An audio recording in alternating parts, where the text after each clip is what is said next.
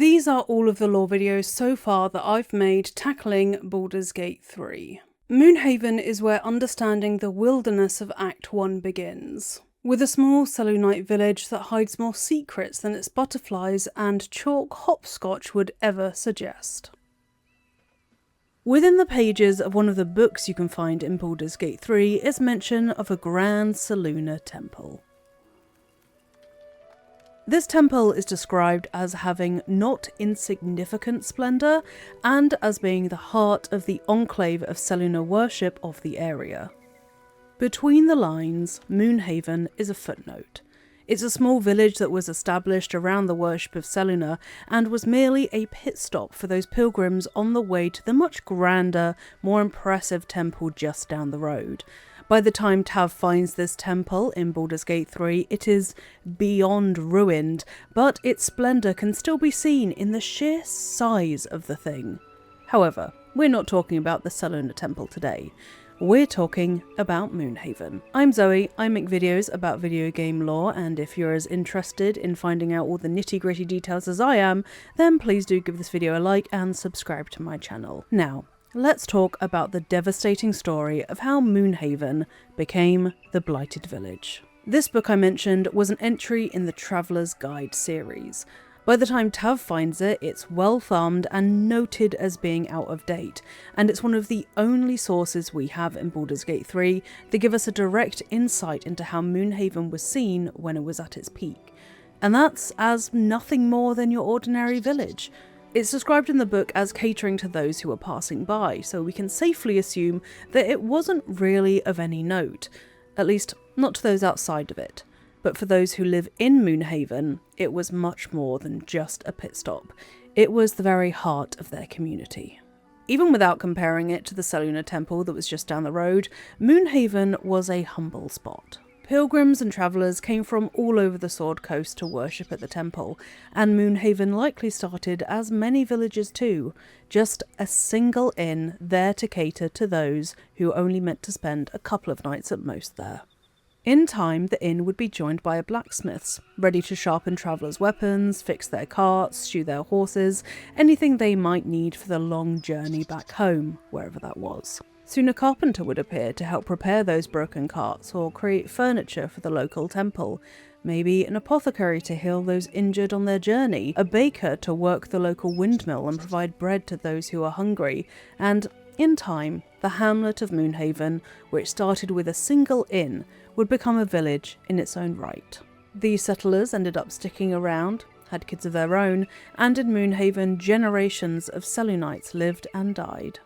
Some descendants of those original settlers would still exist by the time the village fell into ruin, and it sounds like they were kind of insufferable in their nature. One in particular. His name was Damon Brisker, and he wrote an indignant notice which was pinned up on the village wall, which railed against Elturel's Hellriders that came to the village.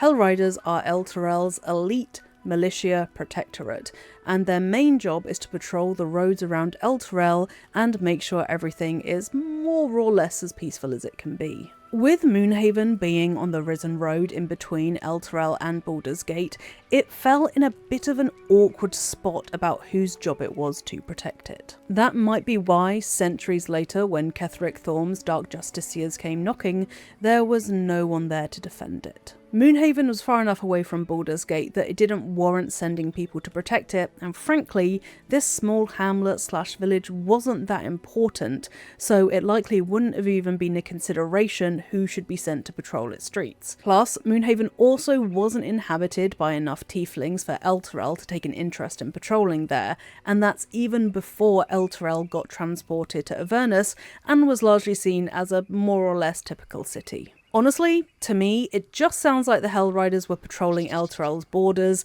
and Damon got a bit racist about it all and assumed that they wanted to take something from him. In this note of his, he calls them jesters, which feels like a microaggression considering their horns and red skin.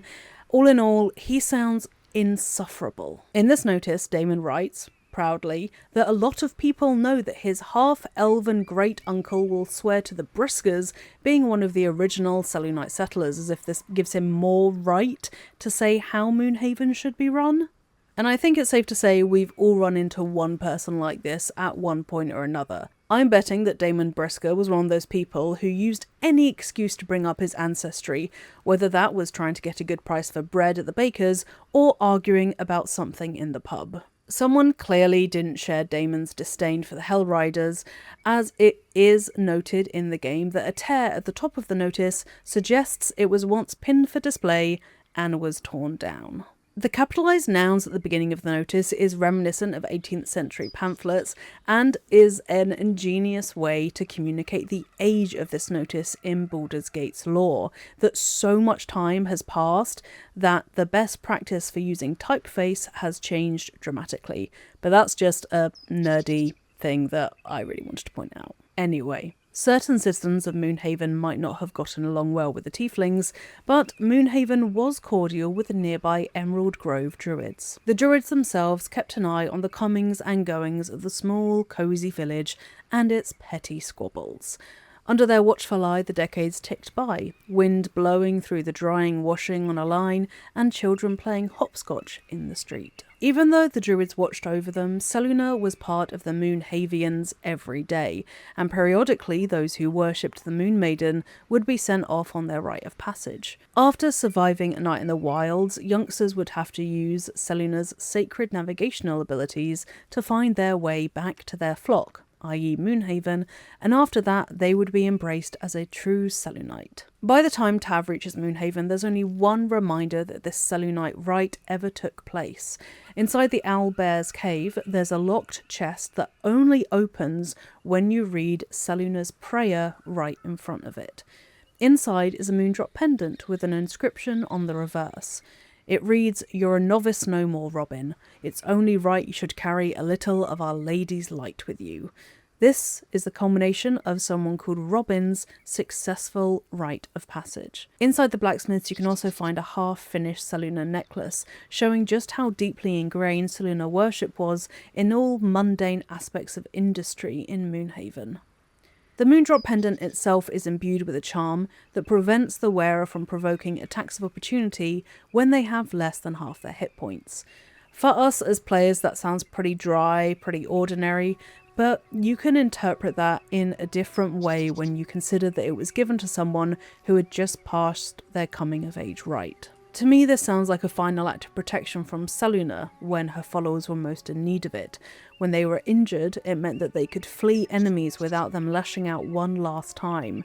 And I think it's the kind of blessing that shows that local Selunites might have had quite a few threats to fear. Because Moonhaven looked quiet and boring, but it wasn't. Samson the blacksmith was famous in the local area for the quality of his weapons. Steel forged appears to be his trademark, as a sword version of which can be found in a chest with infernal iron. It's opened with a key carved with an S. S for Samson, so it's clearly something that he worked on. I'm going to get back to that infernal iron in just a bit. Despite the years and the grip's old and crusty leather, it shows no signs of wear, and not a single scratch mars the slender blade. A sign of Samson's skill, no doubt. Steel-forged fame wasn't quite enough for Samson, however. He was tinkering with infernal iron provided by an unknown source, possibly someone from Avernus, but I really can't be sure. Not even Samson seems to know where it comes from, and in his blacksmith's note, he records that it's a gift from Redacted. I can't tell whether Redacted is a meta note, like it's been scratched out, or if Samson himself wrote the word Redacted, but either way, this mysterious benefactor remains a mystery to me. With infernal iron's faintly sulphuric odour, I wonder if it's the result of an infernal pact that Samson made. Now, this is a jump, but it would explain where the infernal metal came from, and also Samson's flawless steelworking. Think about it. There's this blacksmith in a village way outside of Baldur's Gate who has a apparently legendary skill for working iron and steel, but he doesn't go and work in Baldur's Gate. In the basement of Samson's forge, you can find a copy of A Pleasurable Deal, The Shocking Truth. This article exposes the author of A Pleasurable Deal, which is a lewd play, as having sold his soul for success. What if Samson had traded his soul for this legendary talent, but, in a classic twist on making deals with the devil, it didn't mean he was recognised outside of Moonhaven. To anyone who came into Moonhaven, they would remark the steel-forged swords that he sold, but as a punishment, or maybe joke to the devil who made the deal, his fame would never go quite so far as to get him out of Moonhaven. However, it would get him a similarly ambitious apprentice. Working on Selunite necklaces, like the one I mentioned you can find in his shop, and banging out mediocre weapons in a small, unremarkable village might not have been enough for Samson's ego.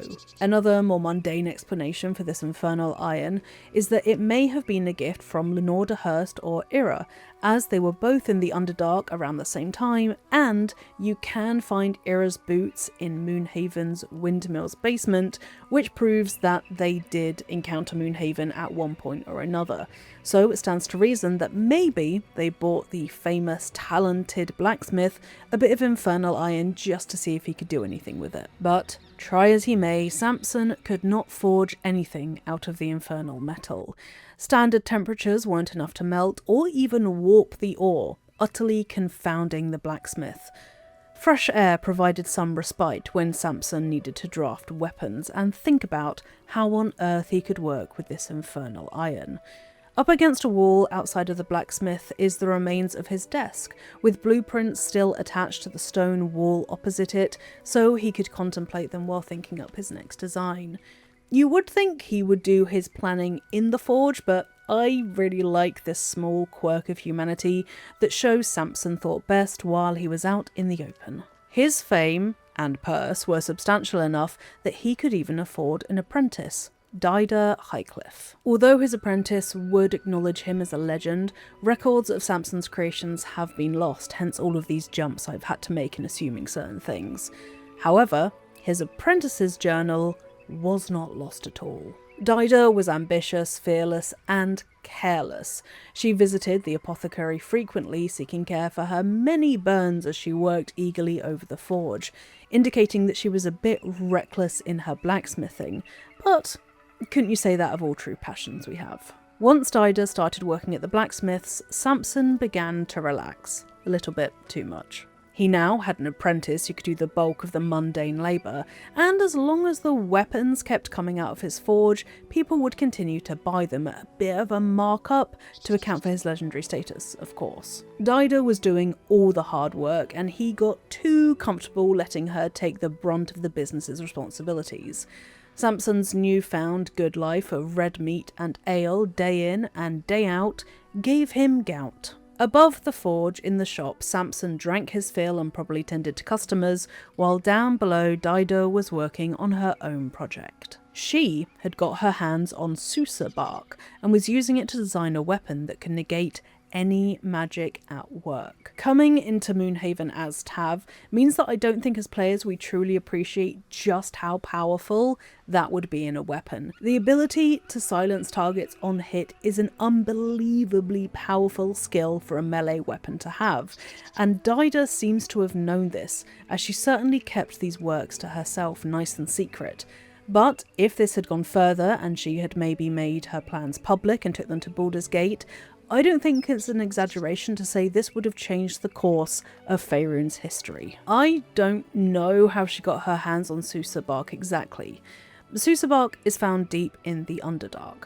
Unknown to its inhabitants, Moonhaven was built right on top of a tunnel system which led to the Underdark, so while it is possible that Dider went to the Underdark herself, I really doubt it, because she probably wouldn't have made it out alive. The Underdark is home to Minotaurs, Drows and Hook Horrors, and that's just starting off. And there's a huge ravine that one has to cross to get to the Sousa tree, and you could easily fall to your death while trying to get bark from the tree itself, assuming you even make it that far. And that's even assuming you know where the Sousa tree is, what the Sousa tree is, and that it even exists. All in all, the Underdark isn't very welcoming to new guests, so we have to turn elsewhere to think about where Dida might have got this bark. My belief is that Lenore de Hurst was the one who gave Dida the Sousa bark, considering that Lenore herself worked extensively with Sousa flowers in her research. Now, I don't know how they would have even had occasion to meet, as not even Selune would unite them, as Lenore was known to be a cleric of Mystra. But Lenore could have come to Moonhaven to get supplies or something, and met the ambitious blacksmith apprentice that way.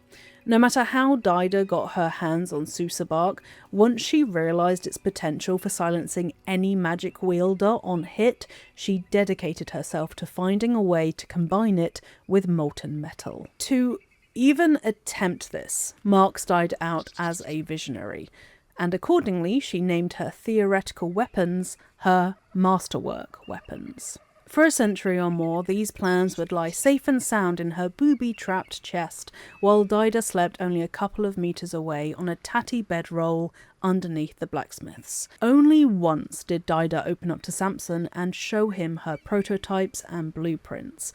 For one reason or another, he called them failures. Was this professional insecurity? An honest answer? Or a sincere warning? We don't know, but mixing glow-hot metal with flammable bark does, at first thought, sounds like a fool's errand. Reading the description of these weapons, it's not the bark itself that creates the magic negation effect, however. Through applying heat, sap is extracted from the bark, which mixes with metal ore to create the masterwork of it all. Decades later, Samson would be proved wrong and Dida right.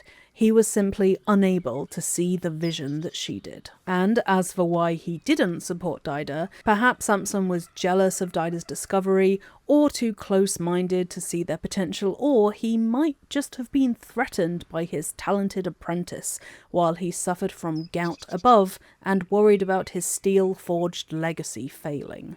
But it doesn't really matter. Whatever he said was enough to make Dida stash her plans away, hiding them from Samson so she could work on them in secret. In her journal, Dida railed against the blacksmith, writing, "What does he know? He can barely see past his own belly. Just you wait, Samson. Your legend is fading, and a new one will rise in its place." We don't know what happened to Dida. Taken by Ketheric's Dark Justiciars when they raided Moonhaven, perhaps? But there's no indication that she put her theories into practice and ended up making her masterwork Sousa blades. It would end up being entirely on Tav to see the culmination of Dida's ambitious plans. As Dida worked in the Moonhaven blacksmiths, beneath her feet were tunnels upon tunnels winding down into a pit that led to the Underdark. What you might be interested to hear is that at the point Dida was working on her masterwork weapons, these tunnels lacked spiderwebs. When Tav enters them in 1492, they are filled with spider eggs, spider webs, phase spiders, and a phase spider matriarch. But before all of that, there was Eliette. Eliette was an Eladrin who'd been kidnapped by the Drow to work in their house deep in Menzoberranzan. The name of the house is a mystery, as Eliette didn't deign to write it in any of her journals. Understandable, considering they stole her from her home and presumably treated her rather shit. Deep in servitude, and despite the fact that she wasn't a drow, Eliette was visited by Lolth in visions. In these visions, she saw the mother matron's throat being cut by an unnamed drow from an insignificant house, and she started to plan for that day. Upon that day, she would be free of Menzoberranzan, able not to go back to her people, but to worship Lolth alone, in the way she wanted, with a fervour that wouldn't look amiss for one of the ruling Council of 8. Eliette wrote of her plans not in a plain journal, but on top of a complex analysis of Lolth's teachings that was written in blood. Her adoration of Lolth must have been extreme if she wrote over texts devoted to the mother of lusts. Eliette's visions came true. Chaos erupted in whichever house Eliette had been imprisoned in, and Eliette used that as her chance to escape. Instead of returning to the surface, Eliette hid in the whispering depths beneath Moonhaven. At last, finding a true journal of her own, Eliot drew spiders upon spiders, labelling diagrams of them and practising spell runes, her notes largely written in code known only to her. Towards the end of her first journal, she noticed that more and more spiders were appearing in the Whispering Depths. One night, a pair of boots wrapped in spiderwebs was left at the entrance to Eliot's den, which let her walk on webs as easily as the 8-legged daughters of Lolth that were swiftly amassing in the tunnels. In her tunnels. I'm about halfway through telling you how Moonhaven became the Blighted Village, so if you're enjoying it so far, please make sure to like this video and subscribe to my channel. I'm in the very early days with this channel at the moment, and I would love for you to be there with me as it hopefully grows and I get to talk about more video game lore. The Eladrin saw this as a reward for her faith and redoubled her efforts to show her fanaticism for Lolth. When a dead drow was left for Eliot, she was so enraptured by her faith that she took it as the ultimate sign. The drow had been an arachnomancer, someone who could turn into a spider at will. Stripped of the poisonous robes which Eliot took to wearing, poetically embroidered with spider webs, Eliot became certain of her path. The face of this dead arachnomancer drow was decorated with raised sigil scars that called forth spider magic that could bend their form. Eliot's knife carved these same sigils into her own skin, praying it would bring her the transformation that she craved. Transforming into a spider temporarily brought Eliot closer to Lolth. Upon returning to her elven form, she found herself disgusted by it. In her penultimate journal, she wrote about nearing the time when she would never have to return to being blood and skin, and could forever revel in the ecstasy of Lolth's form. To her, her Eladrin body was blasphemous, heresy against her queen. Escaping it would take a ritual, one that blended elf with spider and promised transcendence. Her experiments brought her to dismantling a spider egg and brutally hacking at viscera with a cleaver. Eliot sought permanence and lusted for a day when the arachnomancers of Menzoberranzan would weep at her feet, their little spells so feeble and fleeting. Nevertheless, she was still terrified at being found by the house who had kidnapped her so long ago. Hidden in a chest in her lair were scrolls of web, see invisibility, haste and dark vision, all useful tools in seeing drow before they saw her and fleeing from their cruel blades. It was her destiny to found the House of Lolth and become its matriarch. Matriarch is the important term here. In drow houses, the matriarchal leaders were always women and are always called mother matrons, never ever matriarchs. Near the site of Eliot's arachnomancy, Tav will find a phase spider matriarch. This is Eliot. The overlap between using the term matriarch in her journals and then meeting an arachnid matriarch for me is just too much of a coincidence. So it looks like Eliot achieved her dream. She had her House of Lolth, she had phase spider eggs and juveniles all around her, and at last she was its matriarch.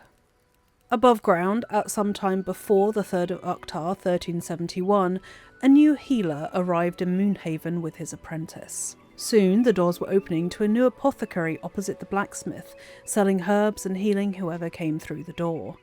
Run by this healer and his apprentice, it mainly treated low-grade injuries like Dider's burns and the occasional farming accident. Sure enough, as the apprentice would come to complain about a lot, there was mainly just a lot of healing potions in the apothecary, because that's all the people of Moonhaven really needed. The apprentice ended up making this solution in bulk in a copper tank, so, like a tapped keg, he could simply siphon out doses for the accident-prone folk.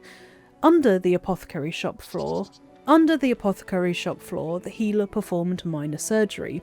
By the time Tav gets there, you can still find bed linen on the surgery table, likely used for dressing wounds. He did this behind the privacy of closed curtains, and consulted with locals on more advanced health issues at his desk nearby. On your way to the consultation, you'd be greeted with a variety of hanging herbs. Nothing unusual for an apothecary to have hanging herbs, of course. But if you had studied magic, you would notice something weird. Hanging alongside the more mundane mugwort were a variety of more exotic herbs, lapis root and saffir, for example. These were far too exotic for any village healer just dealing with bumps and scrapes, and quite expensive to import as well.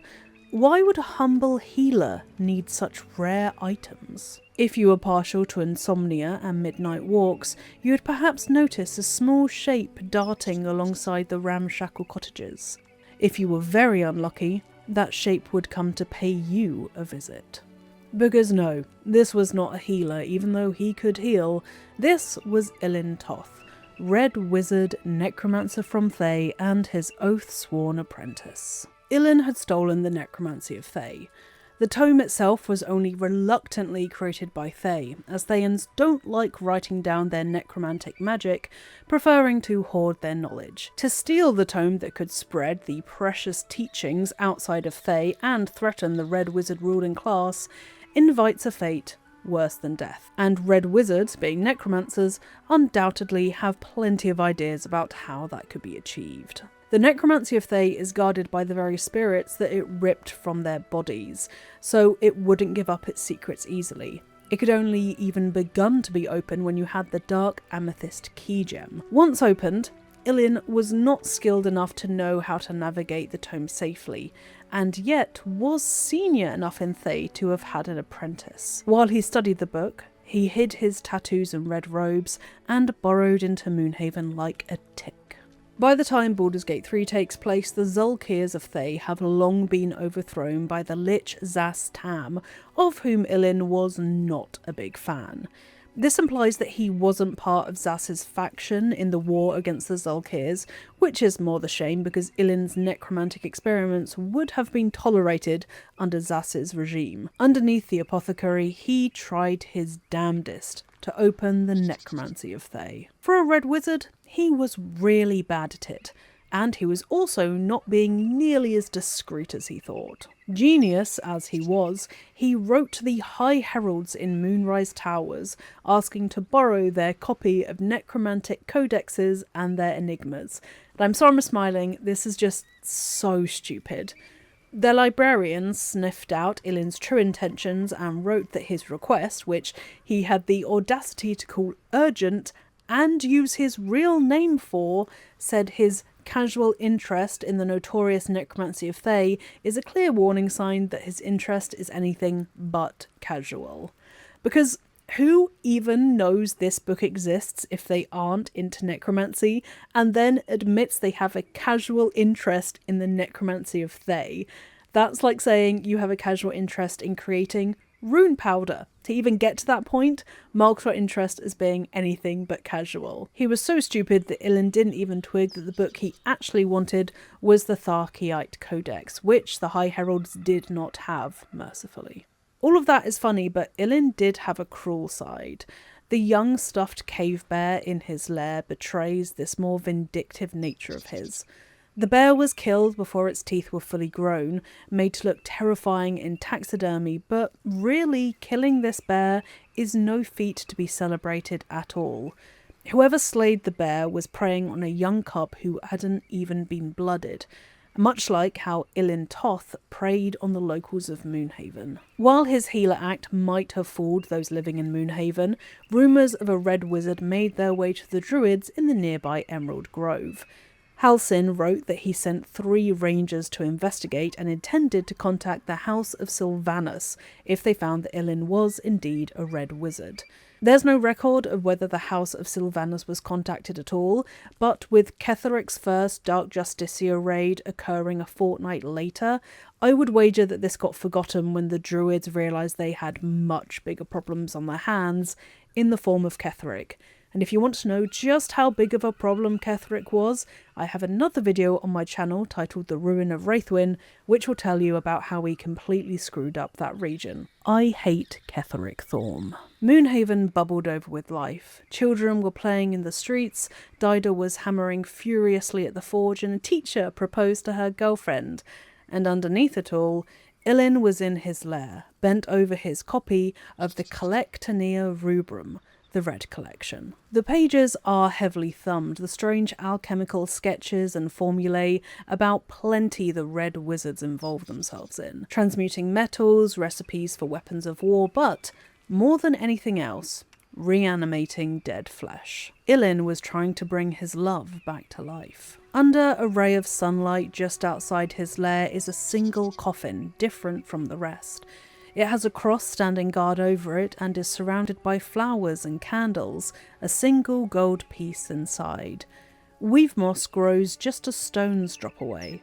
Considering it only grows where the weave is strong, this might be a telltale sign that an agile guardian can come from the coffin, or it could be that the body of whoever is inside is imbued with magic which prevents them from rotting too much. The distinction is important, as reanimating corpses and agile guardians isn't unusual for a red wizard. It's routine, even, but to restore someone back to true life, the way that Merkel brought Isabel back to life for Ketheric, is a feat accomplished only by the divine, and Ilin was trying to change that.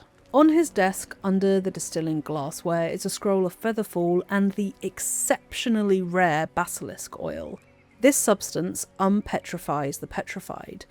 Did Ilin know of the drow and the Underdark turned to stone by a spectator?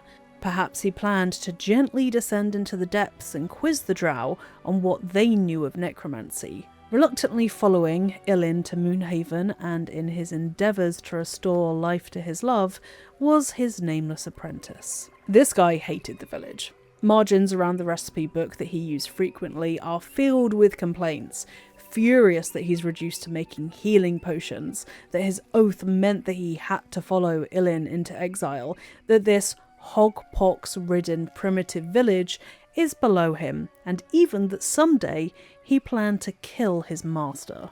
Then there was Shovel. Shovel is a quasit, a small demon, who served Ilin with zero respect. She's probably my favourite character in Baldur's Gate 3, ruled by impulse and viciously unfiltered. Shovel recollects that Ilin was horny for the book and that it nearly killed him. One time he read it and the book made him eat his fingers like sausages. Bony sausages. Attempting to navigate the labyrinth inside of the Necromancy of Thay exacted a high price and was not to be attempted lightly. Practicing necromancy was nothing new to Ilin, but since leaving Thay, he had to find a new way to get his hands on the fleshy resources which allowed him to practice, i.e. bodies. Ilin's healing wasn't always purely for cover purposes. Sometimes he dosed his patients with a subtle poison and they ended up dying oh so mysteriously. Sure enough, there's a suspicious poison on the apprentice's desk, and it looks exactly like a normal healing potion. A layman wouldn't give it a second look. Funnily enough, there's also an elixir of poison resistance next to it. To build up immunity for Ilin and his apprentice, maybe? Once these villagers who had so mysteriously died were dead and buried, Shovel would dig them up and reunite them with Ilin.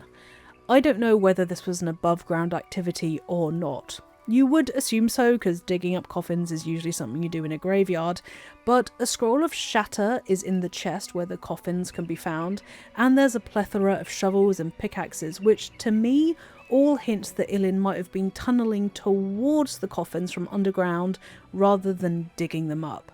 But, however he got his hands on them, these bodies were raised and walking about in no time. Sometimes they screamed, sometimes they were cut up, and sometimes Shovel ate a baby. Necromancy itself is dark enough, but Ilin was one hell of a recycler and used body parts as fuel for his fireplace.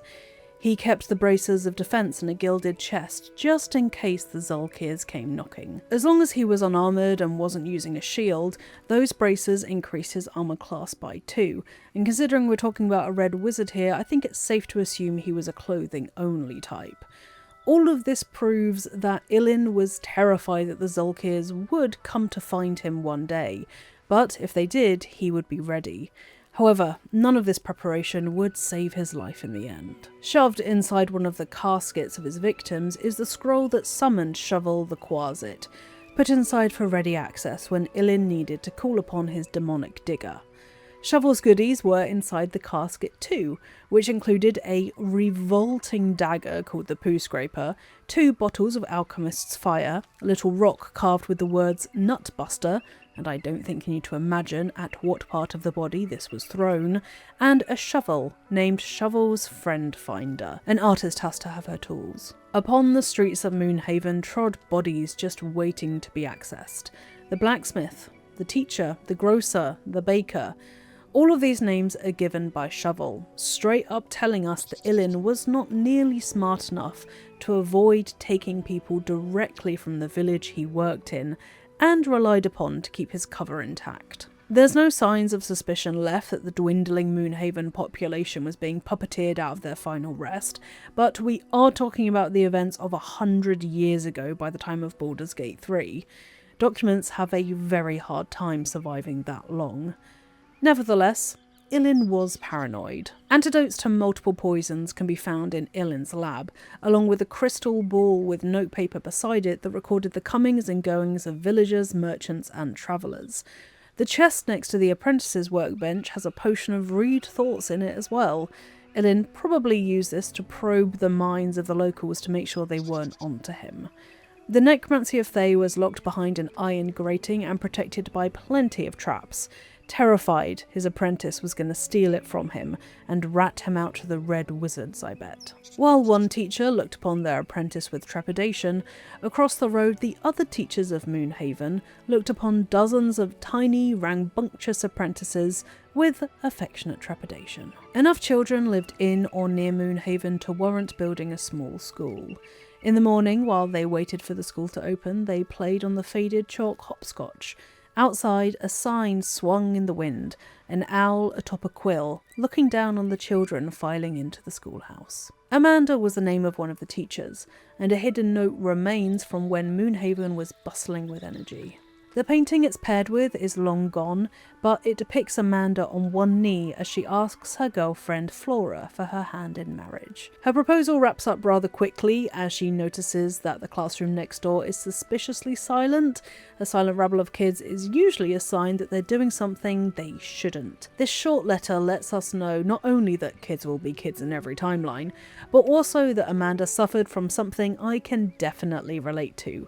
Starting paintings and having a hard time finishing them. But knowledge wasn't the only thing being passed on in Moonhaven's school. On the doorframe, the names and heights of various children were marked with notches, keeping track of how much they've grown during the years. While its main purpose was learning, this shows that the school was also seen as a community hub, a town hall of sorts. Teachers had a maternal feeling that was strong enough towards their students to mark their heights in the school where they spent years of their life, either being taught or managing the tears, fights, outbursts and affection of a gaggle of kids. Moonhaven School is the epitome of it takes a village to raise a child. Maggie and Marcus Terrans are specific names that the Dungeon Master highlights. Twins, perhaps. Timmick was running around the streets too and got checked out by Illyn when he swallowed a cork. I would say accidentally, but come on Timmick, how on earth do you do that by accident? I wonder whether the adults of Moonhaven passed by the school and spotted their own heights and names carved into the wood and thought back to their childhood. A register, covered with dust and eaten away by the time Tav finds it, notes the strange attendance patterns that were beginning to emerge among Moonhaven children, and amongst the final act of Moonhaven as a village at all. Pupils' names vanish from the pages, paired from a note in the margin from Amanda which says that someone needs to investigate what's happening to the children and their families. Normally, I would imagine that in a community like Moonhaven, you would just go knock on the door of a family's cottage and ask what's going on if their kid hadn't turned up to school. But as Amanda noted that the families need to be found as well, it's a clear sign that entire families are going missing, not just their young ones. While we can, and I do, blame Illyn for some of these disappearances, Ketheric's Dark Justiciars are definitely the main culprit here. Dev notes indicate that a faded poster pleading for the return of Maggie Terrans, Marcus Terrans, Mathan Deach and Rochelle Kirk was indicative of an earlier Dark Justiciar abduction. The fact that this is a dev note means that it's pretty much fact. Children and their families were being kidnapped by the Dark Justiciars.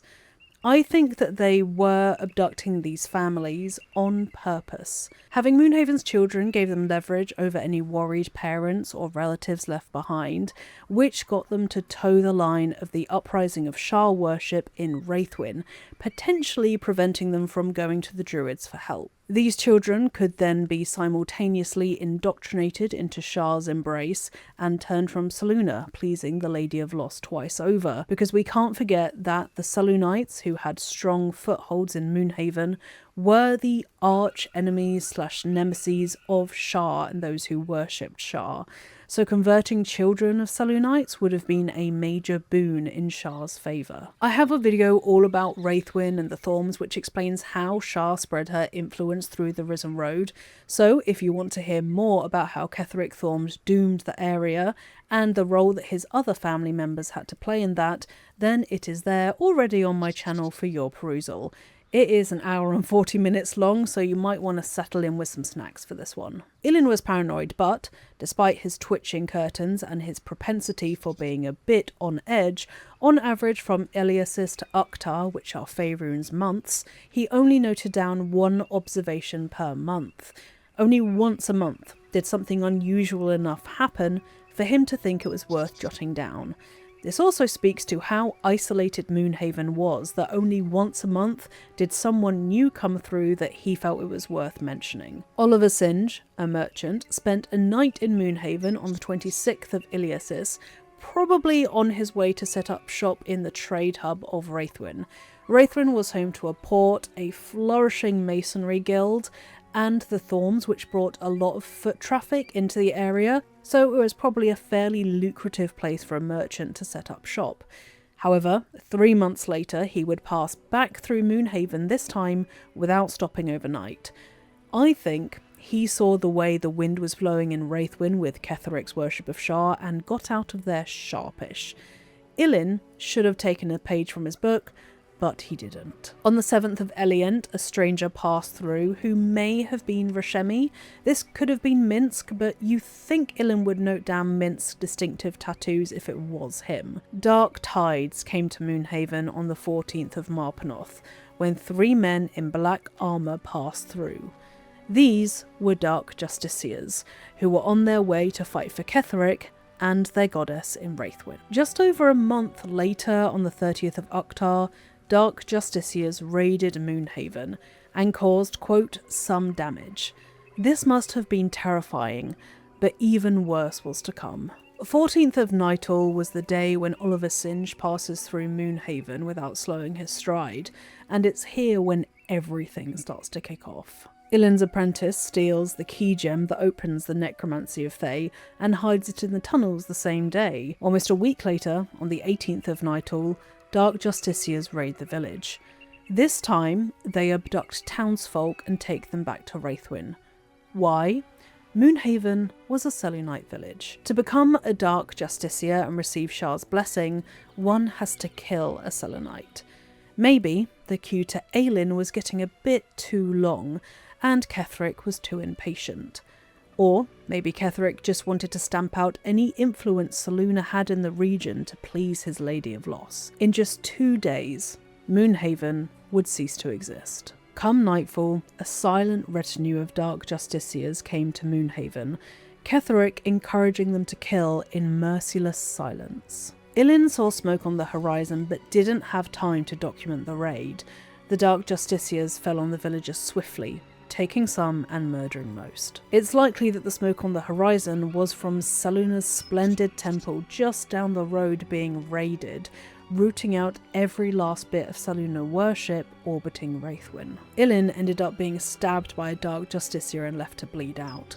His apprentice documented the impending end of his oath gleefully in his journal before going back to the Underdark tunnels where he had hid the key gem. His plan was to recover the key gem, get into the cellar, steal the Necromancy of Thay back, and plead for a pardon from the Zolkirs. To be on the safe side, he packed a spurred band which would give him extra speed if he got hurt and needed to flee even faster. That was the plan, but even though he would end up needing it, he didn't even get the chance to put the spurred band on. By the signs of his skeleton next to his pack, and the other armoured skeleton nearby, the apprentice found the pointy end of a Dark Justicier's sword before he found the key gem. Eliette, the Phase matriarch, would guard the key gem until Tav arrived. Nearby Moonhaven was the Grand Selune Temple. Best imagine this as an abbey. It was a hive for Selune worshippers on the Risen Road, but also one particular tale of ambition that far outstripped common sense. I'm on a fair bit for the buildings of Baldur's Gate 3 that we never get to see in all of their glory. Tav only sees them when they're beaten down and ruined. Wraithwind Town, Moonrise Towers, Rosimorn Monastery, Moonhaven. But the one I yearn for the deepest is Selune's Grand Temple. No mincing words here. Calling the temple a shadow of its former self implies that there's enough of its original light left to cast a shadow. Here, there is not. It has been gutted by Ketheric Thorm's Dark Justiciars and then used as a goblin camp and cultist stronghold. With each successive wave of dwellers, the temple loses more bricks, tiles get cracked, statues defaced, columns destroyed, chipping away until it will eventually be completely divorced from the moonlit holiness it was once infused with. I'm going to take you back in time to see how a bastion of Selune faith became loo roll that goblins wipe their arse with. There has always been Sharon worship around this part of the Risen Road. Even centuries ago, Lathandarians fought Sharons for possession of the Holy Blood, and I talk about that a lot more in my Rosymorn video. Where there is Sharon worship, there's a good chance there's also Selune worship, as Sharons tend to pop up wherever there are Selunites, so they can stamp out the bastion of the faith belonging to the enemy of their goddess, Shar. One of the main reasons for Selune support, and therefore the establishment of the Grand Temple, arose naturally from the Risen Road, a winding path alongside the river Keonthar that led from Elturel to Baldur's Gate. Travelling to Baldur's Gate or Elturel could be done a couple of ways. Either you could travel by foot, or hoof, or cart, or carriage, or you could take a river barge along the river. Travelling on a barge is not to be undertaken lightly. As well as restricting the amount of goods or luggage you can bring with you unless you own your own barge, travelling on them incurs a significant expense. And so, if you're an ordinary citizen of Faerun with a horse or carriage, or a merchant with goods to transport, you'll probably take the Risen Road and sacrifice comfort and speed for thrift. Notice that the Risen Road, when Tav takes it, doesn't have any gilded, fancy, or even comfortable carriages. Indication that higher status travellers are taking barges on the river so they don't have to suffer the indignity of a long journey. Of course, the Risen Road is also under siege by cultists in 1492, so wealthy patrons are also avoiding it for that reason. The Risen Road has as many tributaries as the river Keonthar. Navigating it well is of importance, lest you get lost. One might call upon someone who's travelled to Baldur's Gate before, or turn to the stars and invoke Selune for guidance. Selune is well known as Goddess of the Moon, yet cast your net wider and you'll find that the Moon Maiden's portfolio includes navigation. Sailors, travellers, adventurers, all of them turn to Selune for guidance when it comes to finding their way through the world. Journeying along the Risen Road where you don't want to accidentally take a wrong turn and end up in an owlbear cave for many necessitates turning to Selune. Her name being invoked so much on the Risen Road is a natural doorway to a small shrine being built for the Moon Maiden. There, travellers can pray at this devoted site next to the Risen Road, battered with dust from pilgrims' feet. Over time, this would have grown into a chapel where, during times of unease, those who were especially worried about their trip could pledge more in exchange for guidance from Selune. Because Selune's clergy are particularly gifted with using the stars for both navigation and fortune-telling. The fate of those who live in Faerun can be discerned from the stars, and although a layperson can make a good go of it, Selune's clergy make a small amount of coin by reading the stars for anyone who requests it. These fortune-tellers can call upon Selune for direct guidance. I reckon many families, merchants or pilgrims on their way to Elturel from Baldur's Gate or vice versa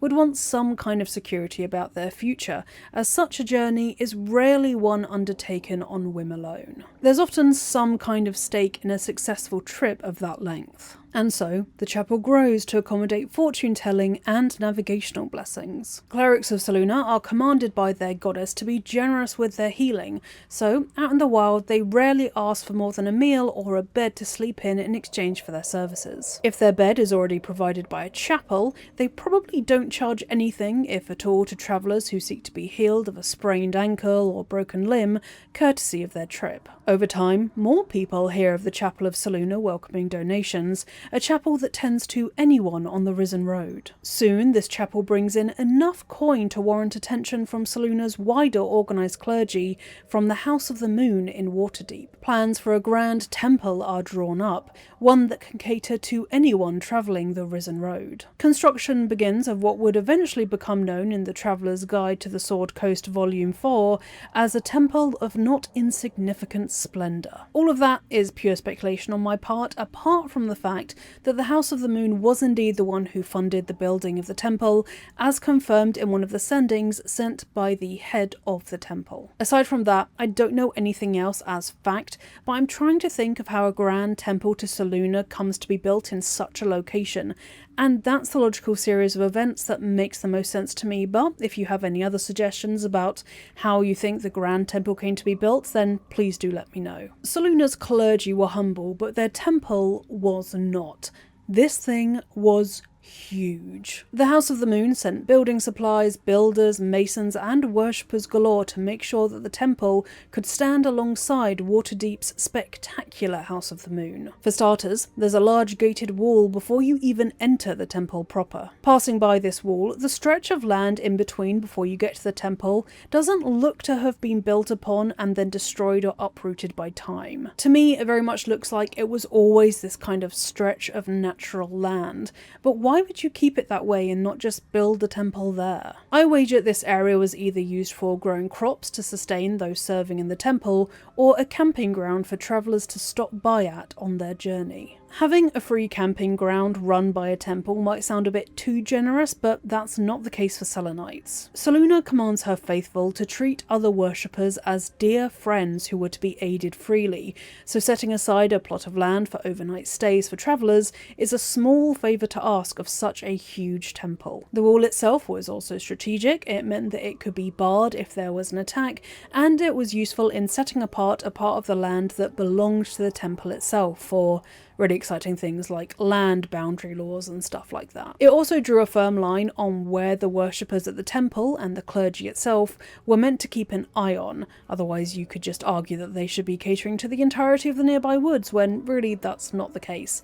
Instead, they could stick to whatever was inside that wall, and although it's mostly destroyed by the time Tav encounters it, there's no reason not to assume that it would have encircled the entire temple complex at some point. Across a bridge, visitors were taken past a very impressive waterfall and over the river which the faithful bathed in. An additional outer wall and watchtowers surround the temple proper. Tav can still find a silver goblet and plate in one of the watchtowers, one of the few remnants of what the temple must have been like at its peak. In Baldur's Gate and in D&D in general, silver is a material that's used in praise of Selune, so anytime you see stuff that's made out of silver or gathered in an area, it's likely that that was a worshipping place for the Moon Maiden herself, as the metal was sacred to her. The courtyard's huge fountain would babble quietly in greeting to anyone who walked by it. Gardens lie on either side of the fountain, which I suspect were kitchen and herb gardens, growing vegetables to feed both the weary and the clergy who kept the temple going. Herbs too would have been used for the healing services that Selune's faithful willingly provided. Today we're very much used to ready access to food in supermarkets and whatnot, but in the high fantasy setting of Baldur's Gate and the wider world of Dungeons & Dragons, most temples, even those that were close to satellite settlements, would have their own allotments to save regular trips to villages or wider afield to cities. If you want a real world parallel to this, you can just look at abbeys and monasteries, where they have have plots of land set out for the growth of vegetables and whatnot, so that the monks and scholars inside didn't have to voyage out into the open world too often. There may have been some livestock here too, chickens probably and cows, as during holy rituals the Moon Maiden's devotees would lay out bowls of milk in the moonlight, as Selune herself saw milk as sacred. An upper walkway connects the upper floor of the temple to the courtyard, allowing for visitors and clergy to freely wander all levels of the building. Another fountain could be found up here, so this was likely a peaceful terrace for contemplation. Inside the Grand Temple, there was a hubbub of activity. Such a huge building needs a horde of clerics, novices, scribes, healers, cooks, cleaners, and masons to keep the temple in good repair and serve visiting pilgrims. Looking to the House of the Moon in Waterdeep is the best way to find out what life was like in the temple when it was at its peak. The House of the Moon is the major centre of worship for Selunites on the Sword Coast, and the Grand Temple is of almost similar size, I think, so it's a decent parallel. Silver-robed devotees may have harped out tunes to the moon on occasion. Most of the time the faithful would sell healing draughts, potions that kept one alert for an entire night and yet bestow the benefits of a good night's rest, and other potions that give their imbibers infravision from one dusk till dawn. These were likely just a few of the things offered to pilgrims who had made their way all the way to the Grand Temple. Working at the very top of all of these hordes of faithful were a small group of high initiates who kept a watchful eye on the webs that each person wove. Novices are the lowest rung on the ladder of Seluna's clergy. Titled the Called, theirs were the mundane tasks that demanded a humble mindset, and so tested each novice for their true faith in Seluna, because if they got tired or bored or annoyed with the mundane tasks they were charged with, they would leave, thereby leaving those who believed in Seluna the strongest and just wanted to do what they could to help out. Cleaning kitchens, toilets, harvesting vegetables, running items back and forth between wings, because yes, the temple was definitely large enough to have wings, keeping watch over approaching caravans, stewarding pilgrims, the Called were undoubtedly the backbone of the Grand Temple. If the Called stuck it out, they would eventually be raised to more demanding positions in the temple and given a new title in ascending order: touched, instarred, moon-bathed, silver-brow, lunar initiate, and eventually the grandest of them all, High Initiate. Just looking at the faithful milling around wouldn't have told you what rank everyone was though. This is because although the garments of a Selunite clergy can be a feast for the eyes, it's very much down to the individual about what they want to wear to honour their goddess, if at all. That's not to say people were naked, by the way. On approaching the temple, you might be greeted by someone in a plain brown robe, and then see a person dressed in normal clothing with moonstone jewellery on show tending to the herb garden, right up to a bejewelled gown worn by those milling inside the temple. Some of the grandest clergy chose to wear robes with enchanted trains and capes,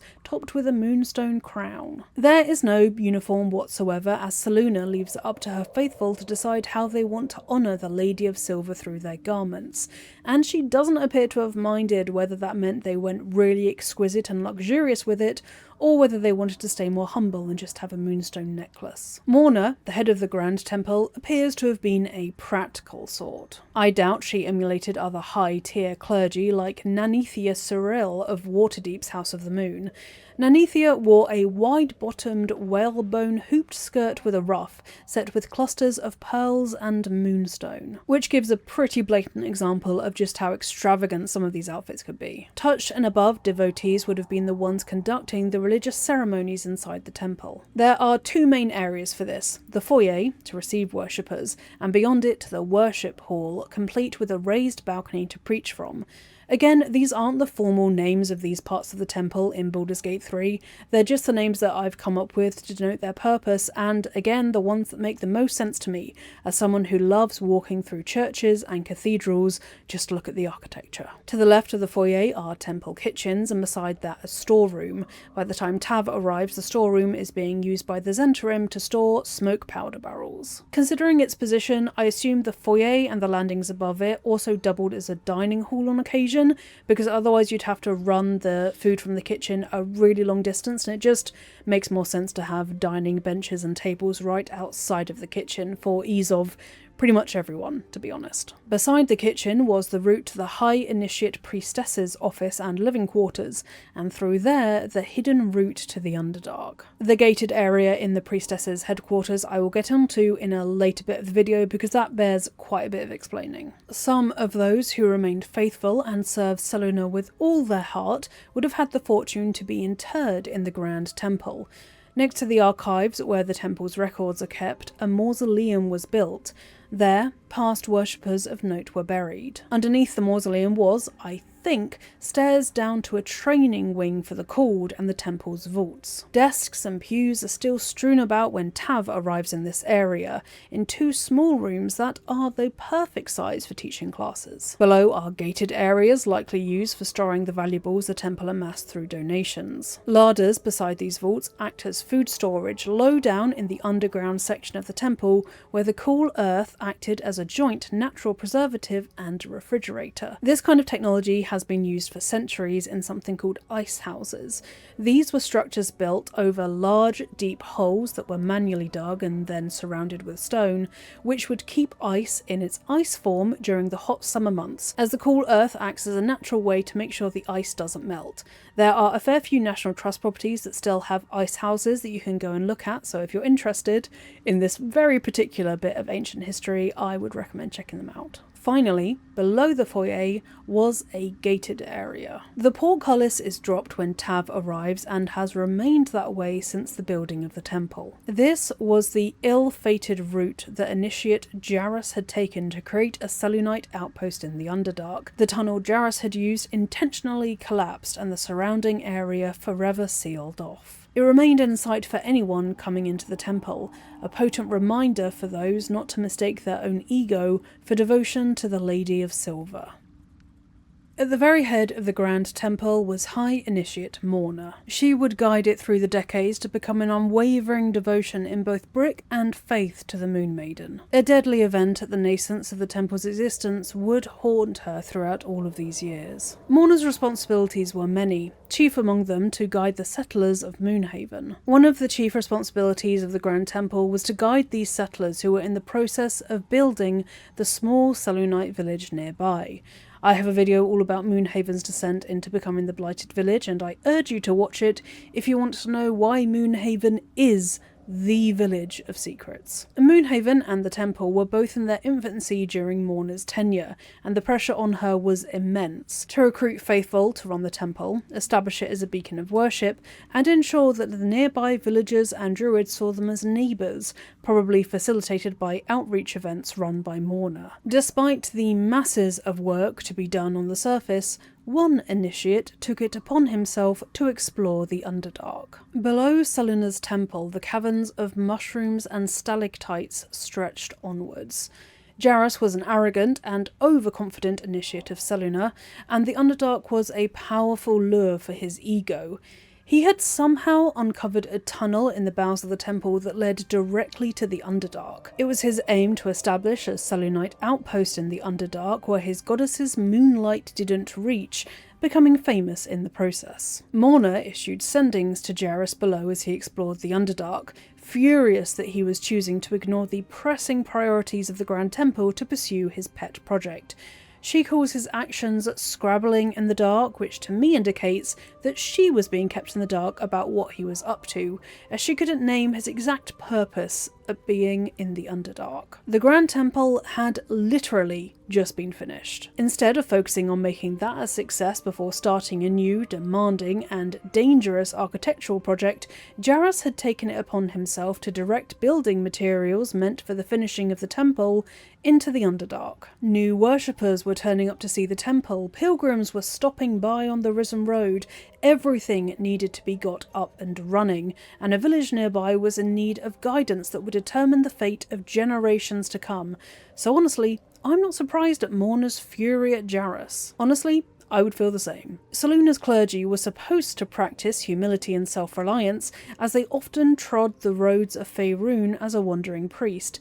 Indeed, this was intended to keep Selune's clergy in touch with the natural world in a practical manner, according to the Forgotten Realms campaign setting. In theory, travelling widely and helping anyone they encountered kept them grounded. Not in Jarrus's case, it would emerge. Jarrus's ambition, though, is tacitly endorsed by the Moon Maiden. In Faiths and Avatars, it's explained that her faithful are encouraged to make as much of a success in the world as they can, and are encouraged to follow the following words of their goddess. Let all on whom my light falls be welcome if they desire to be so. As the silver moon waxes and wanes, so too does all life. There's also the initiation rite to becoming a full Selunite that requires a youngster to fend for themselves in the wild and use their skills of navigation and self-reliance to return home. So a pattern of behaviour is established early on in Selunites' lives, one in which enduring hardship allows one to prove themselves to the Moon Maiden, exactly what may have emboldened Jarrus. Like with so much religious doctrine in both Faerun and real life, a lot can be excused under the umbrella of individual interpretation of religious script. How can anyone in the Underdark be condemned for not following Selune if they hadn't had the chance to yet? Her moonlight doesn't reach down there, so Jarrus is only doing what his Lady of Silver would want, right? If clergy are ordered to make as much of a success of their lives as possible, then they should be ambitious. And setting up a Selunite outpost in the Underdark, that's definitely ambitious. That's the interpretation which served Jarrus best, so that's the one he went with. Morna too was attracted by the Grand Temple and sent directly by Selune to shepherd it due to her ambition and success in life so far. She used to work in the Hall of Wonders in Baldur's Gate, a museum dedicated to the inventions of Gond, the gnomish god.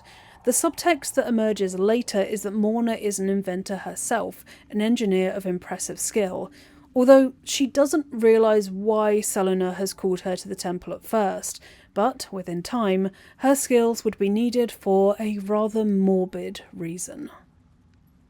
I'm halfway through telling you all about Selune's temple, so if you're enjoying the video so far or have found out something you didn't know, please do like it and subscribe to my little lore channel. It is slowly and surely growing, and I appreciate every last one of you who is joining me on this Risen Road-esque endeavour. I also have a Patreon which you can subscribe to. For £5 a month you get early ad-free access to my videos, and at higher tiers you get one exclusive monthly lore video that is quite a bit longer than my usual fare and is a bit more chill. If you want to support me for free, you can share this video with friends of yours who are also obsessed with Baldur's Gate 3.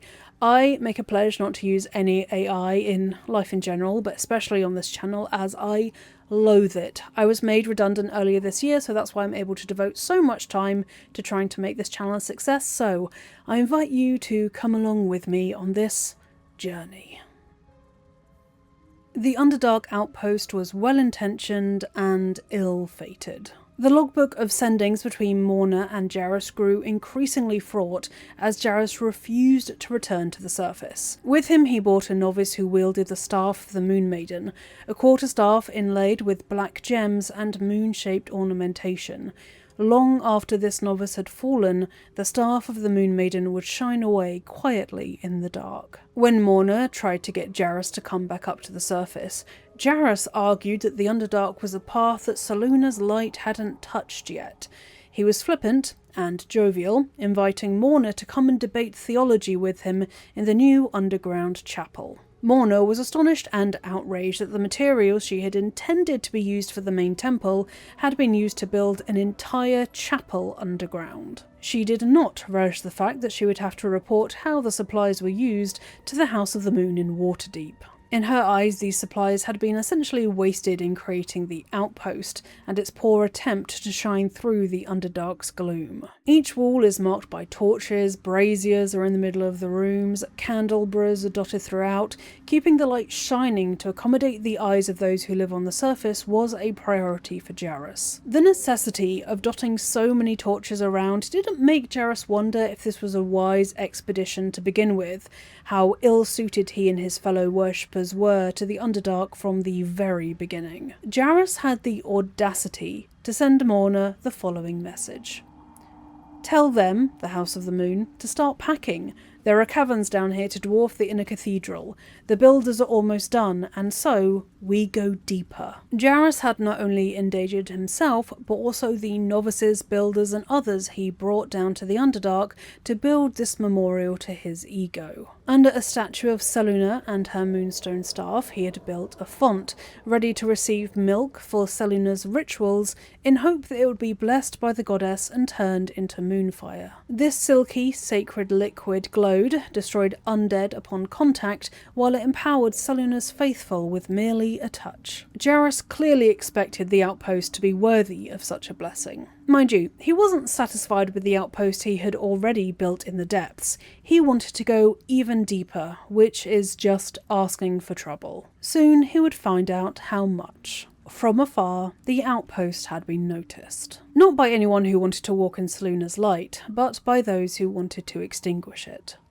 Lolth-sworn drow begun to investigate the outpost from a distance. Inexperienced novices made up the bulk of its inhabitants, not the formidable force most Underdark expeditions employ. Another sign of Jarrus's ignorance about the dangers that lurked below. Jarrus kept a series of logbooks to track the outpost and any nearby sightings. Tav can't find most of them, so the soonest entry we have is entry number 124. It reads Log 124. Sign of life near the outpost. Intelligent. Clearly trying to hide. The Selunites had spotted the drow's glowing red eyes from the battlements. They shone brightly in the gloom of the Underdark. And there they waited. Jarrus led a party to investigate what he had seen, but with no success. Log 125. Still can't find the mysterious shapes. They know how to cover their tracks. Possibly drow. Realising that he indeed was being tracked by drow, he tried to use that to his advantage. Log 129. Led them south. Rumours of a spectator there. Let the Underdark solve its own problems. That last phrase, let the Underdark solve its own problems, would be turned on Jarrus in time. For the Underdark, its problems are not the drow who have lived there for centuries. Its problem isn't its lack of Selune or influence from the upper world.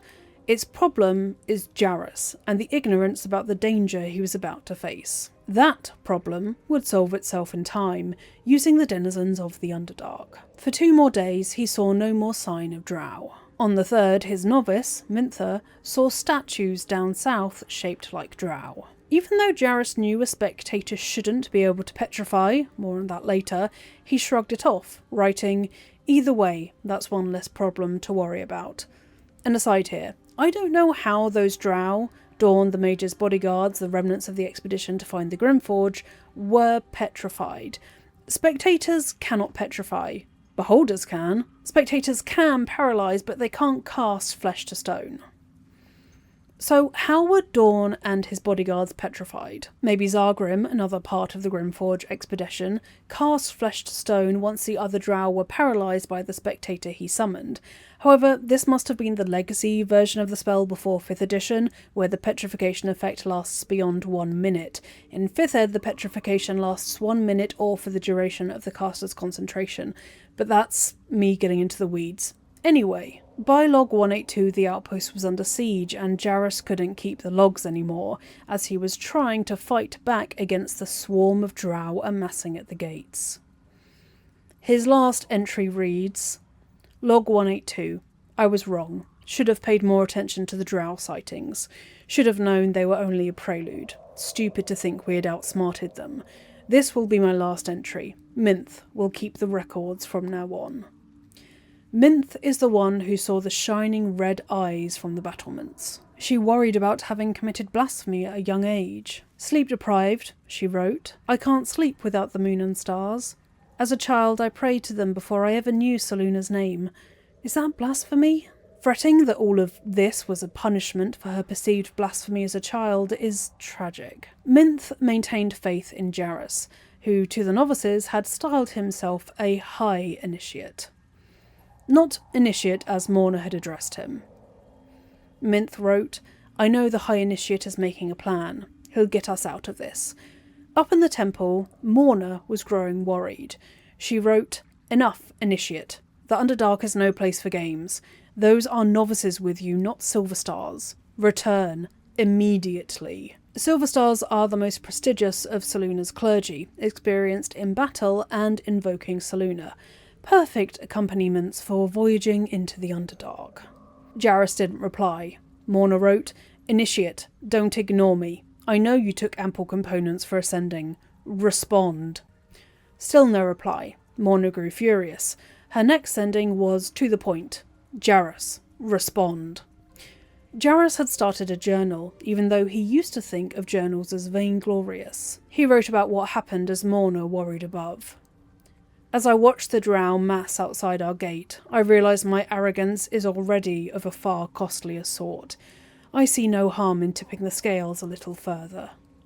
Lolth's sworn drow had come forth from the Underdark to raid the Seluna temple. Jarrus didn't have enough resources to defend it, but, credit to him, he wasn't going to give it up without a fight. He fortified the outpost with wards and ordered Morna to seal the tunnel above. Although Morna did try to send reinforcements to save those trapped below, Jarrus didn't want to see any more death. He ordered the novices to collapse the tunnel, which they did, and finally asked for forgiveness. He signed off Jarrus, High Initiate in the Lady's Light. His final act of sacrifice justified his use of the High Initiate title at last. Jarrus kept the details of the initiates, no longer novices, who fought against their drow, wanting their names to be remembered. Norn Remes was lost in the deep tunnels as they fell back from the drow. Thulk of the Northern Wastes was grazed by an arrow and succumbed to poison. Bree Brecca stood against a Dryder with only her mason's hammer. After collapsing the tunnel, Jarrus planned to open the gate to the outpost and fight through the drow to winnow their numbers. A foolish task, as more drow would come from the Underdark to fill gaps in the sieging force, but with the tunnel collapsed, Jarrus had few options. His final entry in his journal read, "I enclose a list of names. Let the annals show that whatever their end, the cause was the same. One High Initiate Jarrus wished to stamp his name in the history of his church. He sought to forge a path through the darkness, not realising there are some places the light was never meant to touch. He was a fool." From the battlements Minth watched, she wrote of Jarrus's final stand. "This place is dark, but the Lady's Light shines yet. Just as the drow had almost broken through, Jarrus rallied the last of the initiates and charged forth. For a moment the cavern shone with Seluna's own brilliance. This was the action which I believe endowed the statue of Seluna's moonstone with divine light and turned it into a weapon of moonlight. From that point forth it glowed brightly and would incinerate anyone who came too close to the gates. Even centuries later, the divine energy laps from the cracked gem in waves, singeing everything in its path. Destroying the Moonstone gets Tav the Shatter the Moon inspiration, which reads, "Destroy Seluna's protection over the Underdark outpost."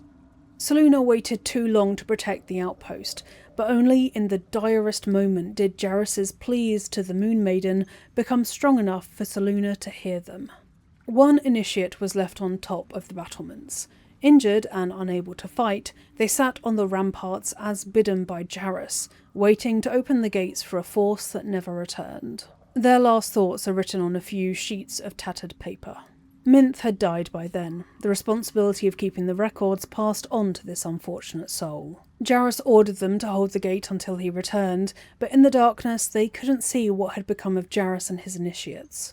Soon this nameless Selunite lost track of time, confused as to whether it had been hours or days since the tunnel was collapsed. They were under the impression that once the drow were vanquished, they would dig out the tunnel and return to the surface.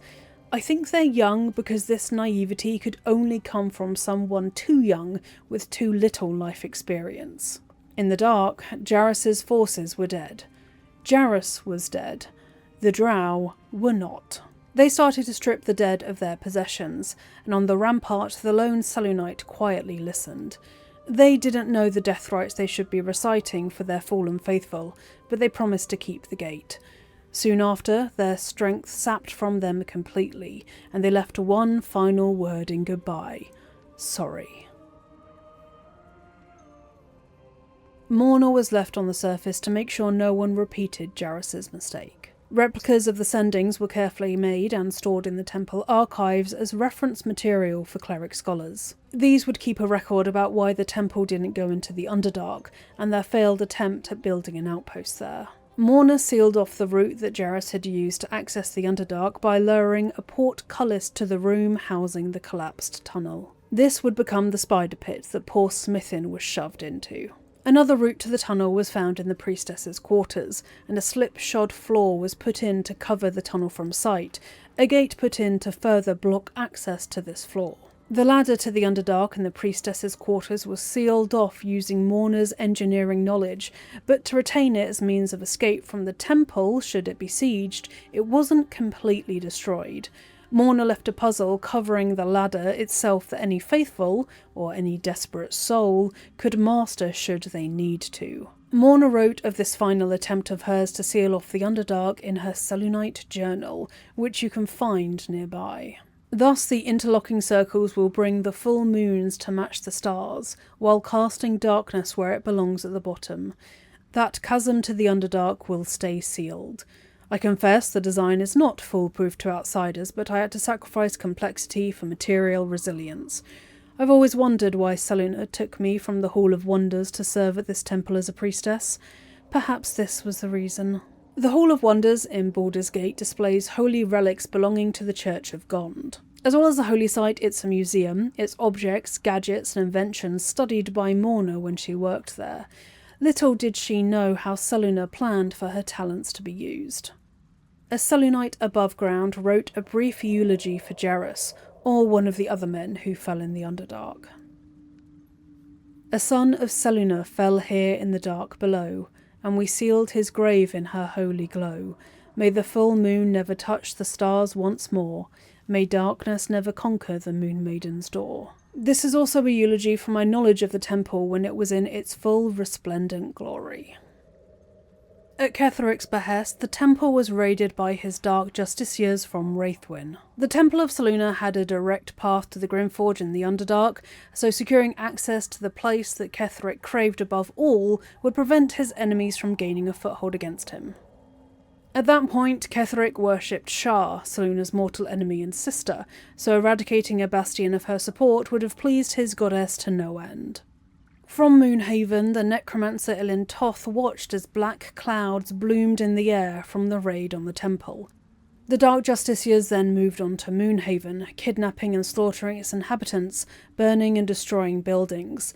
It became the Blighted Village, and I have a whole video describing what it was like before Ketheric came to visit. After the Selunites were chased from the temple and it was brought to ruin, it was rarely frequented. The Shadow Curse laid waste to Wraithwyn, destroying any remaining Selunites hiding and hoping the horror would pass. The Shadow Curse dissuaded casual travellers from taking the Risen Road by foot, and with the burnt-out Blighted Village and defiled temple, people kept their distance from the tragedy, worried that the bad luck would somehow rub off on them. Adventurers occasionally made it into the temple. They were in search of the Night Song, a legendary creature rumoured to be hidden in the temple. None were successful, either killed by wandering goblins or fallen victim to the same drow in the Underdark who destroyed the outpost. Eventually, the cult of the Absolute began to rise. Goblins were valuable to the cult because they were adaptable, fearless, and had wargs in their ranks who could be used as cavalry and also for mounted archers. In order for the cult to make quick ground progress in Trelta Crags, recruiting goblins was essential, and these goblins needed a place to live. Goblins may appear raucous to Tav, but beneath their penchant for alcohol and love of partying is a deep respect for their priests, who lead worship of their god, all-conquering Maglubayet. The Chosen Three invited head priests of the 7 goblin tribes to the Sword Coast in a grand council. Here they were plied with food and drink, dosed with the paralytic of course, just to be on the safe side, and were tadpoled. The priests would then lead the goblin masses to worship the Absolute and carry out the commands of the Chosen Three. One of these priests is Priestess Gut. She led her tribe to set up camp in the ruins of the Grand Temple. The temple must still have contained some semblance of its former self before the goblins destroyed it for good.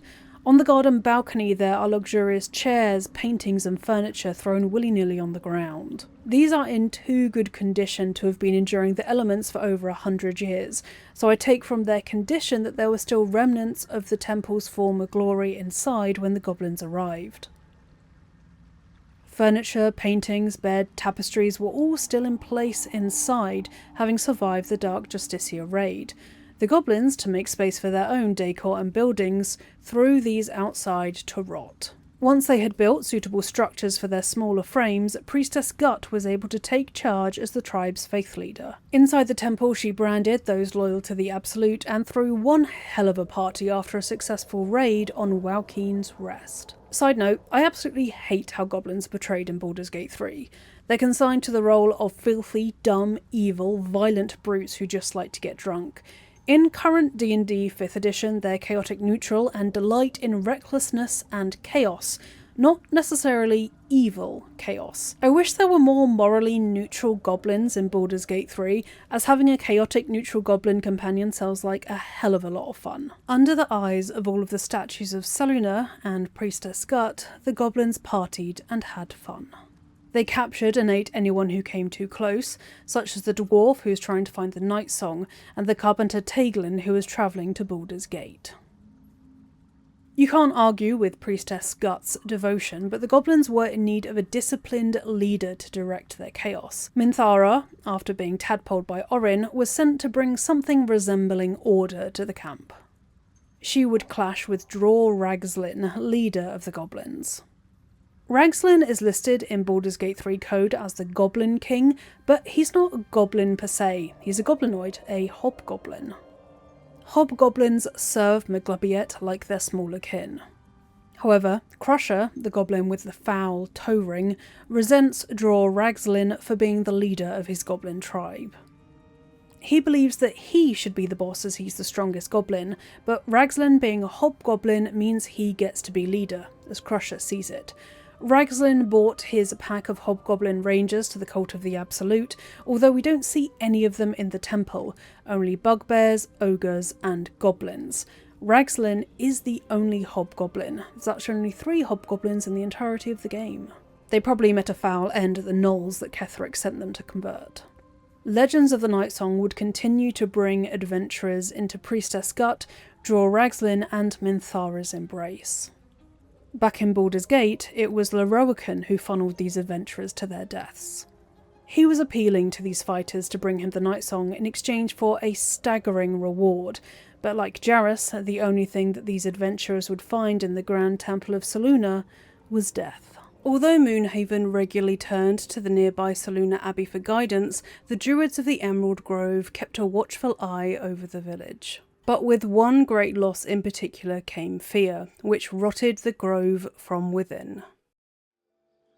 Deep in the wilderness around the Trilta Crags, there is the Emerald Grove. The grove wasn't built in the way that we would understand. Although yes, the cliffs were quarried and from them columns carved, yes, some wooden structures were strung up, and yes, huge slabs of carved rock were enchanted into doors, sealing off tunnels and rooms. But the grove itself exists and existed around the nature its inhabitants were sworn to protect. A waterfall walled off one side, a cliff on the other, the lapping waves of the river fencing off yet another. The Emerald Grove was grown as much as it was built, found as much as it was fostered. Its structure has minimal interference with the natural landscape, making it a fitting home for the Druids of the Emerald Enclave. The Emerald Enclave is the centre of Druid worship in Toril. From the Sea of Stars, it keeps civilization in check, using its outpost to protect the land against egregious encroachment by the two-legged kind. The Emerald Grove is just one of their outposts. It's hard to find concrete details about how the Emerald Grove was started,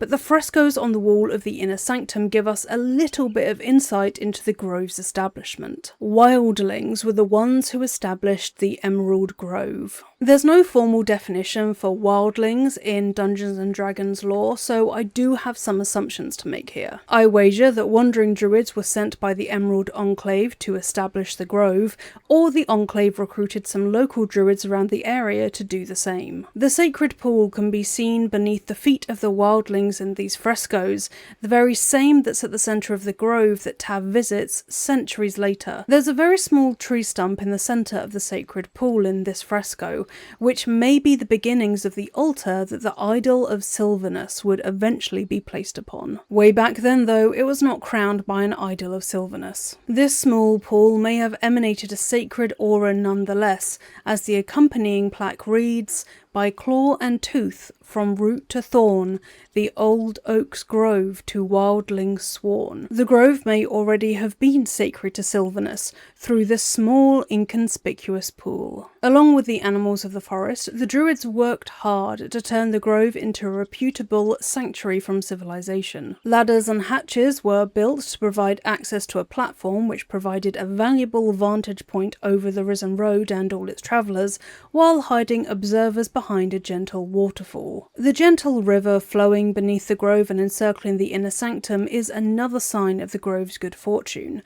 Gentle rivers are blessed by Eldath, Mother, Guardian of Groves, a lake spirit who herself serves the Emerald Enclave. To see freely running water around the grove is a sure sign that Eldath approves of their activities, and that she can make herself present with ease.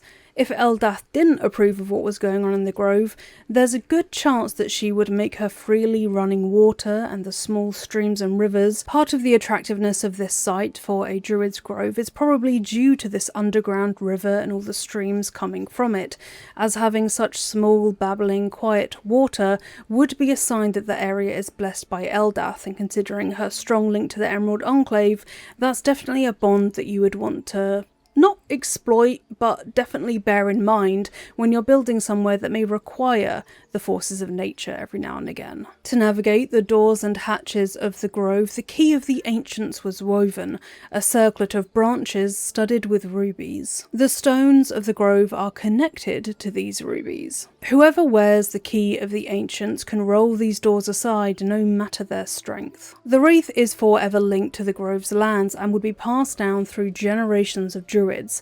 By the time Tav finds it, its branches have been nigh on fossilised, demonstrating the immense age of the grove itself. Although in Baldur's Gate 3 we only really see the druids inhabiting the heart of the grove, it's almost dwarfed by the hollow. Here there are signs of previously high usage of the area, the sheer amount of space and necessity left over from when the grove was rife with druids. That was before most of the grove would be wiped out in the battle against Ketheric Thorm. I go into that whole mess in my video titled The Thorms and the Ruin of Wraithwind, so if you want to know exactly what the druids were up against, I'd recommend watching that video. You can see stone flooring demarking specific plots, a secluded chamber, the waterfall watchpost, a huge circular archways, rudimentary shacks, even a small warehouse and prison. Although some of those shacks may have been built by the refugees from Elturel, the rest look to be holdovers from the glory days of the Grove, when dozens of initiates studied the way of the old oak. As for the stone plots on the floor, I rather reckon these were used as kind of like open-air classrooms. In each plot you would have a different skill being taught to the initiate druids, probably. The different plots providing a very easy way to direct these initiates to where they need to go. If you say the plot by the river, or the plot with the acorn sprig on it,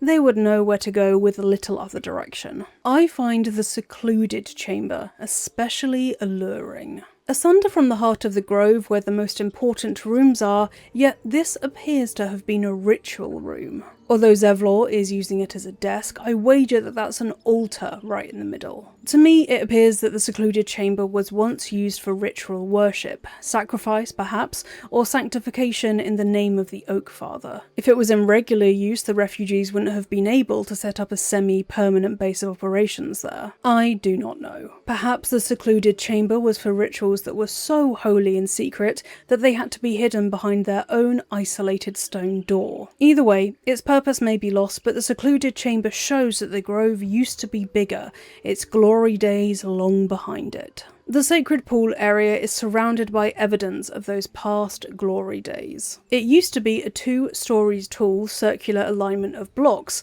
like the tholos of ancient Greece. But the centuries have caused these columns to fall and fail. They are left where they fell, too heavy to move, and potentially doing so may defy the elements that put them there in the first place: earthquakes, tempests, storms. Similarly, the purpose of the underground passage has changed over time. A discarded cage door indicates that it may once have been a holding pen or prison. The guardian statues inside support this, their motion detecting volleys of fire being especially handy to keep prisoners from escaping. One unfortunate human didn't make it to the off switch to these statues in time.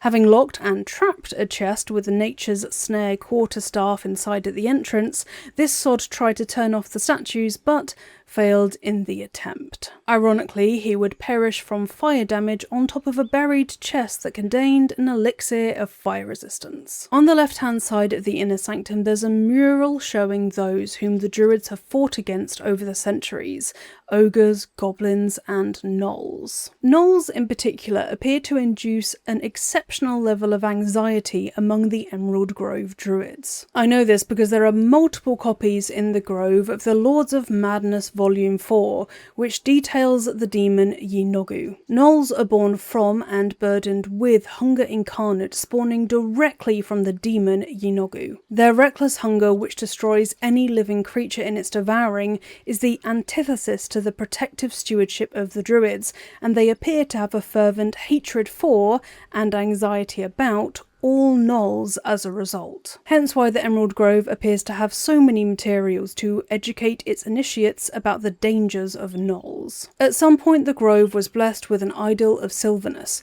a ritual relic formed from the wood and resin of an oak touched by the Forest Father himself. This would become the magical focus of the Druids' worship. Once upon a time, their territory stretched even further than the Grove or their patrols. Near Auntie Ethel's treehouse is an old Druid sanctuary, long overgrown and infested with mephits and woodwoads. I suspect that this was once a satellite site of the Groves, where they could conduct meetings with outsiders without revealing the location of the Emerald Grove itself. In fact, you can see what looks like the sanctuary's weeping willow in the fresco commemorating the alliance between the Druids and the Harpers. Tav's encounter with the sanctuary happens over a century later. The weeping willow has overgrown, pushing the stone obelisks aside as it swells through the stone. Rather fitting that a tree associated with grief should be a reminder of the Druids' lost territory. The hag Auntie Ethel has long since claimed this region as her own, but underneath the mud and moss you can still see some of the same spiral markings found in the Grove. This is the only remnant of the once sacred place to the Druids. The Druids weren't utterly isolated. Crates strewn across the Grove, printed with the Grove's emblem, may imply that they ship their goods out to merchants or trade wholesale on a large scale. Druid-made crafts are probably a big deal in industrialised areas where they're more of a novelty. Around these crates you'll find all manner of critters. The Grove shelters animals from the area who are in need, or who just want to live alongside the Druids. There are bears, boars, birds, squirrels, wolves, and rats.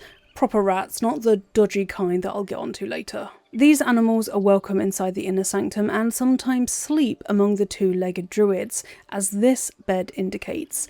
It's the perfect shape for a small creature to curl up on and catch some sleep. Tending to the local wildlife and the two legs may be the Druids' chief responsibility, but they patrol further afield too. The disintegrating journal that you can find on Aaron's stall indicates that they've been investigating the ruined Jurgle chapel nearby, curious about its purpose. I know, and therefore you know, that this is a ruined Jurgle chapel, but to the Druids they have no idea what god this is supposed to commemorate. And that relates to the relationship between Jurgle, Bane, Baal and Merkel, which I will go into in another separate video. The Emerald Grove is the first port of call for animals who need help. Halsin himself makes promises to the animals in the Grove and treats the forest fauna's desires with just as much respect as the two legs. These vary in gravity from finding the boar tusk a mate to saving the homes of local bears and foxes when settlers came by. In 1371 of the 9th of Octar, these foxes and bears reported that a group from Baldur's Gate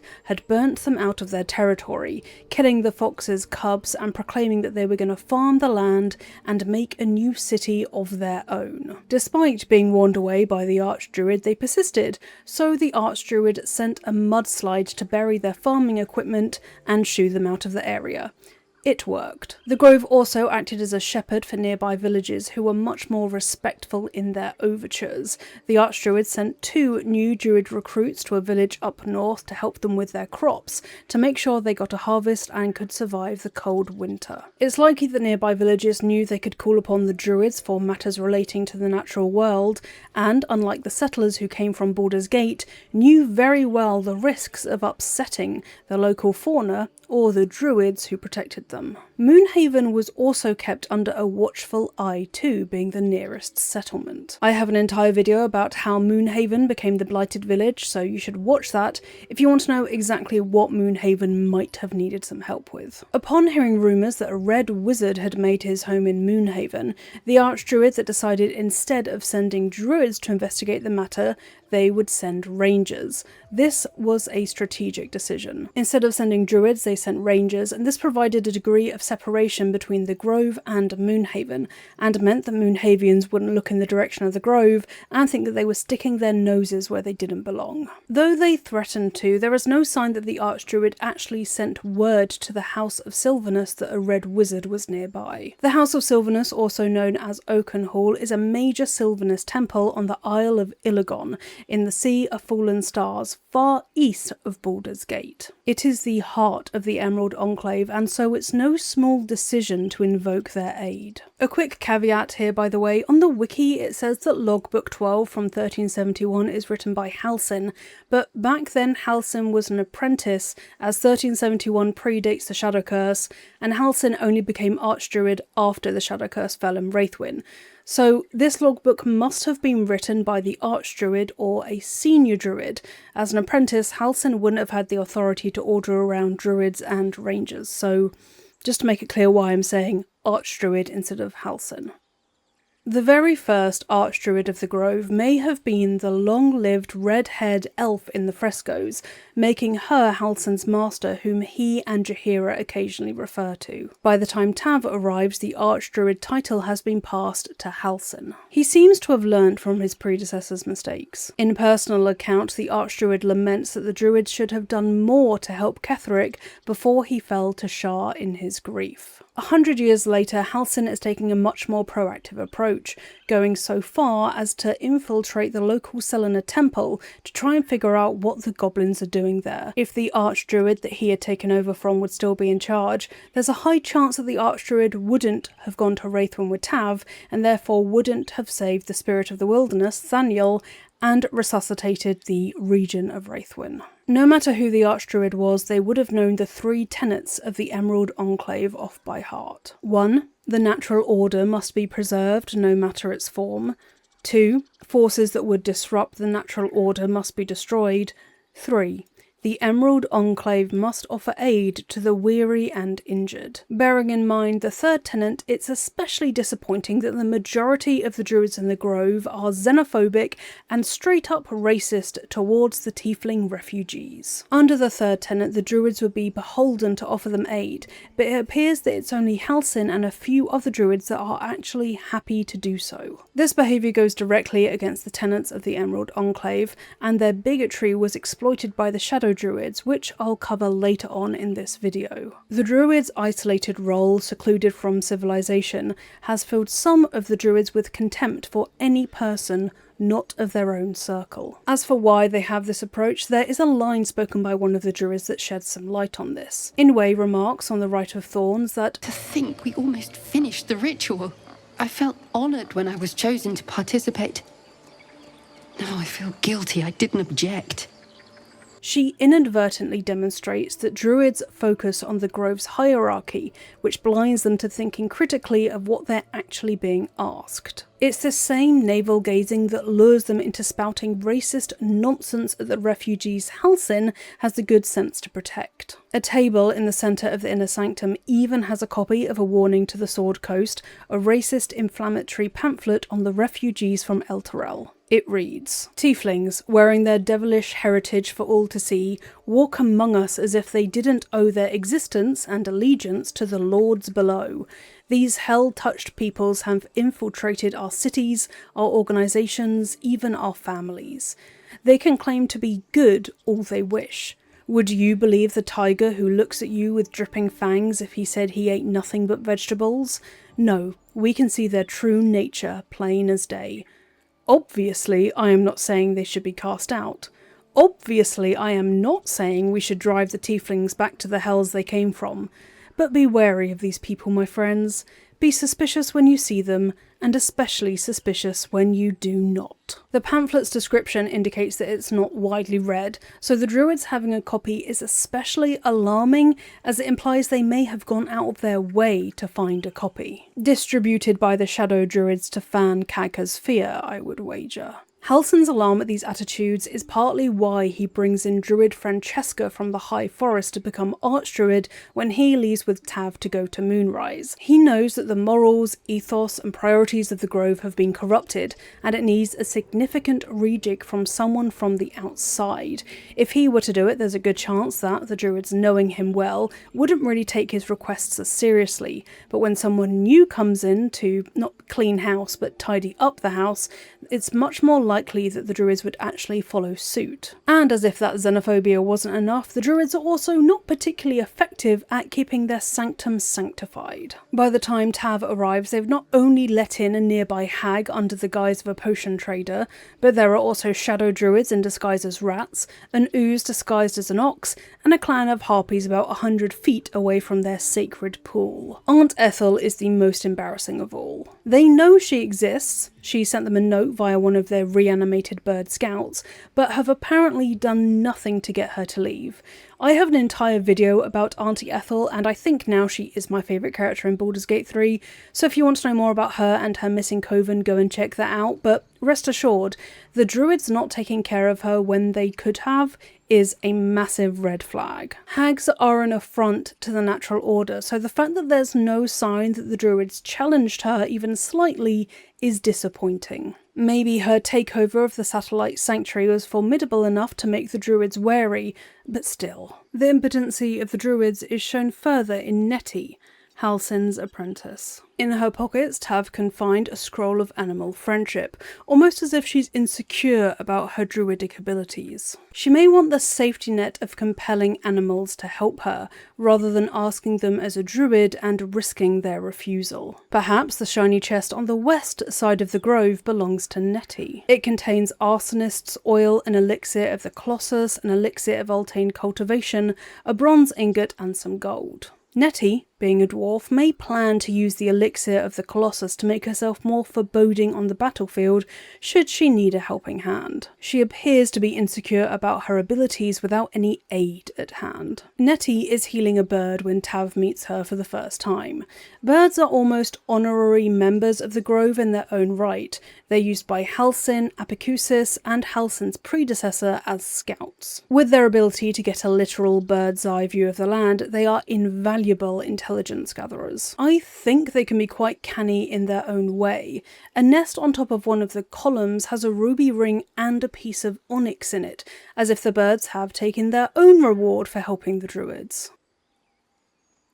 I'm halfway through telling you all about the history of the Emerald Grove, so if you are enjoying this video, this is just a reminder to like and subscribe. I also have a Patreon where you can get early ad-free access to my video and an exclusive extra long monthly video for the jewellery tier. If you want to help out this channel for free, liking and subscribing helps, but also you could leave a comment, and if you want to share this on other websites like Reddit or TikTok, then please feel free to, as almost any kind of share is a good share, and I'm really trying to build up my channel to 10k now that I finally hit 5k subscribers. If you're struggling on what to comment, let me know what other game you'd like to see me cover or what other topics in Baldur's Gate 3 you want to see me explore. And now, back to the Druids. Emerald Grove has its own servant quarters, but there are only 2 servants in the entire grove, Marcorral and Loic. Originally, there were way more than 2. Servants appear to be the names given to initiates who are in training to become druids, and Loic and Marcorral are the only 2 of these present when Tav arrives. But the Grove Annals is signed off by Servant Oren. There is no Oren in the Grove, so where did they go? They must have been around recently enough to witness Halsin naming Kagher the acting first druid, but after that they appear to have disappeared. I don't have any answers for where they're gone, but I do know that there were meant to be at least 5 druid servants in the grove itself. In the game files there are 5 tags for druid servants numbered 001 to 004 and someone called Servant Worried on top of that, so 5 in total. This would also explain why there's a room dedicated to the servants called the Servants' Quarters in the Inner Sanctum, but yet there are not enough servants to entirely fill it out. This is even where Kagher sleeps, and she definitely wasn't a servant before she was raised to acting first druid. Marcorral and Loic are the only 2 servants then. Marcorral is insufferable and just sounds like a posh boy who's decided to try and stick it to his parents, to be perfectly honest. Loic is a halfling in Baldur's Gate 3, but he started off as a gnome. His name in the data is S-Den Servant Gnome 003, but by the time of Baldur's Gate 3's full release, for some reason his species had been changed to a halfling. There is a rather entertaining letter written to Loic, who appears to have changed his name from Benji, which you can find in his backpack. It reads, Benji. Enough is enough. I am sick and tired of hearing about your precious Emerald Enclave. They claim to be allies of the people of Faerun, that they fight to balance civilization and nature in a chaotic world, but this is lies. They are enemies of progress, of intellect, who would be happiest if the world reverted to a time of outdoor privies and knuckled dragon protofolk. Please, visit me in the High House of Wonders in Baldur's Gate. The things I have learned during my apprenticeship are simply, well, wondrous. There's the water pumps, no more back-breaking work for a simple bottle of water. A steam-powered oxen that can drive your wagon for days on end. Even this letter, it was transcribed and printed by our newest mechanised printing press. I had a little fun and printed several copies just for the sake of it. Please, brother, I cannot bear the thought of coming home to find you picking berries out of a tree and arguing with mother and dad about whether or not their crops impede on fox territory. Write back soon, alright? And don't forget, Dad's birthday is next month. Love, Abigail. With Loic starting as a gnome, it would make sense for his sister to be working in the High House of Wonders. The High House of Wonders is actually a kind of temple to Gond, the Lord of all Smiths, who is widely worshipped by gnomes. He's the one who champions invention and creation when it comes to the mechanical sort, which is why the gnomes love him so much, because that's where their natural talents lie. I get the impression that Loic has taken a very different route from his sister, having been raised by farmers. He has chosen druids and dissatisfaction with his family's agricultural practices, and his sister has chosen to study inventions that will make their parents' lives far easier. I wish I could be at the table at the next family gathering, honestly. It also sounds like his sister Abigail knows he has a tendency to be a little bit holier than thou, and she cannot bear the thought of him using all his druidic knowledge to be even more holier than thou when she next sees him. 100 years before the events of Baldur's Gate 3, the Druids allied with the Harpers to take down Ketheric Thorm. They would succeed, in part. Ketheric was slain, but he let loose the Shadow Curse upon falling to the Druidic Harper force. Halsin, back then an apprentice, carried his Archdruid back to the grove on his back, and then returned to the Cursed Lands to save the wounded. He tried to save as many as he could, but the curse was just too strong. His efforts would bring him fame among the Druidic circles, though, that reach far further than just the Emerald Grove. These far-flung groups of Druids would learn of the apprentice's bravery and speak of it for decades after. Locked in the Druid's vault is a cursed glaive named Sorrow. The wiki lists this as Ketheric's weapon, but it's not. Ketheric only wielded a great hammer on the battlefield. He writes in his ancient notebook that this person was lost in the evacuation. Halsin went in search of him and found his shade, that is, his shadow-cursed body, reanimated with the glaive in his hands. Halsin put it to rest and took his glaive, blade infused with shadow. I have locked it away to serve as a reminder that even victory can taste bitter. A century later, it hasn't been removed from the vault, and Tav can feel the grief in the blade. Halsin lamented about the Ketheric situation, and it even led him to express discontentment with the Emerald Enclave. He wrote, "The Emerald Enclave won't send help even if I asked. This land is wounded and the rot is deep, but it's deep everywhere. I can't wait for help to come, but perhaps I need not face the darkness alone." This note is also hidden in the vault. Halsin doesn't want the other druids to see that he doesn't really have a lot of faith in the Emerald Enclave. Nor does he want them to realise that the Emerald Enclave won't help the wilderness, even if the need is great. This is one of the risks of having a central organisation that oversees outposts. To one outpost, a need might be dire and important, but in the grand scale of things, the scale on which the organisation is looking at, the Emerald Enclave in this case, it isn't as big of a deal. Except to me, having an entire region split between the Shadowfell and the Material Realm, and having the Spirit of the Wilderness split between them two as well, does seem pretty important, so this just reflects badly on the Emerald Enclave, to be particularly honest. Finally, it is time to talk about Cagha and the Shadow Druids. Let's do the Shadow Druids first so you have context for Cagha's Turncloak moment. The Shadow Druids are ruthless. Their approach is best explained by Faldorn's Canticle, the Shadow Druid's doctrine. It reads, "Balance is a myth. Where any clan treads, nature struggles. Unity is a fiction. Men of mere flesh seek only to tame beast and raise flora. We are the thunder, and we are the rain. We shatter mankind and grow new life in its place."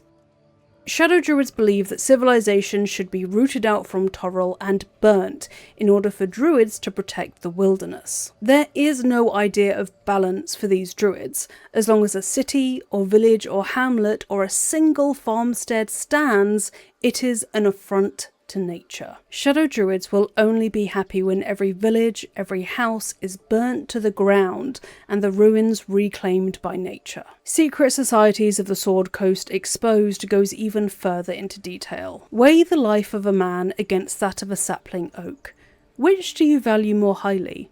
Ask a Shadow Druid the selfsame question and be shocked by their answer. This dangerous group utterly disregards intelligent life in favour of the life of plants and insects. Their perversion of the natural order leads them to plan and execute plots so dastardly that the mere description of one would leave you glancing sideways at your begonias. Follow this theory to its conclusion, and it suggests that eventually Shadow Druids must cease to exist as well, as they bring civilization with them. They bring order via the hierarchy of Druid circles with them. Perhaps their eventual aim is to live in wild shape for the rest of their lives once civilization is gone.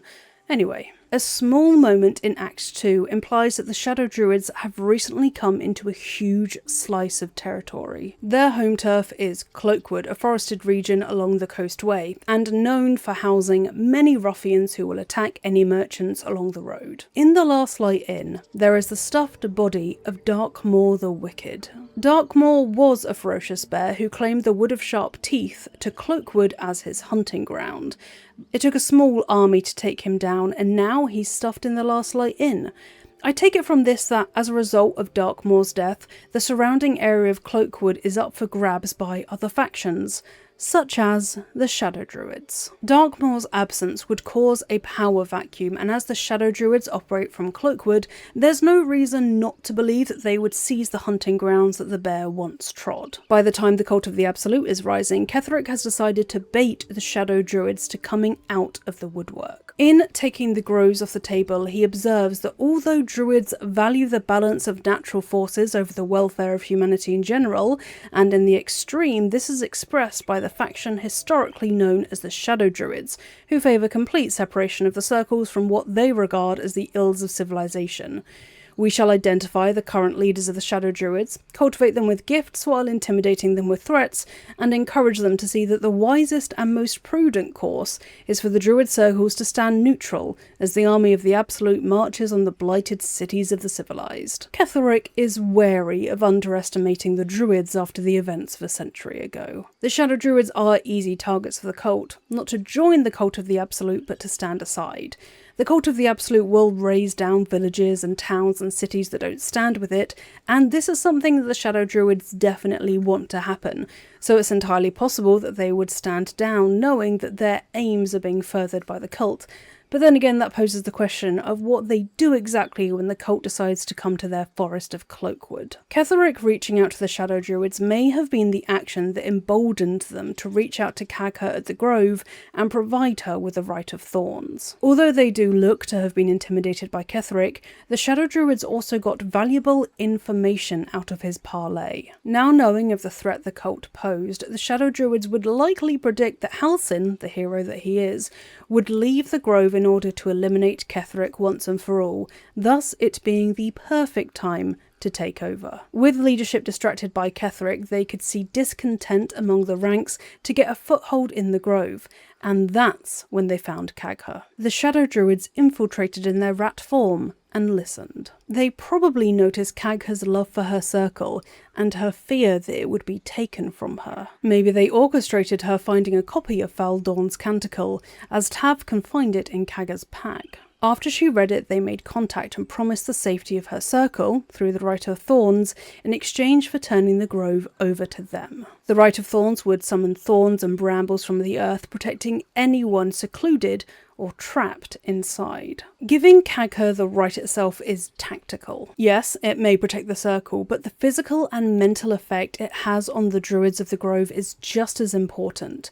The Druids have to chant on their feet for days for the ritual to be successful. So, when Oladan and the other Shadow Druids have made themselves known, the most powerful Druids, aside from Wrath, will be exhausted in both brain and body after coming out of their trance. Standing against the Shadow Druids would be a tremendous effort once their energy has been spent and they're trapped in the thorny walls of the Grove, making it all the easier for the Shadow Druids to take over. It's a wonder to me that the Druids didn't realise the ritual came from the Shadow Druids and stopped long before Oladan revealed herself. Because if you translate the Ritual of Thorns, it's pretty evidently channeled from the Shadow Druids. In Umbrum Cretus Sanguine Irritus translates to growing in the shade sworn by blood. Ageniculamur in Umbra is we kneel in the shade. Multiple references to shade should have set off the alarm. Shadow Druids are well known in the Emerald Enclave, so there's really no excuse. On to Kagha. Kagha used to manage the Grove's archives. When she was raised to acting First Druid, that passed on to someone else, but her time in the archives had sobered her to reality. I would guess that in the archives she read of the battle between the Druids and Ketheric Thorm and read of the devastation that he caused. She saw how many Druids fell to Dark Justiciars and she became terrified of her circle suffering the same fate a century later. The Shadow Druids may have known about her feelings already, or they may have not. Regardless, they preyed on this fear and chose the Weeping Willow in the ruined Druid sanctuary for their meeting point.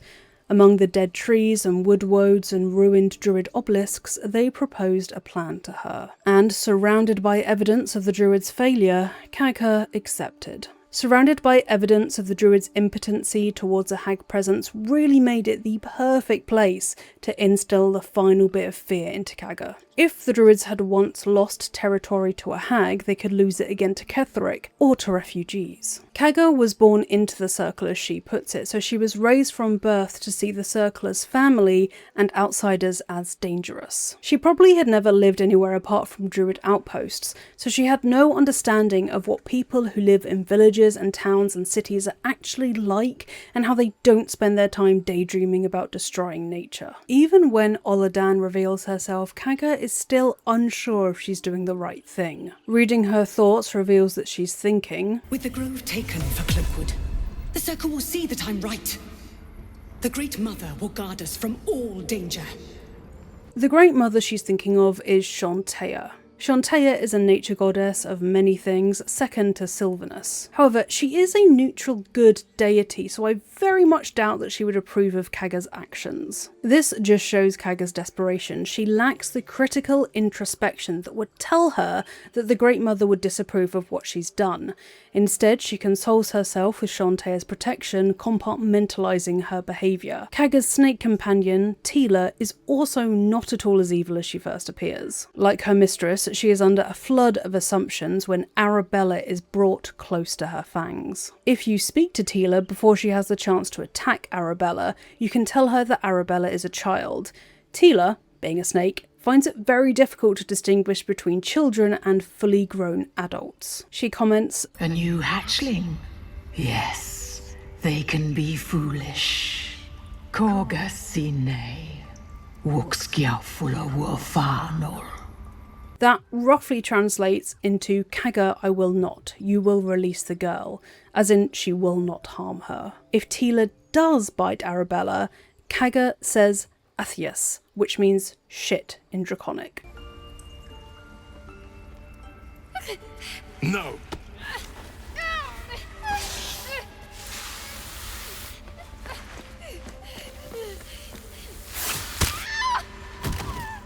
Ithias! Tila, to me!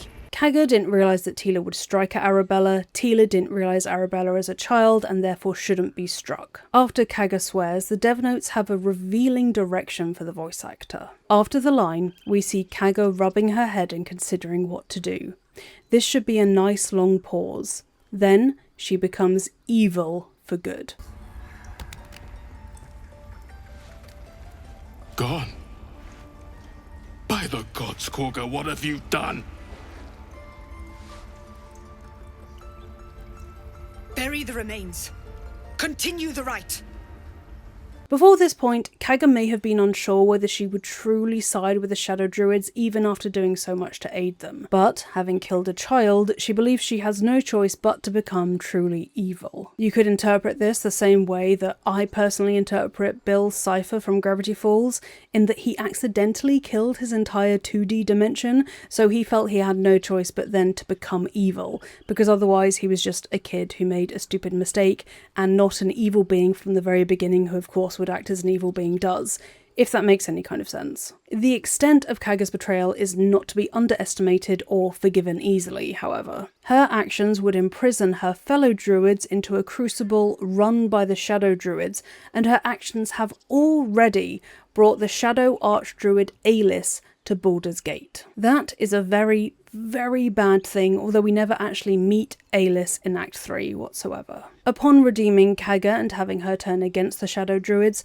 once upon a time you could receive a letter from her in the epilogue in the Chest of Grateful Words. It read, "My friend, in my long life I have walked many paths, some dogged by shadows, others covered in thorns and bramble, but none has been more difficult to tread than that of forgiveness.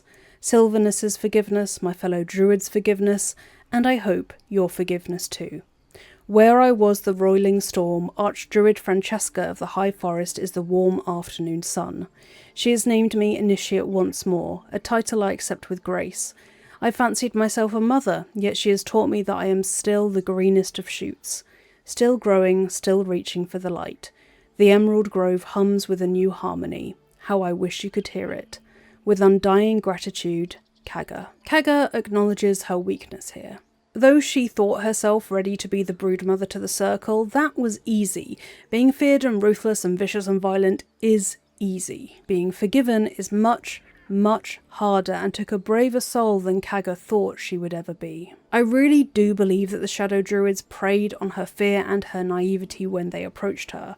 I don't believe Kagha is evil deep down, that she was sheltered in the way druids are from true impact of their actions, and they so rarely have to interact with those outside of her circle. That doesn't make what she did forgivable, quickly at least, but it is something that I feel like I have to say, basically. One of Emerald Grove's biggest failures was turning a blind eye to Auntie Ethel.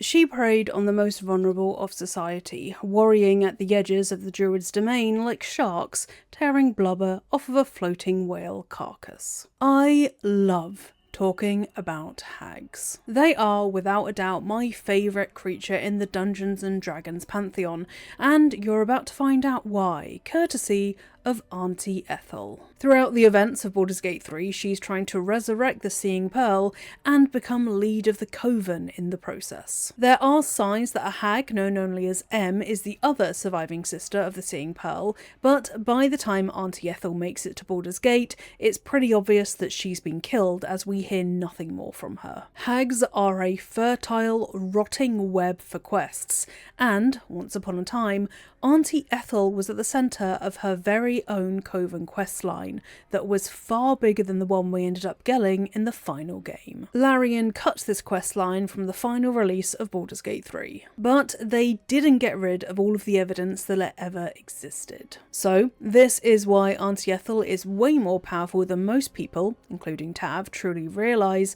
and what her original Coven questline would have been about. Hags are all about the twisted feminine. While once they could have been interpreted as a misogynistic view of elderly women, it's twisted so far now that these are female monsters who are entirely conscious of how they appear and delight in the disturbances they cause. An important thing to make clear right from the very beginning is that 3 is an incredibly significant number for a hag coven. With 2 hags, there's no guarantee anything will get done, as they'll just be arguing the entire time, so a 3rd hag is needed to settle disputes. Having a 3rd member also means that they can all plot each other to their heart's content, A and B against C, A and C against B, and B and C against A. So, in the Coven of the Seeing Pearl, we have Auntie Ethel, M, and who exactly? Perhaps the child that Ethel was trying to gestate? Auntie Ethel seems like a name that Ethel picked out just to seem more homely, relatable, and trustworthy to those who she would come across, but the title Auntie actually has significance for hags. Auntie Ethel, having the Auntie title, means she's either very old, a member of a previously powerful coven, or has been directly serving a grandmother. Because there is a hierarchy among hags, and it's not discreet. Despite their conniving, duplicitous and selfish nature, to upset a hag of a higher status is to call down their vindictive nature upon one's own blood-encrusted head. Hags scheme over the course of decades to bring about the downfalls of mortals they perceived to have wronged them, so just imagine that stretched over centuries when it comes to feuding against their own kind. Every single hag who's been pushed down a couple of femurs on the bone ladder will be quickly taken advantage of by other hags, and have their own position absorbed before they're even aware that it's theirs no more. At the very top of the hag hierarchy family tree are grandmothers. These hags are wise through centuries of manipulative politicking and powerful after taking advantage of thousands of mortals. Hag grandmothers can be so powerful that they end up having as much power as certain members of the Archfey, like the Queen of Air and Darkness or Serenos or Baba Yaga. On the branch underneath grandmothers are aunties. Aunties just like Auntie Ethel. Aunties aren't as powerful as grandmothers, but that doesn't mean you should underestimate them. To even have that title means they've clawed their way up that ladder, leaving plenty of bloody and bitter hag rivals beneath them. To have a title like Auntie or Grandmother means other hags have to call you by that title unless they're of a higher status than you are, so it's not to be underestimated, and also works as a really sneaky way to make sure mortals have a unconscious trust in you from the moment they meet you if you call yourself something like Auntie Ethel. Now, every auntie's aim is to become a grandmother themselves. Hags are ambitious, selfish, and violent, so this is never not the case. It's very rare that a hag is simply content with her station in life, because she perceives everything that's ever happened to her as having happened to wrong her. So, in order to fix all those wrongs and naturally restore the balance that there should be, she should be on the top of the family tree, in her own mind, and every single hag thinks like this. Now, for any hag to have the ambition to be a grandmother is pretty rote and predictable at this point, but for an auntie to have that ambition to be a grandmother should send a warning to everyone nearby, as aunties have already proved that they are powerful, and for some it's only a matter of time before they figure out how to become a grandmother. And so, it won't surprise you to hear that Auntie Ethel's goal is to become a grandmother, and that's the quest we meet her in the middle of in Baldur's Gate 3. I do want to point out quickly here that M could have been a grandmother that Auntie Ethel was serving. However, the fact that she signs off her letters with M makes me think she's not, as if you were a grandmother, you'd kind of want to hold that over any other hags that are serving you. So to not sign off the letters with Grandmother M makes me think that's not very likely. So M and Auntie Ethel are more likely sisters at around the same rank in the Seeing Pearl Coven. Speaking of Auntie Ethel's Coven, as I've mentioned before, it is called the Seeing Pearl. And it's no coincidence that the hag eye that Tav can get from Auntie Ethel is perfectly white, just like a pearl. Hag eyes are ways that hags can see through the eyes of their thralls. This is something the thrall has to generally agree to in exchange for something else, and it means that their thrall is permanently marked out with a white eye. This is probably the modus operandi of the Seeing Pearl Coven, their trademark as it were, to have all of their thralls have a hag eye and for them to be able to use those seeing pearls to their own ends. By that logic, anyone with a white eye in Baldur's Gate 3 can be said to be one of the thralls of the Seeing Pearl Coven. Now, I've had a look and I couldn't find any characters apart from Orin, which I don't think she's a thrall of the Seeing Pearl Coven, and Tav to have one singular white eye. But if you know an NPC that I have somehow missed that has a single white eye, please leave their name in the comments. However, there are characters that have eye patches. The three that I could find that have eye patches which would hide a white eye are Captain Grizzly from the Blushing Mermaid, Gan, Moll and Mermuth. Gan and Moll are both children, but I wouldn't put it past Auntie Ethel to loop them into a hag eye bargain, as hags don't really have the argument of, oh, they were too young to know what they are really doing. Any victim is a victim to a hag. Auntie Ethel is trying to become Grandmother Ethel, but how? Ironically, not through having granddaughters, but daughters. Hags have been known to give hag birth twice in order to form their own coven with their daughters, which is exactly what Auntie Ethel is doing during the events of Baldur's Gate 3. Having two hag daughters in her coven of 3, with her obviously being the third member, gives her leverage over her coven, which goes far further than just allying to pursue greater power together. A hag mother can essentially pull the mother card to keep her hag daughters under her thumb for as long as possible, which means she gets to claw onto her power for even longer and make moves to rise in the ranks of hags everywhere. Hags do have to train their daughters, they don't just get born knowing everything that a hag needs to know, so this training period does make a coven especially vulnerable, but once that's passed, the hag that gave birth to 2 daughters is one to be feared across all realms. Hag folk belief holds that hags who consume twins, triplets, or the 7th born of a 7th born give birth to hags that have rare, unusual, or powerful abilities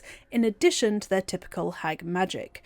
But why would a hag want a powerful daughter who has abilities they do not, who could then potentially usurp them in the future? Because having a powerful hag under your thumb, bitterly indebted to you for raising them and creating them in the first place, is a sure way to make progress in that hag tree that I mentioned very fast indeed. Plus, hags who create hag daughters that have that rare, powerful magic are recognised as hags who are to be respected among their kin, which again grows their power. So how does hag birth even work? We saw a brief glimpse of this in Act 3 of Baldur's Gate 3, but I think it bears explaining in greater detail because it's fascinating and also important to the way Auntie Ethel acts for the entirety of the game. Hags give birth in a process that is a mockery of the entire act of procreation, which is kind of sick, honestly. First off, hags have to eat a baby girl or a young girl, a child, whole. In their belly, the girl undergoes a transformation over a period of days to months,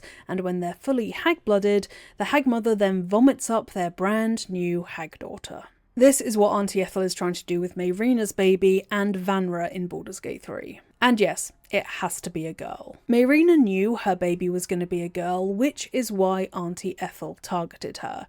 Why do I say targeted? Well, Connor's death apparently was a bloodbath, guts everywhere, as Mayrina's brother testifies to. Which is a weird way for someone to go. I think Auntie Ethel found out that Mayrina knew she was having a girl and ripped Connor apart herself, knowing it would force Mayrina into a depression and eventually she'd make her way to lovely old Auntie Ethel. When Tav finds out about the circumstances surrounding Connor's death, they can even comment that Mordenkainen warns them that hags often cause their victims' tragedies, again implying that Auntie Ethel was to blame for Connor's death.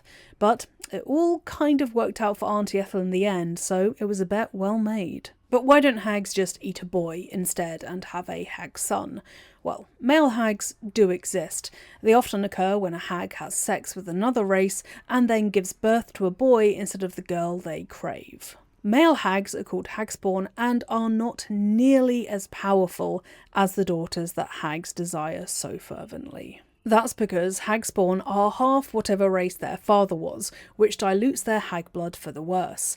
Whereas when a hag gives birth to a female hag, she inherits all of her mother's abilities and retains no attributes from her parents. Simply put, girls are more valuable, and as hags are self-serving and want to give birth to other hags to build their own coven, those are the only gender that they really pursue. After all that though, why not just procreate with a male after disguising yourself as a beautiful woman, and then have a child and skip the whole stealing a baby thing, which does take a lot more effort? The answer, as with all things concerning hags, is self-interest and, importantly, self-satisfaction. They could do all that, sure, but if you find someone who's pregnant or someone who already has a young female child, you then get to make a bargain with them, which is delightful for hags as they love destroying people's lives and would even do it for no huge benefit to themselves, and then they just get to watch and torment the parent for as long as they want until the child, or more accurately the hag daughter, is theirs. There is nothing sweeter for a hag than to see a mortal snatch defeat from what they thought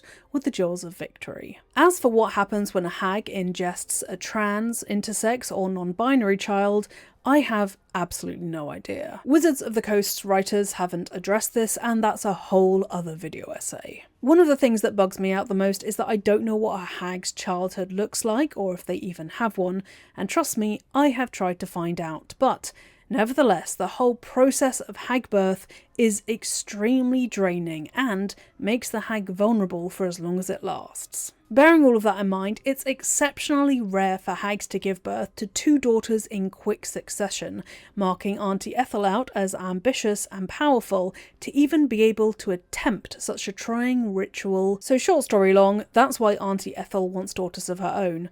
Don't get it confused with any kind of maternal instinct. When I first ran into Auntie Ethel and her tea house, I'm not gonna lie, I did think it was just gonna be a cover for providing abortions. Drink the tea, get rid of the baby, and Mayrina being there did kind of give me that vibe. But it was Auntie Ethel's lair, and an incredibly powerful one at that, because it's not just the tea house that's her lair.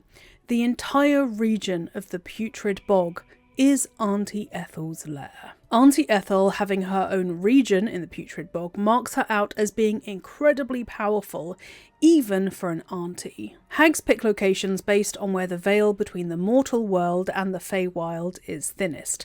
Their magic is strongest there, and they can prey on inhabitants of either realm with minimal effort, which is the ideal scenario for a hag. Because unlike devils, hags don't hunt down their victims.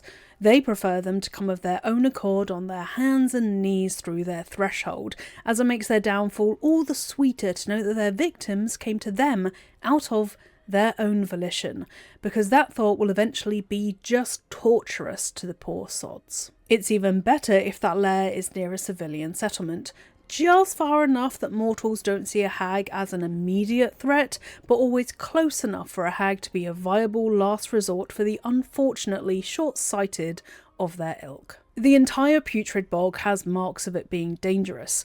Redcaps in Auntie Ethel's service who butcher anyone in the bog, like the ruined travellers' camp Tav can find, as well as barbed bulrushes being almost everywhere. As players, we're almost tricked into looting these barbed bulrushes because you've probably been looting almost everything in sight up until that point, but barbed bulrushes can cause piercing damage if you fail a sleight of hand check. The character gets the open wound condition, which, with every failed constitution save, descends into rotting, then flesh rot, and then, unless they passed a 15 con check, the rotting condition is persistently reapplied. As a green hag, this barbed bulrush is very deliberately placed to make sure that in her region the most suffering is happening as much as possible. Because the influence of a hag's lair stretches far beyond her threshold if she's powerful enough. The land surrounding her home is twisted by her presence, and can suffer regional effects which are exacerbated if the hag is a grandmother or auntie. These effects can include beasts with an intelligence of less than 2 being charmed by the hag, forcing them to be the aggressor against anyone who steps foot within her domain. I don't mean to read the poor addled frog, but even with an intelligence of 3, it isn't enough to save this poor frog from Auntie Ethel's clutches. For me, that's a sign that Auntie Ethel is far more powerful than we realise, because she can ensnare even slightly smarter animals. The poor frog is described in the dev notes as desperately trying not to hurt the player and doing everything she can to hold back, and recites what seems to be a mantra of her favourite things. Green leaves, shallow water. Green leaves, shallow water. To keep a handle on her behaviour and resist hurting Tav. This is the effect that a hag can have on poor creatures that fall within metres of her threshold. More evidence that Auntie Ethel is a powerful green hag can be found in the mud, quite literally. According to Volo's Guide to Monsters, regions that are considered host to a hag become more difficult to traverse and take twice as normal to progress through, since plants grow thick and twisted and the grass becomes thick with reeking mud. Trees also transform into awakened trees and attack intruders, and at first I didn't think this applied to the putrid bog. However, when Tav reaches the decrepit sanctuary, woodwoads are there to greet them. Woodwoads are bound to a tree, the one in the centre of the decrepit sanctuary here, and so could be interpreted as being awakened trees. This is double sacrilege against the area. The tree at the centre of the decrepit sanctuary and the ancient obelisks, as well as the spiral marking on the stone floor, mark this location as once having been a druid sanctuary, potentially an outcropping of the emerald grove that's so nearby. And sure enough, a druid sanctuary is exactly what it's called before you dispel Auntie Ethel's illusion. And trust me, she is almost certainly thrilled that a once holy site is decayed and attacking anyone who comes close at her behest. In Baldur's Gate 3, Auntie Ethel acts like a kind old granny who just wants to help those who need it. And that's a lie. A hag's help is like a monkey paw. They'll do what they said they would to the letter, but it's never in the way that the victim expected. Auntie Ethel, though, is telling the truth in one regard. She describes herself as the best hag around. The dev notes indicate here that she's not showboating. Auntie Ethel is telling the truth when she says she's powerful, even among fellow hags. My girlfriend is from Derry, and she listened to Auntie Ethel's accent for me to determine just how genuine it is, as the VA is English. I wanted to find out whether Auntie Ethel was putting on this Irish accent, though in Faerun it's obviously not Irish, in order to appear more comforting to those who she preys on. Now, my girlfriend said it sounds like an Irish performer for sure, which is good, sounds authentic, but it sounds like they're hamming it up for an audience, which utterly fits Auntie Ethel's duplicitous character. Sure enough, Auntie Ethel is hamming it up, as next to Octa and her simmering soup, in the belly of the Emerald Grove, you can find dear Auntie Ethel and her potion stand. It's a perfect place for a hag. Not only are the El Terrell refugees absolutely desperate, they're also in a land completely alien to them and so don't have much gold to go around, or much knowledge of the area, so they wouldn't know that a hag is nearby. Having less gold, courtesy of being a refugee fleeing from El Terrell, means that they also have less money to pay Auntie Ethel for her potions, so they'd have to offer something else in recompense. Potentially a favour, and I don't think I need to explain to you that it's never good to owe a hag a favour. You would think that the Druids would warn the tieflings that there was a hag nearby, even if they were fooled by her disguise as the human Auntie Ethel, especially considering that the Druids have been in correspondence with Auntie Ethel. She sent them a letter delivered by a bird called Cirith, who had died 10 days before the letter arrived. Somehow Auntie Ethel had got them out of the ground, and, admittedly, this did appear to scare the Druids, though there is absolutely no sign that they met with Auntie Ethel or did anything about the letter. True to form for the stereotypical Druids, they stuck their head in the sands and decided that they would just let that sort itself out, without trying to help it along its way whatsoever. Also, if you try and give the Druids the benefit of the doubt that they didn't know that Auntie Ethel was so close, this doesn't hold any water either.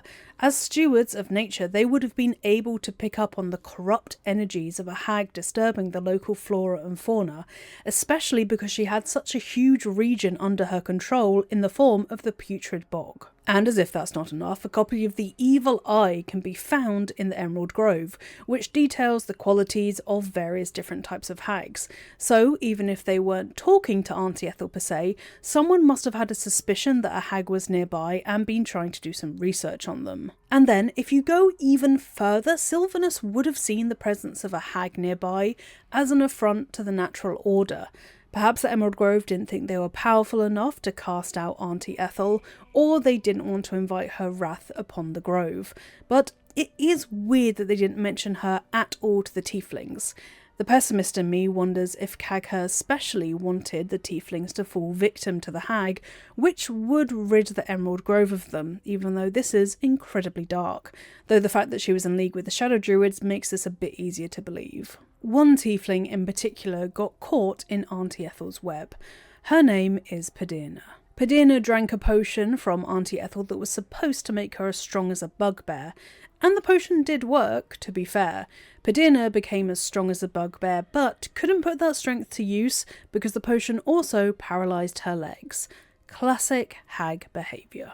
She was then relegated to guard duty, tucked out of the way in the shed. I'm about halfway through telling you all about Auntie Ethel and why she's way more powerful than we realise, so if you're enjoying this video, please do like it and subscribe to my channel. I'm in very early days at the moment, but I'd love to continue doing this full time, and to aid in that, my Patreon is now live. All of my videos are on Patreon ad-free, and you get a bonus monthly video about a lore topic which you can vote for in the Patreon, as well as loads of other benefits. So if you feel like you want to support me in a little extra bit, then please do sign up to my Patreon. You are all angel babies, and I appreciate every single one of you. The reason Pedirna wanted to be strong and risked drinking a potion that promised an almost unbelievable benefit from a stranger is actually pretty sad. Her wife Almara had died on the road when the refugees were fleeing Elturel. Pedirna felt like she had failed her wife, and she wanted to make sure that she could be there for anyone else who was at risk on the road, hence needing to be as strong as a bugbear. This is just one of the types of people that Auntie Ethel would take advantage of.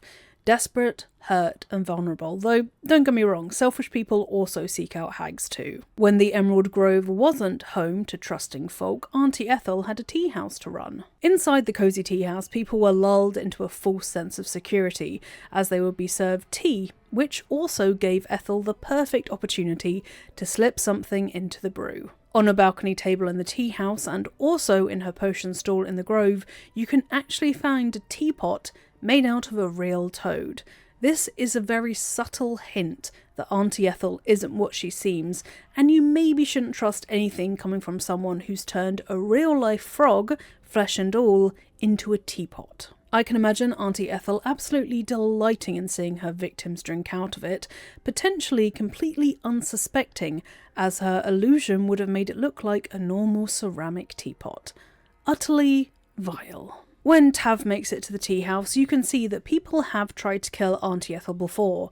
These paladins, for example. Hags are incredibly difficult to kill, and this doesn't just go for aunties. Hags live for a really long time, even longer than dragons and elves, and even though they are still technically mortal, hags have still devised ways to keep death far, far away.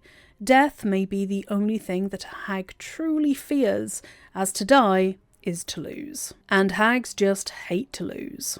This is where the name of Auntie Ethel's coven comes in as well. As Sisters of the Seeing Pearl can refer to Haggai, it can also refer to pearl spore bells, a type of mushroom. Auntie Ethel sequesters her soul in these mushrooms, so every time someone thinks she's dead, she actually resurrects herself using the life force that's stored in the mushrooms. In order to truly kill Ethel, her circle of lustrous pearl spore bells must be destroyed. That's the case for Act 3 at least, and this is where the hag quest comes into it, because there is a little bit of irregularity in the way that Auntie Ethel dies in Act 1 versus how she resurrects herself in Act 3. In Act 1, you can find her phylactery, in the form of the tarnished charm which she wears around her neck.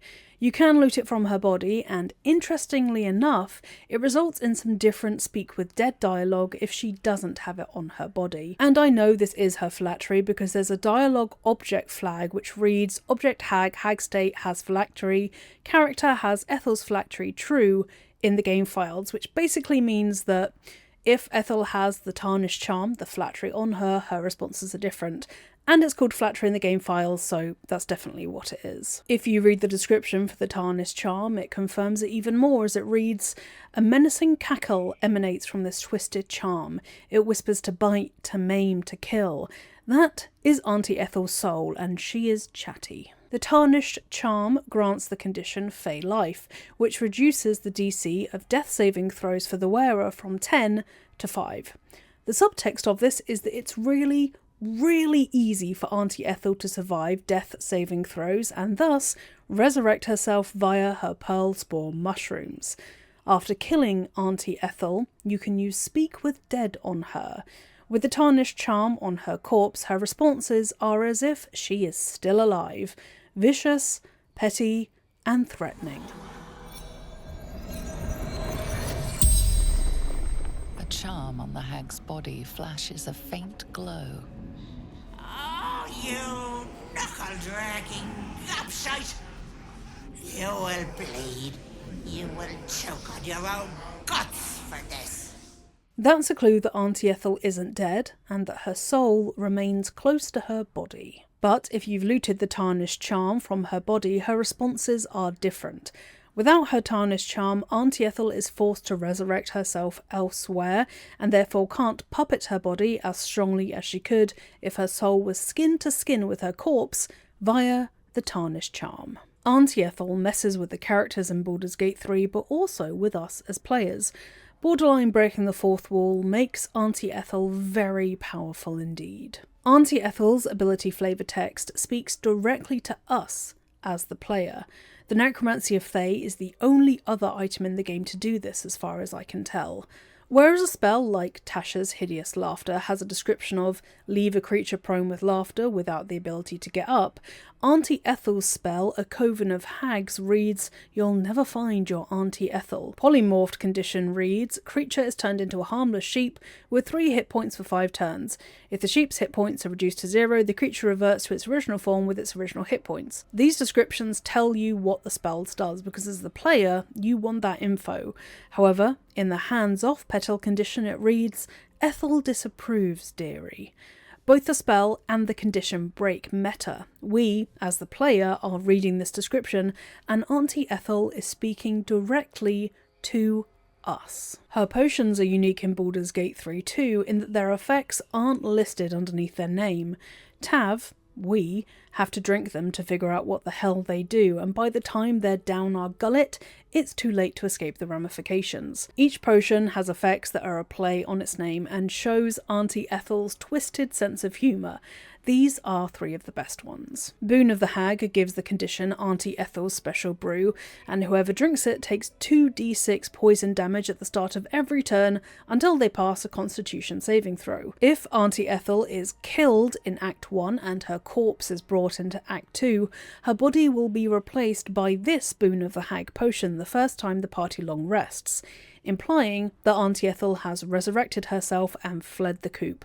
Seeing her corpse replaced by Boon of the Hag might make some players think this is a reward for killing the hag, and they would be wrong. Butterflies in the Stomach is described as a traditional brew of ergot and nutmeg meant to recapture the fluttering thrill of first love. Upon drinking it, Tav gains the hemorrhage condition and takes 1d6 piercing damage at the end of each of their turn. Monstrous butterflies are literally in Tav's stomach, damaging them. Auntie Ethel does this to prey on people thinking they're gonna benefit from something reminiscent of first love, but they end up getting hurt by it.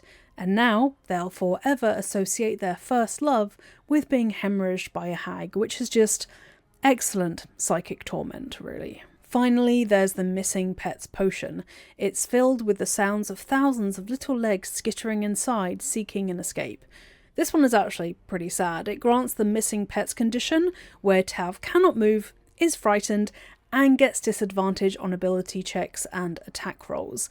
Tav temporarily is behaving like the missing pets that Auntie killed to make this potion, frightened with a disadvantage on any checks to escape. Auntie Ethel's dark sense of humour goes further into just being plain cruel when it comes to her actual victims.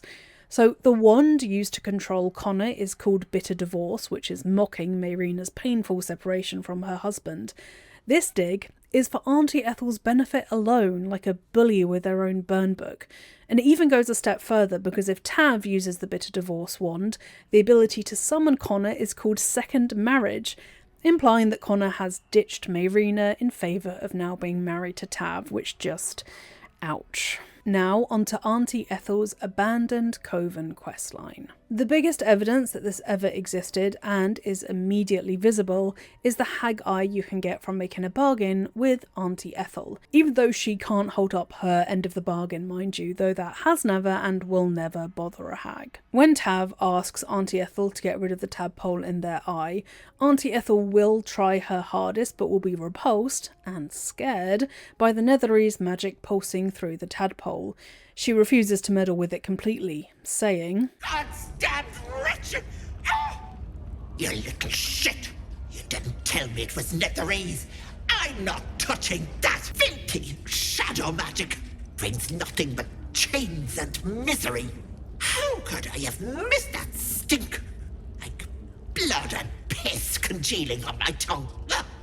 Which is ironic considering her love of chains and misery and magic that causes all those kinds of things. Dev notes explain that she feels almost anxious about having Netherese magic in her home.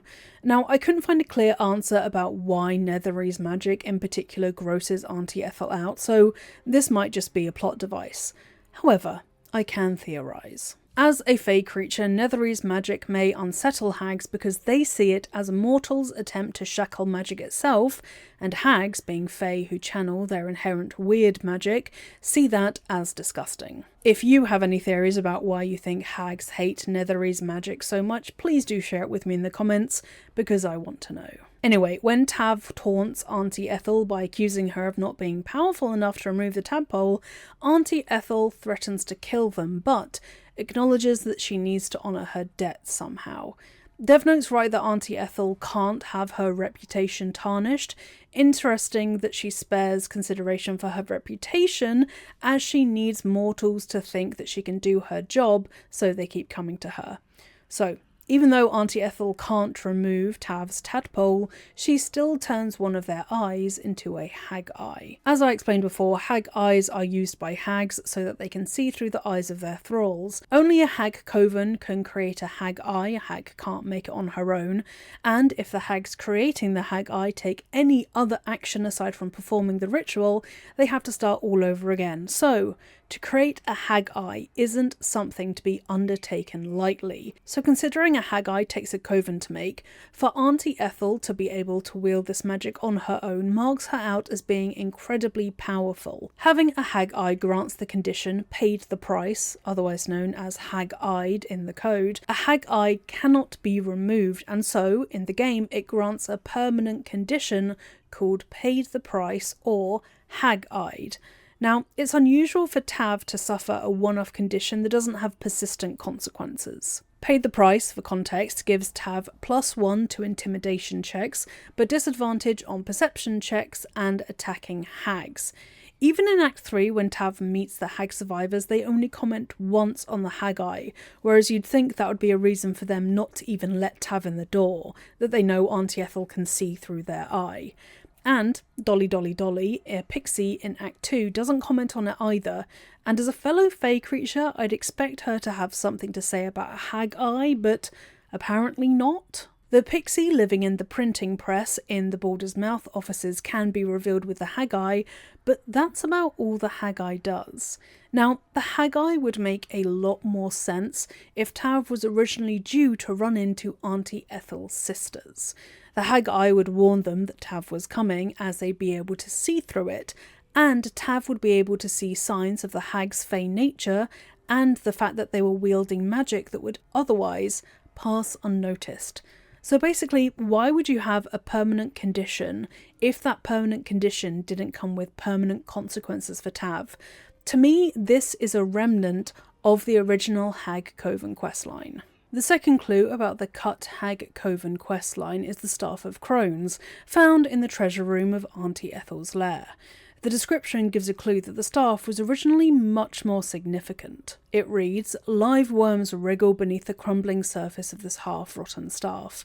Merely touching it fills you with a wave of unbearable nausea and a strange longing, as if it's calling out for its like. There's also a ring named the Hag's Ring, which was cut from the final game. The description of this ring reads, grimy, discoloured and revoltingly ugly. Auntie Ethel must have made it herself. Surprisingly, you feel no disgust. Instead, it fills you with a longing, as if it's calling out for its like.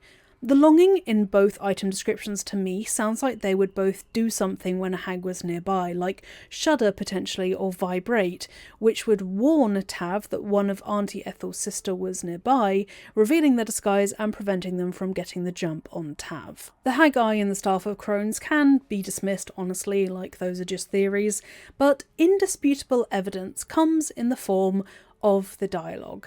Now, I've done a dig through the dialogue files of Baldur's Gate 3 thanks to a parser I found, and on occasion writers will add context pointers to the delivery of lines to benefit the voice actors so they know the best way to perform them. As I am an especially rabid lore addict and researcher and cannot let go of something once it's got stuck in my stupid ass head, I read through every line Auntie Ethel has to see if I could spot anything that referred to this cut Hag Coven questline, which at that point I thought was hearsay. And I found something. Auntie Ethel's following line during Speak with Dead. I won't be a corpse forever. That I can bloody promise you. Has the added context, player has asked if being dead bothers you. You grit your teeth in rage, but you know your sisters will avenge you. Also in Speak with Dead, if Auntie Ethel is an imposition of her tarnished charm and is being taunted by Tav, she says, where there's people, there's hags. The context for this line is that Auntie Ethel has a big smile on her face at their arrogance, and, quote, your sisters will rip them to pieces and you can't wait. That's 2 mentions of Auntie Ethel's sisters. This confirms that Auntie Ethel's coven of the Seeing Pearl had at least 2 other members who are bound by self-interest to avenge their sister, Auntie Ethel, and send the message that no one who kills a hag gets away with it. During my excavation of Baldur's Gate 3's dialogue, I found some flags that shed light on what Auntie Ethel's questline was originally meant to cover. Flags are lines of code that track conditions in Baldur's Gate 3's dialogue trees. It makes sure that the game responds to things that Tav has done. So, for example, if you have a certain item in your inventory, you'll have different dialogue options, or if an NPC has already met Tav before, they'll skip any introduction dialogue. These flags can look something like this. If you're listening to this, I'm flashing some flags up on the screen right now that will indicate what they look like. Flags are umbrellaed under a topic, then an event, then a true and false statement, and an action. This isn't always the case for flags, but I'm speaking broadly here.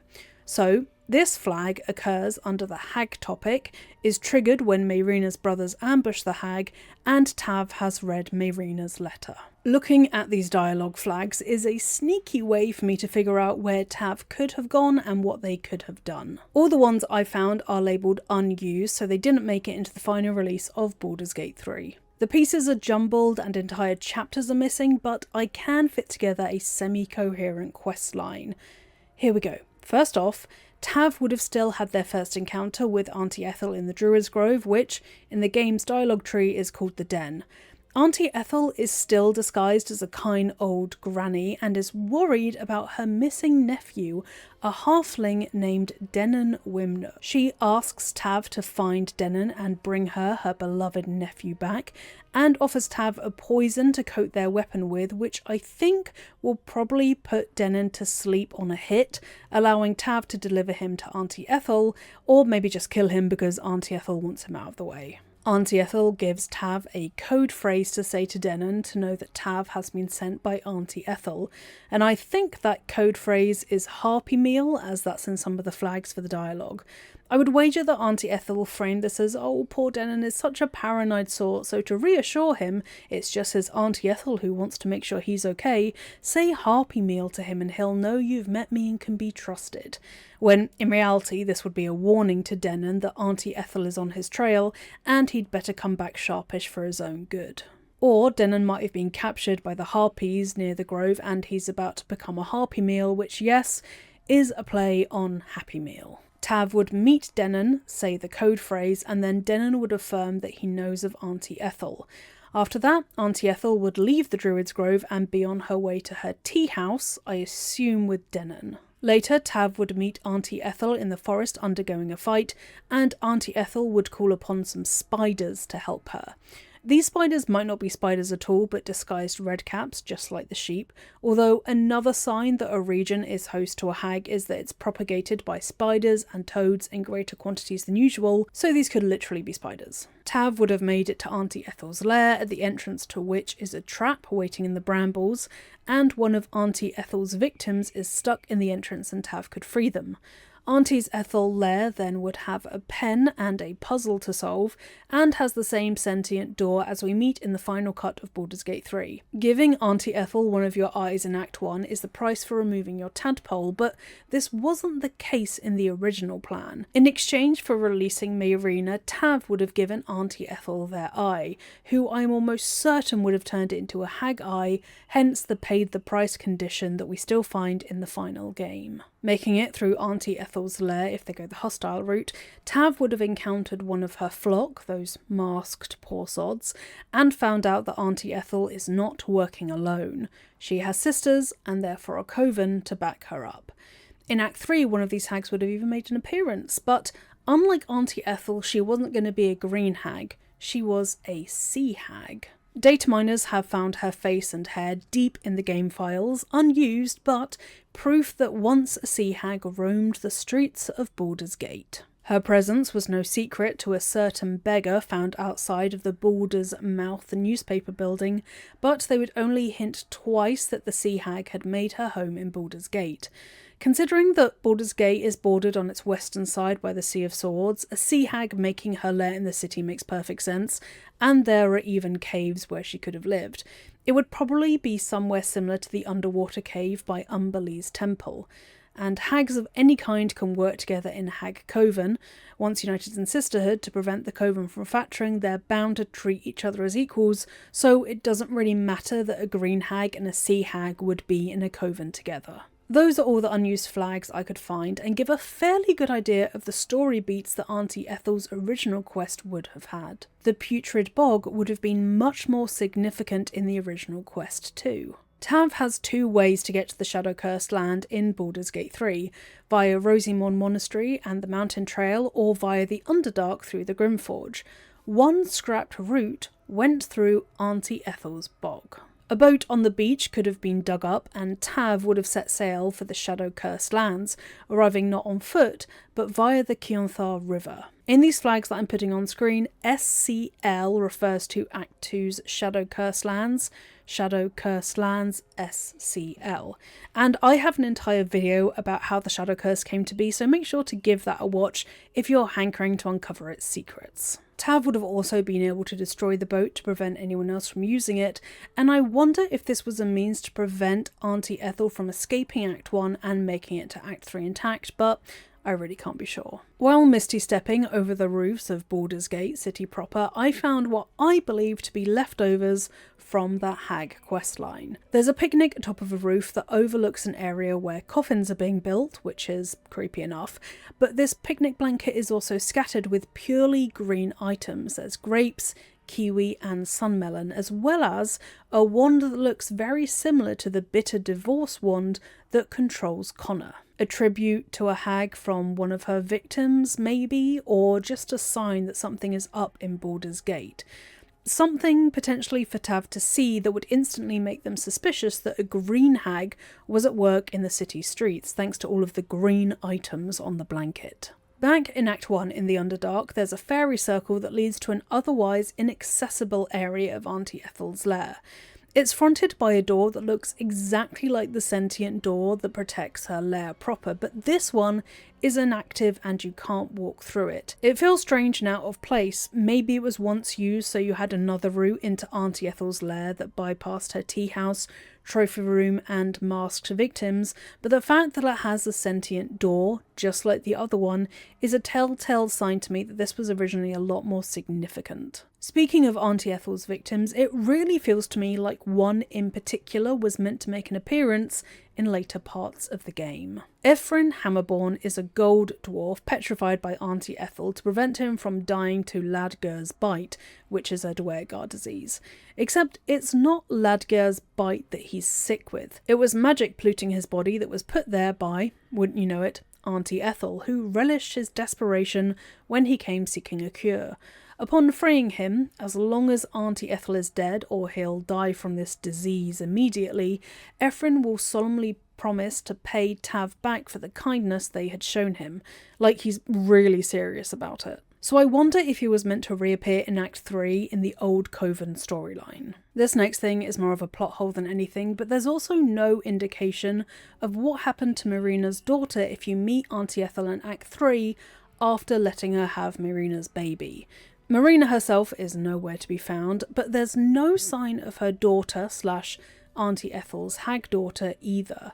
Auntie Ethel remains pregnant with Vanra and the hag survivors meet, just without Marina at their helm, which seems like a plot hole to me. Auntie Ethel doesn't speak about what happened to Marina's daughter either, which is really out of character, as I would expect Auntie Ethel to boast that she already had a daughter and maybe even show her off. In Act 3, the grenade that gets Auntie Ethel to spew up Vanra was originally called the Marrow of Mercy, but by the time we encounter it, it's called the Hag's Bane, and it actually has a really cool Easter egg for my favourite Dungeons & Dragons adventure. In the description of the Hag's Bane is an Easter egg for the Wild Beyond the Witchlight adventure, namely about Igwilv, daughter of Baba Yaga and the inventor of a spell that a fair few of you will have used, Tasha's Hideous Laughter. The Hag's Bane description reads thus: "In the land of Prismere, where fair Zybilna reigns, they had their share of hag trouble, oh yes, they had it in spades.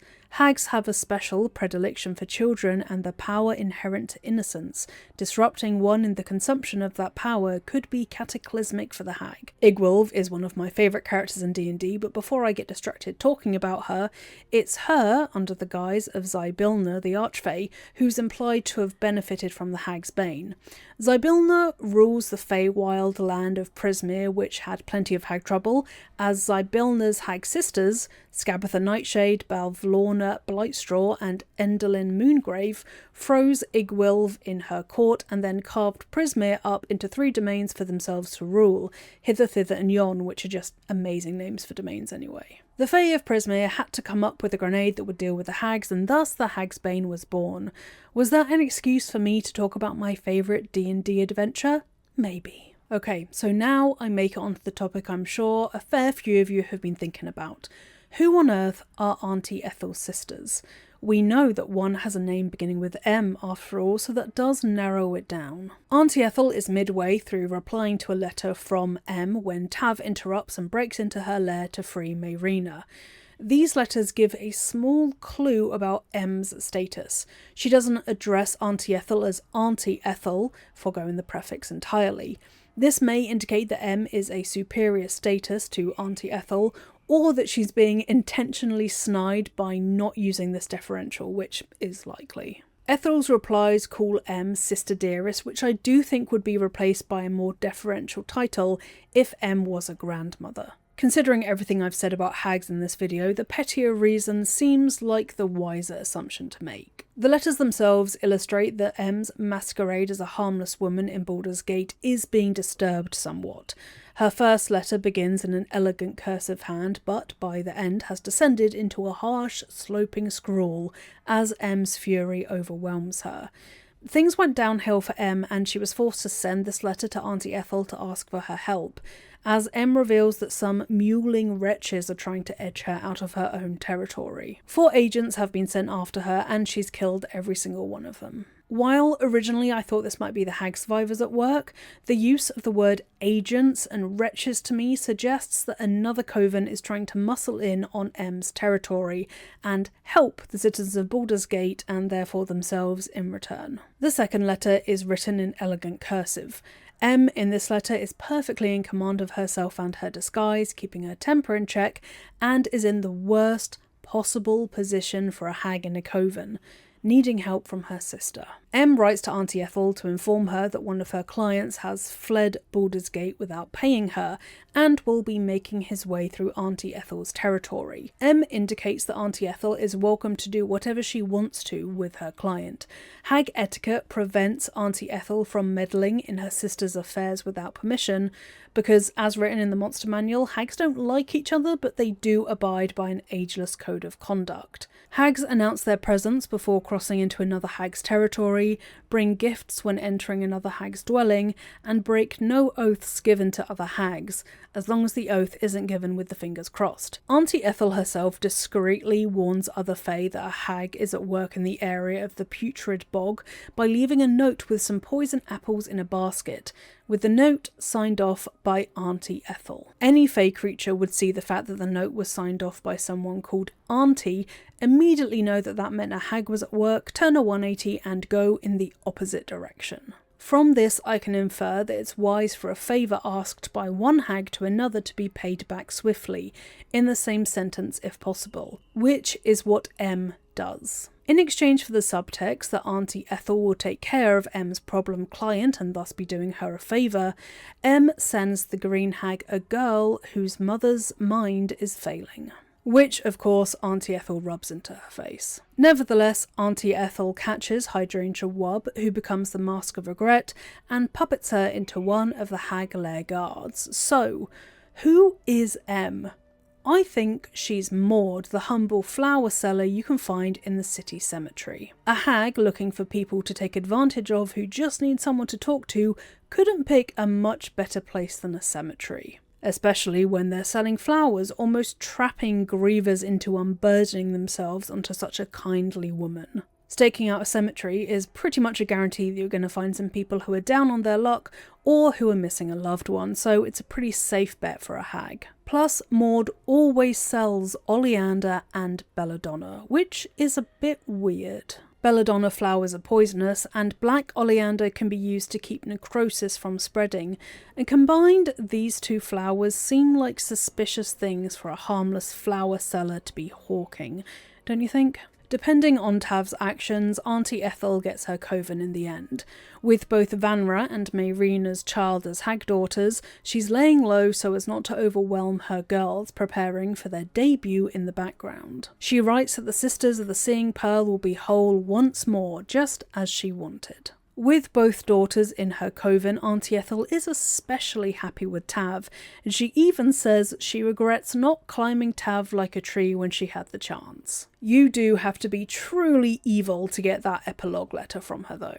Hags don't have sex for enjoyment, so Tav's malice is exceptionally vitriolic if it's got to the extent that it arouses Auntie Ethel. The subtle hint is also there that Auntie Ethel is planning to drop in on Tav with her coven at some point, as Vanra in particular can't wait to meet her new godparent, which to me smells of a bit of a grudge that Vanra might have against Tav from taking her from her real mother, potentially, though I have a hard time pretending that any true hag would regret not living life as a mortal once they've undergone the hag infusion. I would love to meet Vanra and Mayrina's daughter as hags, but alas, despite all the data mining, there is no evidence that shows what these two daughters would have actually looked like, which does make me sad. The Githyanki have multiple things in common with Auntie Ethel, the formidable fey creature, but where she uses manipulation, the Githyanki used annihilation.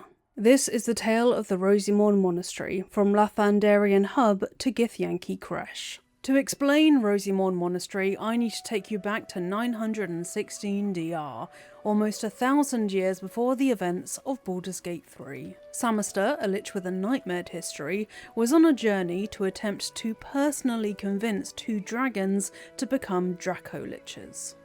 Draco-liches would be a formidable enemy to those who fought on the side of light, so a coalition of harpers and Lathandran clergy were ready and waiting for Samaster when he appeared near the village of Hap. Lathander, the god of dawn, hope and beginnings, could not allow Samaster to succeed in his mission.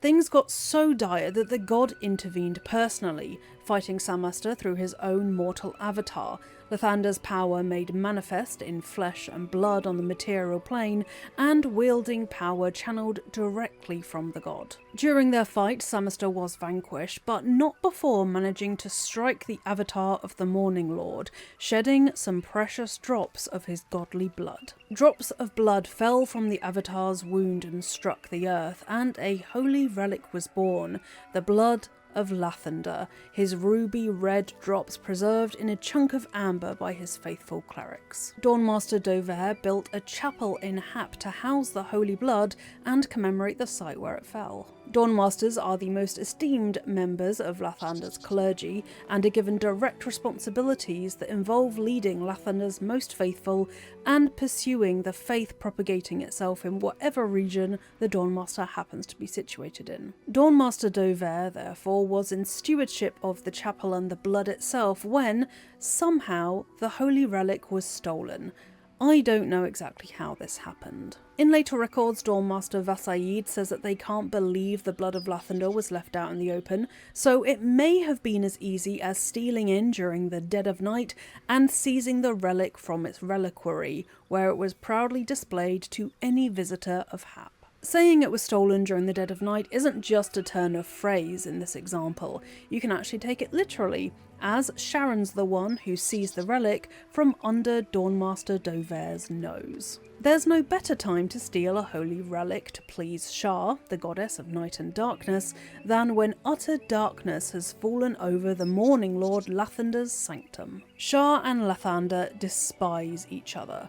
Not only are they gods of opposing dominions, dawn and night respectively, but Shar favours ignorance and secrets over creativity and creation, the latter of which is Lathander's purview. Hence, stealing a relic of Lathander's is something Shar would definitely approve of, and in the endless petty back and forth between gods in the Forgotten Realms, this would definitely have been seen as a point in Shar's favour. With the blood of Lathander in the hands of Sharon's, Dawnmaster Dover was devastated and humiliated. In the religious tome, His Holy Blood Volume 1, Dover only uses the pronoun we to describe the failure of safeguarding the holy relic, so to me this sounds like he was trying to shirk some of the blame for the theft. This attitude would explain why the blood was stolen in the first place if Dover doesn't take individual responsibility or interest in the safekeeping of such a holy relic. Instead, it makes it rather easy for him to blame it on other members of the clergy, when really he himself as Dawnmaster should have personally made sure that the relic couldn't be snatched. Indeed, even though it was kept out in the open for some reason. Dover writes in His Holy Blood that they were tasked with locking their gazes eternally on the blood. I wager this is metaphorical, though maybe if Dover had taken Lathander's command literally, there would have been guardians to prevent the blood from being stolen in the first place. Dover interprets this theft as a test from Lathander, and chose Paladin Vased to find and return the relic. Guessing why Dover didn't send himself, I would say that the shame on his part prevented him from venturing forth, but he may also have just been too old at that point to go on this crusade himself. He tries to make up for his failing by capitalising a ton of words in His Holy Blood Volume 1 just to prove how zealous he is, honestly, because would anyone with a casual faith put this many capitalised words in their testimony? I think not.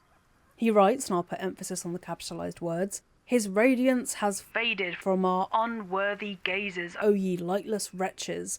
We have failed the Morning Lord, and I record that failing in the pages of this tome. To think he once stood in our imperfect world among us imperfect mortals and felled the villain Samaster with his holy brilliance. He bled for us, brethren, and we were tasked with locking our gazes eternally upon his blood.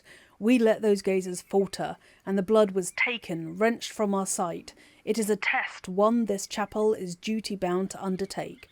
I pass the keeping of this record along to Paladin Vased, chosen in light to find the relic. Paladin, when you look upon the blood, I pray Lathander honours your deeds by burning out your eyes. Okay, Dover, whatever. On Paladin Vasaid's shoulders fell the responsibility to find the blood of Lathander. As a paladin, he had already proved himself worthy in both fight and faith, making him ideal for this holy crusade. Vasaid sounds a lot more grounded in comparison to Dover in Volume 2 of his Holy Blood, a byproduct of his time on the battlefield, most likely. The very first line of his Holy Blood Volume 2 is, "While mine eyes remained unscorched, we have made great progress in finding his lost blood." When I read that for the first time, it sounded to me like Vasaid would say it with the same dry sarcasm as Vimes from Discworld, poking gentle fun at the pretentious nature of Dover's writing.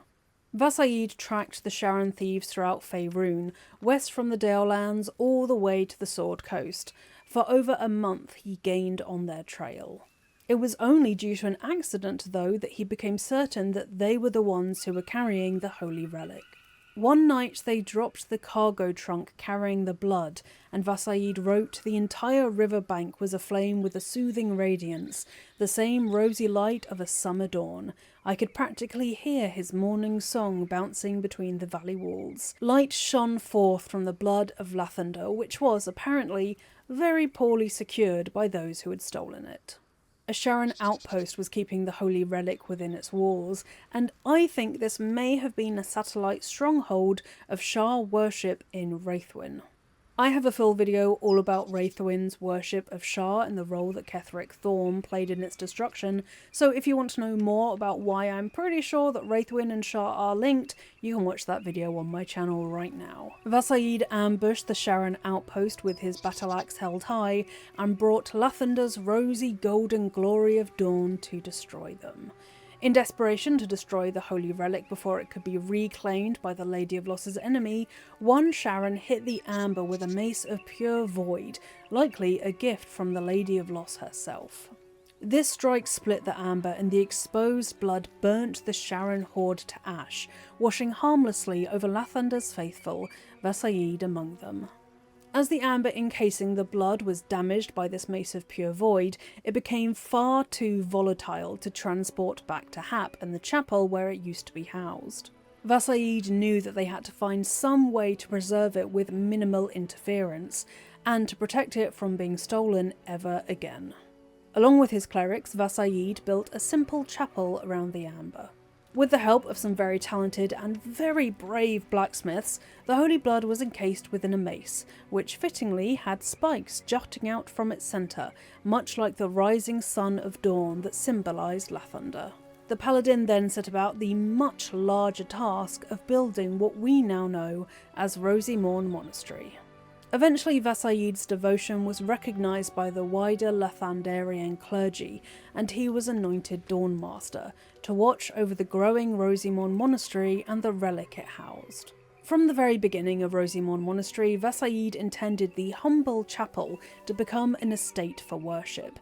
In his Holy Blood, Volume 3, he writes, "To keep it from the lustful sacrilege of thievery, our simple chapel will become a great monastery, and the blood shall be secreted away with a great many more wiles than it was before."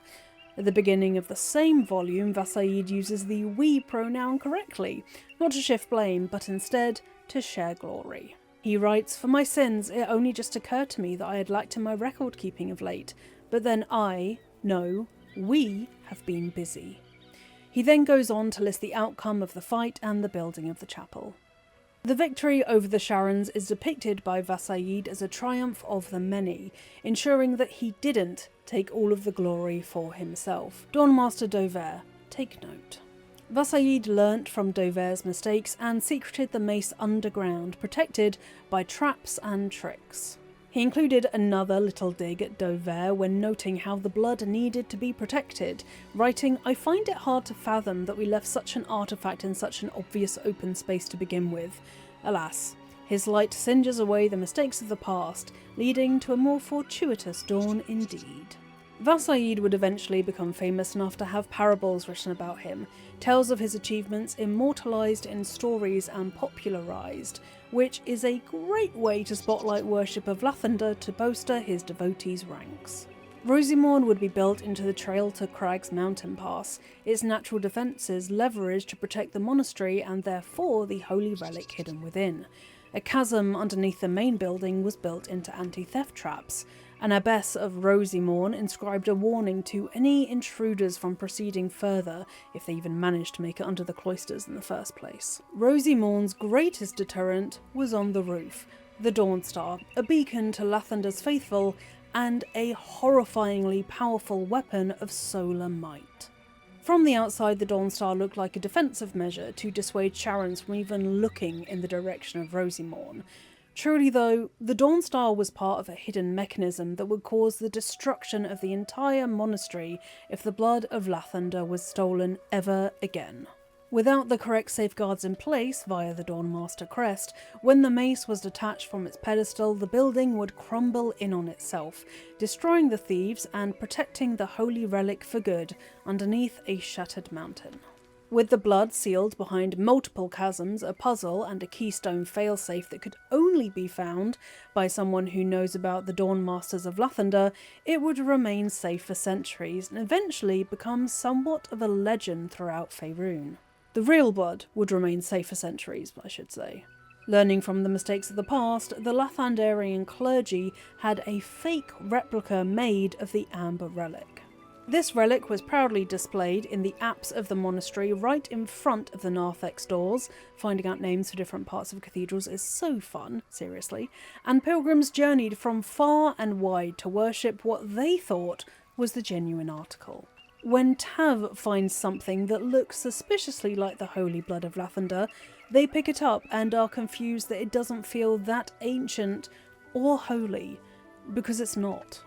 But the pilgrims who came to worship the chunk of ordinary but still beautiful amber would be none the wiser and all the happier to think that they had come within mere feet of the blood of their god. One of the pilgrims was a mad monk before they fell to madness, whose name we would never be sure of. Rosimorn Monastery was overseen by a parade of Dawnmasters.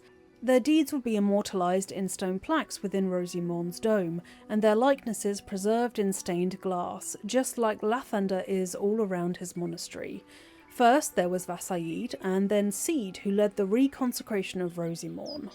It's my belief that the monastery was reconsecrated when it had finished being built, so that the entire structure, and not just the acorn of the chapel from which it had grown, could be blessed as a holy site. The next two Dawnmasters were Stockhold and Welkin Glory, and I don't really know which one came first.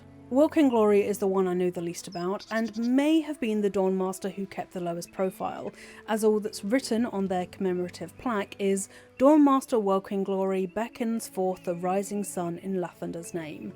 Beckoning forth the rising sun is a pretty normal duty for any worshipper of Lathander, so I like to imagine personally that Welkin Glory was a humble person who kept their head down and themselves busy with the mundane but still important responsibilities that a functional monastery demanded. Dawnmaster Askel Stockhold led Evensong, a Lathanderian religious ceremony similar to the real-life Evensong, I assume, before the Zenith Day, which must have been a significant enough event to bear mentioning when it came to commemorating Stockhold. Stockhold was a tiefling, and there are signs that before he became a Dawnmaster, he was a formidable paladin just like Vased. His plaque indicates that he wielded many humble maces as he purged evil from the land, and maces were so important to him and his reputation that he was actually buried with one in a grave that overlooked Rosymorn. No other Dawnmaster has been laid to rest in the grounds of the monastery, and from this I assume that Stockhold was particularly attached to Rosymorn. The peace of its halls would have been quite the contrast to the battlefield. Signs of Lathander's blessing bloomed on the trail to Rosymorn. Patches of autumn crocus led to the monastery, a flower that was created by Lathander and whose petals stretched towards the dawning sun in honour of the rose and gold god. As part of making Rosymorn a destination frequented by monks, pilgrims, tourists and the curious alike, a ferry was built to cross the ravine leading down into the monastery. It didn't take long for it to be put to use plenty, as pilgrims absolutely flocked to Rosymorn to worship and see its majesty for themselves. Lathander granted many boons, chief among them of creativity and fertility. Couples who wanted to conceive a child would come to seek his blessing, but the draw of seeing the blood of a god wasn't enough to bring even the most casual of worshippers to Rosymorn. The monastery quickly became a famous site of pilgrimage. At the end of it, a chunk of amber with 3 drops of blood suspended within that many prostrated themselves in front of in prayer. Immediately upon entering the temple, visitors would be faced with it, placed on an altar in front of an imposing statue of the Bringer of Dawn. Inside the monastery was a hubbub of activity as monks, novices and clergy went about their business, tending to the monastery's wares and its study. A library, winery, dormitory, study halls and large kitchens all catered to the monks. Outside, multiple fountains babbled with water drawn up from underground springs, wispweed growing in their shallows. One of Rosymorn's biggest exports was fire wine. Underneath the library, monks brewed grapes into Rosymorn fire wine, and Gale indicates that the monastery also used to produce a wonderful ale. The smell of the wine must have wafted into the entire west wing. It must have smelled amazing. While the wine could be purchased with gold, Rosymorn also allowed visitors to trade for bottles of wine. A large donation was worth 10 bottles, herbs 5 bottles, a cooking pan 1 bottle, I would have loved to see the state that cooking pan was brought in, 3 bottles for some gold and 2 bottles for a cat? It was a strange cat. One novice saw it grow to the size of a humongous hound before snapping back to normal size. This wasn't because the novice had indulged in a bit too much fire wine tasting. The cat was actually no cat at all. It was a Grimishka. Grimishkas are monstrosities, unlike cats, who are angels, as we all know, and are created when spellcasters try to create any form of life and their incantation goes wrong. Grimishkas feast on magic both latent in the air and in written form, and have what can be described as an allergy to magic. Using any within the vicinity of one Grimishka can cause wild magic adjacent effects. They are also unnervingly smart and mimic the cry of babies or wounded animals in order to lure people into isolated spots. Grimishkas thrive on unstable magic and can quickly become an infestation by multiplying when they're near very powerful magic sources. Sources like the blood of a god, for example. Evidently, the monks weren't successful in ridding themselves of that single Grimishka, as by the time of the Githyanki raid, there was still at least one hiding in the library, enjoying the potent but distant magic of the blood of Lathander. Rosymorn wasn't falling in popularity when the Githyanki attacked, it's important to make that clear. Its meticulously kept visitor log doesn't show any kind of decrease in visitors. A guest book was available for pilgrims to write about their impressions of Rosymorn, and its pages are filled with different reasons people had for treading through its doors. Some were depressed and sought Lathander's light, others visited as part of an annual Kythorn pilgrimage, which is the month that the summer solstice falls within, making it fitting to visit a god of the dawn during such a journey. Others note the friendliness of the monks, the impressive stained glass windows, and one of the jewels in its crown was the ceremonial Dawnmaster weapons. They were on display in the apex of the monastery, and blacksmiths came from all around to appreciate their intricate metalwork. It's commendable that pilgrims were even allowed to wander with such freedom throughout Rosymorn's halls, though with the sheer amount of monks within its walls, there was an inbuilt surveillance system. And you have to assume that no one would dare steal from right underneath a god's nose, especially not one that showcased ceremonial weapons and had the Dawnstar on its roof. Among all the different pilgrims was a couple praying for a child who visited the monastery every 10 days to seek Lathander's blessing. There was also Harrison Fields, father to Elliot and Luke, who left a prayer to ask Lathander to watch over them. One especially sweet part of his prayer reads, "I'm poor as muck, but have some heart left to give, that which has not been eaten up by the boys and their mum, so that bit is yours if you keep them seeing sunrises." Another prayer is from an elderly woman who's thankful for the kindnesses that have been shown to her on her way to the monastery and beyond. She speaks to Lathander like an old friend, calling him dearie and writing as if she's catching up a neighbour on what she's been up to. Her bedroll became infested with bedbugs, and another woman gave her a spare despite having 2 children of her own to tend to. Her prayer ends with, "Thanks for pouring your honey heat over each and every day, cloudy or no, here for a lone woman barefoot and smiling on the long road." When she says honey heat, this woman is referring to the morning light falling like honey on the road, thick and slow. It's another beautiful turn of phrase. Every prayer left at the monastery is written in a tone that's markedly opposite to that of Dawnmaster Vased, with no pretense whatsoever. Pilgrims didn't pretend to be equals to Lathander, but they spoke to him like one would speak to a friend, and when you compare it to the way that pilgrims and worshippers spoke to other gods in Baldur's Gate 3, I find this incredibly refreshing. One monk that visited Rosymorn would be encountered by Tav centuries later. He visited Rosymorn to worship at the altar, and at some point upon his departure he was captured by Sharons. Perhaps they were trying to find out all they could about Rosymorn to ascertain where the blood was being kept. The monk was versed in using ki for martial ends, which sounds like it may have been traditional for Lathandarian monks to study. Each Dawnmaster trained in mastering a specific weapon, so it would make sense if the lower ranks of monks trained in martial arts with a similar fervour. The Sharons tortured the monk, but he was stout in his faith. The more pain they subjected him to, the more he laughed at their pathetic attempts to get him to spurn his god.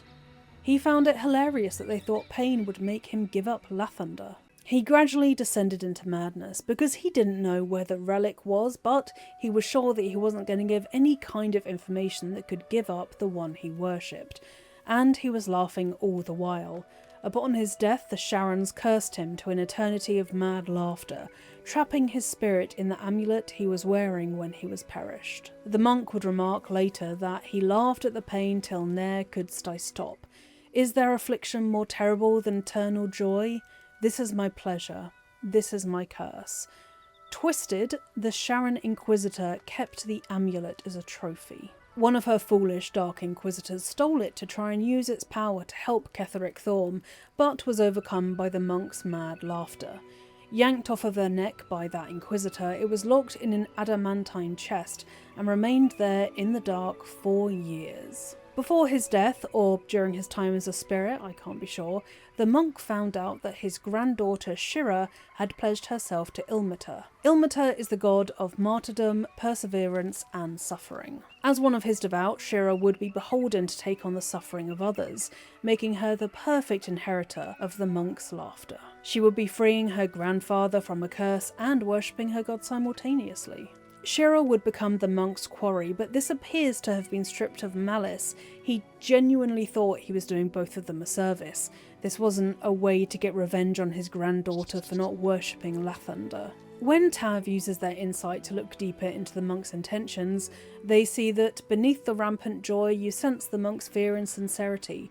He doesn't wish to harm you, but that doesn't mean he won't. Something nefarious had worked its way into Shira's father, and it might be a remnant of the curse that his own father suffered. It's possible that somehow he got his hands on the amulet before the Sharons reclaimed it, and the amulet drove him slowly mad, or perhaps he merely sensed his father's mad spirit. Shira wrote in her memoirs about her father's attempt to dissuade his daughter to turning to Ilmater from Lathander. Moving from the light is how he always phrased it, which I thought was a bit much. A ray of morning light dims this day, he would insist.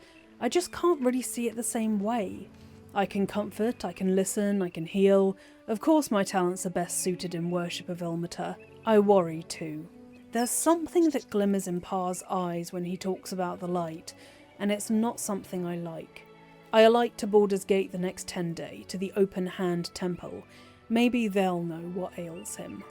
When Shira eventually made it to Ilmater's Open Hand Temple in Rivington, she stayed there until her death decades later. I cannot ascertain whether she cured whatever ailed her father, or even figured out what it was. One final point about the monk. If his spirit perishes without being cleansed of his laughter, Lathander will not accept him into the realm of the Eternal Sun, which I'm pretty sure is the afterlife for those who worship Lathander, though if you know what one it is for sure, please do comment and let me know. The Morning Lord turns from his monk who endured such torture but still refused to give him up. It's an unpleasant reminder that gods can be harsh in the extreme. I'm about halfway through telling you all about Rosimorn Monastery, so if you're enjoying the video, please do like and subscribe to my little lore channel. I also have a Patreon and you can get videos on there 2 days early, as long as viewing them completely ad-free, and get a shout out at the end of my videos. I also just want to say real quick, loads of channels are using AI at the moment and I absolutely detest it. I have never, will never, and would never use AI on this channel. I write all of my scripts from scratch, and if you are a patron at, I think it's £10+ a month, you get access to all of my scripts for every video. They are all written by me, down to every last word. I edit and film and do all of that stuff myself. I don't use AI for thumbnails, and it honestly grosses me out when creators use AI. AI is bad. I don't use it, so if you would also like to support a massively anti-AI channel who doesn't do AI voiceovers either, because they are just absolute hell to listen to, I would love it if you subscribed and liked this video. Anyway, back to Rosimorn. Rosimorn Monastery was in an envious location. Deep in the mountains, surrounded on all sides by sheer cliff faces, and with a formidable weapon mounted on its roof. It was being visited by pilgrims, monks, blacksmiths and ordinary folk, and from afar, Githyanki had laid their eyes on it. It's important I give you a bit of context about why the Githyanki even want Rosimorn Monastery in the first place. The Githyanki live in the astral plane.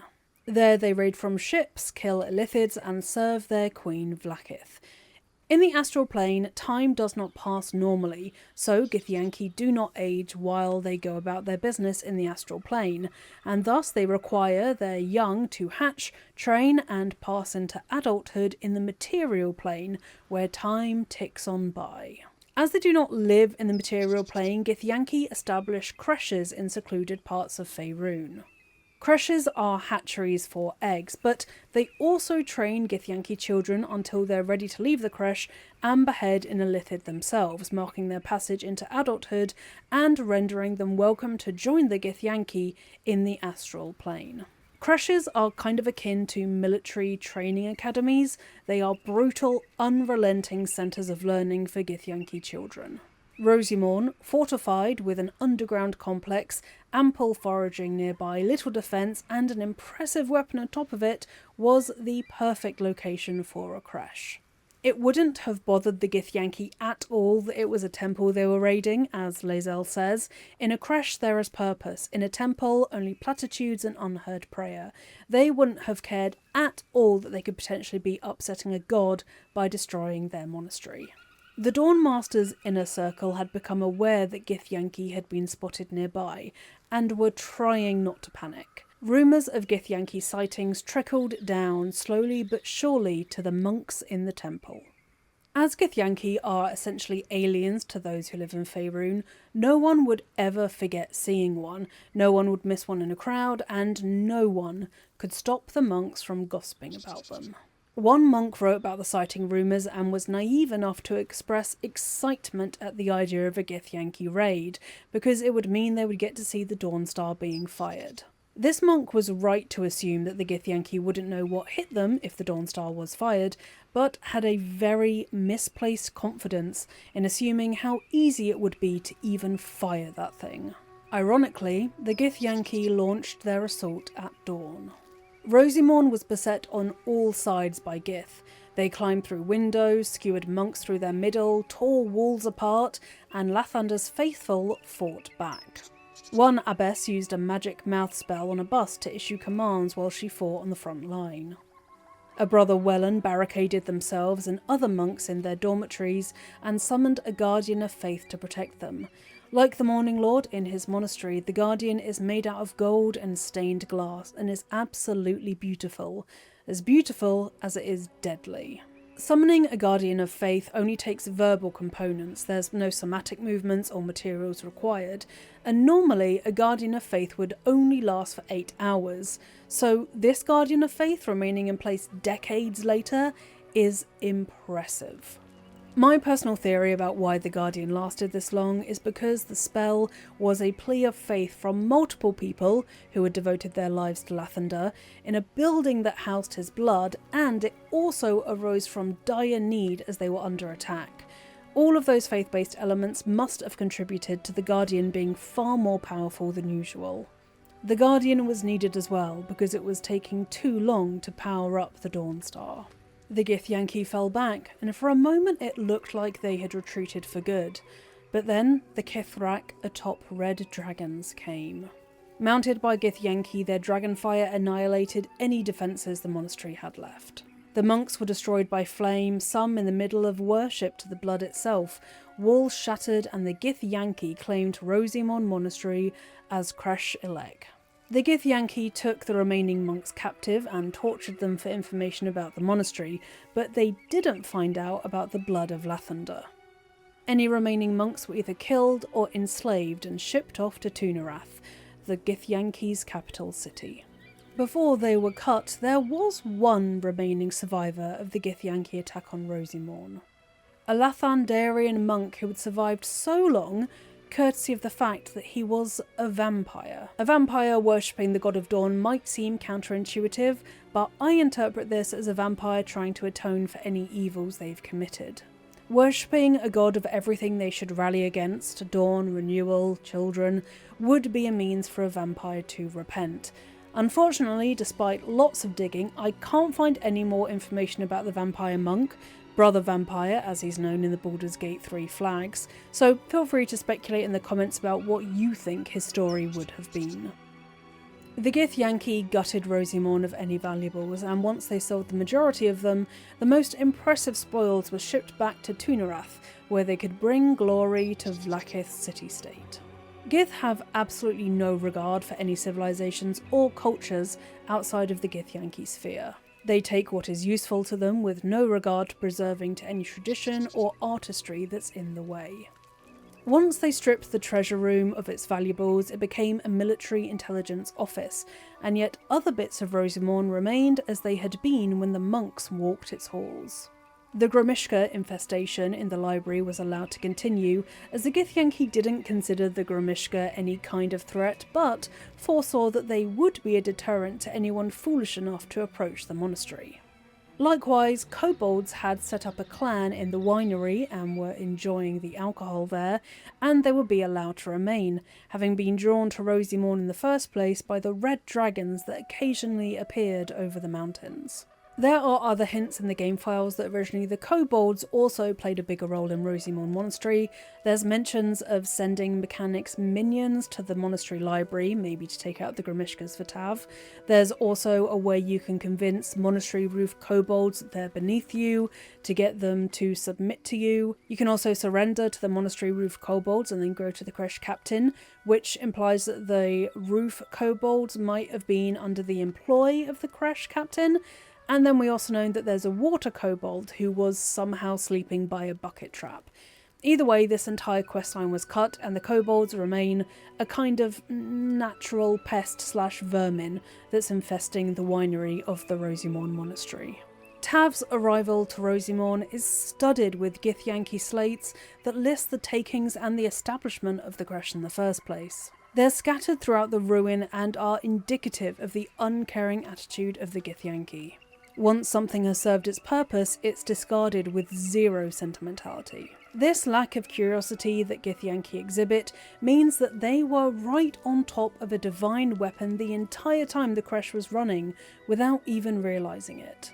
If they had just poked around a tiny bit, they would have found the old maintenance records book, which gave a very strong hint that spinning statues were important to Rosimorn Monastery somehow, a way to access something precious hidden beneath, perhaps? This weapon, the Blood of Lathander, with its aura of divine light, would have been very useful in an assault against Moonrise Towers had Thérèse been allowed to conduct her raid as she wished. But anyway, after the monastery was taken over, a creche was established at Rosymorn.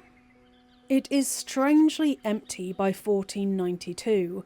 Only a single egg remains when the most recent crop of eggs should have been replaced as soon as the majority had hatched. No one should be waiting around for one last egg to hatch in the Githyanki world.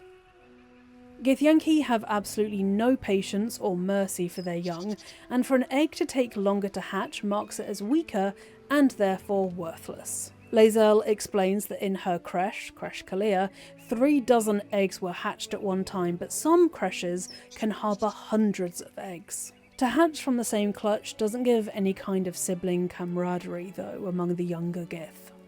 Lae'zel describes those who hatched from her clutch as her cousins, but she never knew who laid that egg she hatched from. Family is an entirely alien concept to the Githyanki. Family encourages some acknowledgement of the role an individual has in it, and as Lae'zel puts it, Githyanki seek might not for individual power, but for the good of the collective. To seek power for personal glory alone is a farce. Varsh Cuckoo, the caretaker of the eggs, is a rare exception. He prides himself on creating and taking care of Creche Elect's hatchery, despite being the last of his own clutch to hatch. He remembers the mercy his own Varsh showed him by not smashing his egg when he was the last to hatch. And if you get his permission to take the one remaining egg, Cuckoo's protective side comes out and he threatens to drown Tav in the burning waters of the hatchery's acid if the child comes to any harm. This is really unusual for Githyanki, and is the first hint that Creche Elect harbours many tiny rebellions. Once free of their eggs, Gith youth are put through a rigorous training schedule to become part of the militarised Githyanki society. As soon as they're able to walk, they have to clean, hunt, eradicate pests and vermin, ascend on surveillance, outings and patrols, taught in combat, weapon maintenance and armour polishing, and are taught how to speak Common as well as the Githyanki tongue.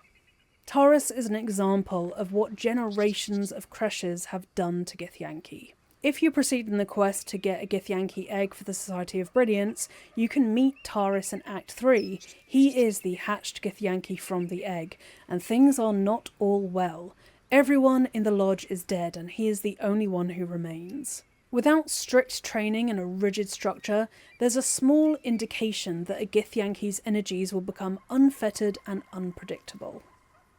Taurus is a Githyanki raised in isolation, and Lae'zel observes when she meets him that his blood boils like Vlaakith's, but he knows nothing of the protocols. By this, it sounds to me like Githyanki children are taught ways to manage their fiercely powerful emotions, and all the latent psionic abilities that come with it. These protocols are probably ways that they can manage these kinds of outbursts, ones that Taurus are woefully inequipped to deal with. Childhood, if you could even call it that, in a creche is brutal. In Creche Kalir, the students cull their own ranks under the belief that they're only as strong as their weakest warrior. Lae'zel takes pride in how many of her own cousins she's killed because they challenged her to a fight or underestimated her. This isn't the case in Creche Elect, where the Savage, the teacher, demeans himself by beating the Gith boy in front of the other students, a duty which lowers his status in Lae'zel's eyes, as that should be a responsibility that students shoulder themselves. A Savage shouldn't be the one to kill or beat students who aren't doing what he wants. That responsibility is something that Githyanki are taught to embrace themselves, which is absolutely terrifying to think that one child could kill another simply because they think they're weak. Every single Githyanki has held a sword by age 6 and claims their first kill by age 10. During their time being raised in the creche, youths have zero privacy, as privacy breeds hobbies and introspection, and opens up the danger of Githyanki developing an individual mindset. Cruelty is encouraged, so these Gith youth are permitted to throw around a Grimishka in a trunk, using it to practice their mage hand and also harden their hearts. Loads of wine can also be found scattered throughout the dormitory of Kreshalek.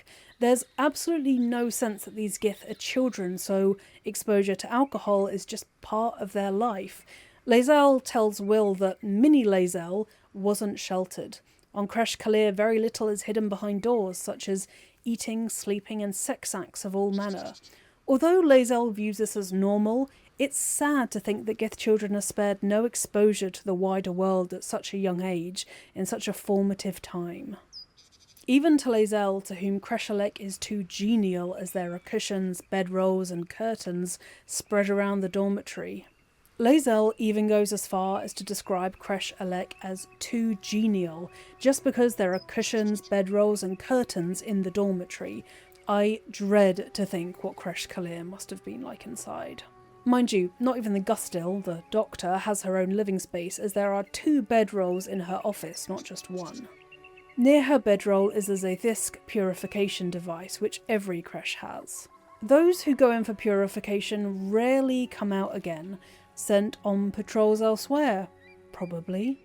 Gish Umrak speaks about a cousin, Renthil. He was apparently examined in the Zaithisk recently. Haven't seen him since. Perhaps he got sent back to scout Moonrise. The implication here is something that Tav knows all too well. To step into a Zaithisk means that the mind flayer tadpole in your mind is wrenched out at the cost of your life. But to the Githyanki in the Kresh, those who aren't the Gustil, they must assume that the Gith who are put in the Zaithisk are simply put on another mission, as it's never told to them that the Githyanki actually died in the process. One of the first things I noticed about Kreshalek is that there are almost no books. The abundance of bookshelves makes this even more apparent, as their shelves are starkly empty. The only books to be found in Kreshalek are about psionic manipulations and countermeasures, a thorough account of how best to protect your mind from illithid manipulation and subsequent domination, as well as Broom and Bucket, which is about kobolds. Possibly from a Githyanki trying to learn about the kobolds in the winery, and to distinguish whether they're actually a threat or not. Then in the dormitory there's also a slate engraved with the folly of Zerthamon, which is warning about why the Githyanki hate Githzerai, and making sure that the Gith children don't look outside their people for any kind of validation. Strangely though, Kresh Kalir has a library according to Lae'zel, apparently a gift from Vlaakith herself so that they may gain total understanding, but she declined to bless Kresh Ilek with a library, and I do wonder why. With solely educational books available to anyone in the Kresh, absolutely no one is permitted any break from contemplating the illicit threat. Therefore, there's no time to think about yourself or your purpose outside of furthering Vlaakith's will, no matter what they're told that might be. Of course, this is just a transparent attempt to brainwash Githyanki youth and make sure they don't have any chance to develop an identity outside of worshipping Vlaakith. There's also a weird liminal energy around Kreshalek. Githyanki mill around, patrolling corridors, and those, apart from the youth, Zavash and Vash, seem to lack any kind of concrete purpose. They're on edge because of the Inquisitor's visit, but this waiting energy also comes from elsewhere. Githyanki have little culture of their own that isn't based around martial prowess. Their main activities are raiding, fighting, and training. Even their city-state, Tunarath, where Vlaakith resides, is outfitted in statues and relics and culture that's been stolen from other civilizations. The Githyanki lack a truly coherent identity, aside from their fanaticism for Vlaakith and hatred of illithids. Vlaakith even sometimes has trouble keeping the Githyanki stationed at Tunarath entertained. Should there not be enough opportunity for raids, the elders are subjected to elaborate trials by their queen to punish them for their decadence, which she tacitly endorses by outfitting Tunarath with the spoils of her empire. Vlaakith is sitting atop of a precarious throne where she must keep her people busy for fear that if they are allowed to pause or not indoctrinated deeply enough or hear murmurings of Prince Orpheus, that they will realise her deepest secrets. She betrayed Mother Gith, seized her throne, and has no clear idea about how Gith herself actually destroyed the Illithid Empire. Such a realisation would mean the ruin of Vlaakith's empire, but even more terrifying to the Lich Queen, her death. This is why only the most powerful Githyanki are ascended and never seen again.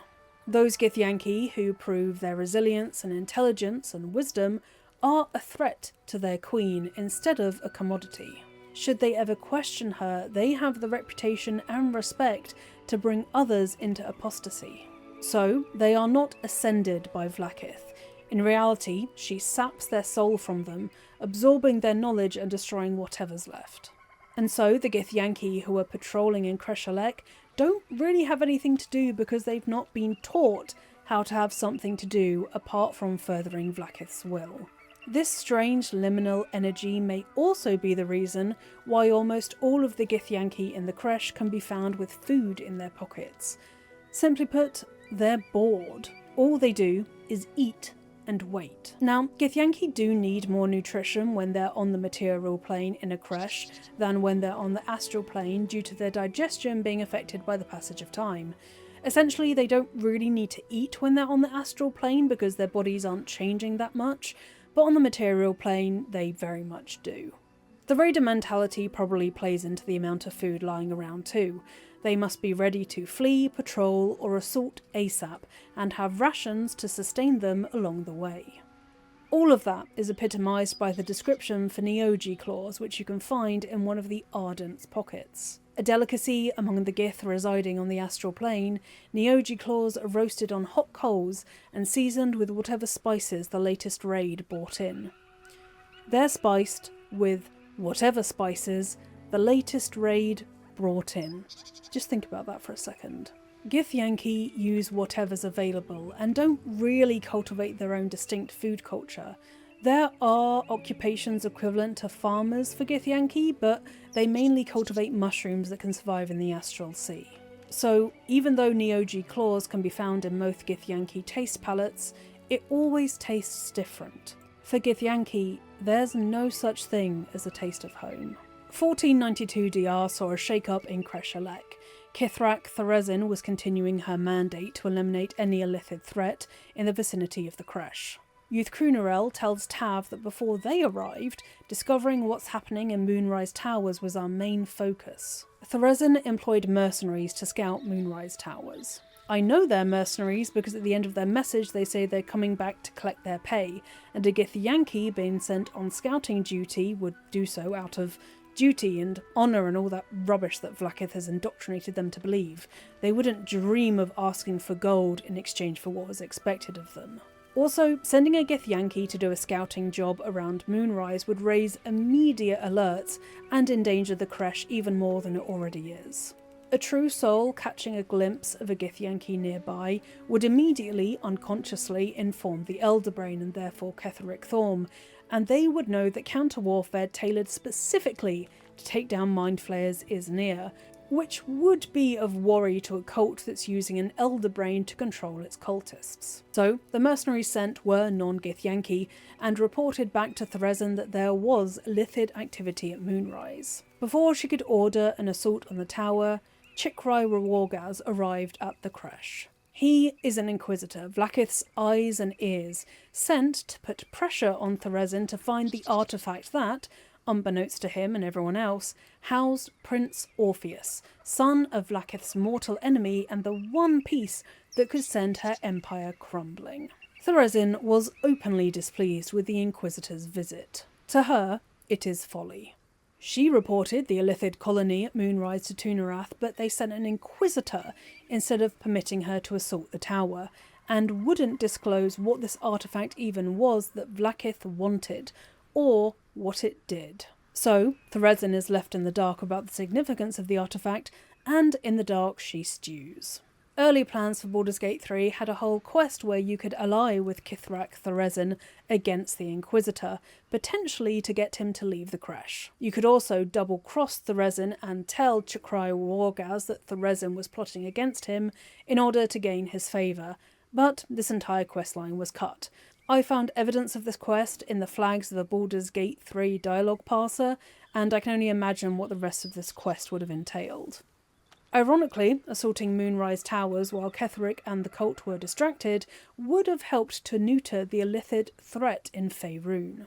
The Githyanki could have ridden dragons to the tower and burnt the Mind Flayer colony underneath Moonrise even deeper into the ground, destroying essential cult infrastructure and capturing Ketheric Thorm. The Cult of the Absolute has a formidable ground army, but their aerial defences are pitiful. A couple of red dragons, which Vlaakith would surely materialise, would make short work of the tower itself. Once imprisoned, Ketheric wouldn't be able to die because Dame Ailyn would still be imprisoned in the Shadowfell, which again I go over in my Wraithwind video, which I'm sure the Githyanki would have had a lot of fun with.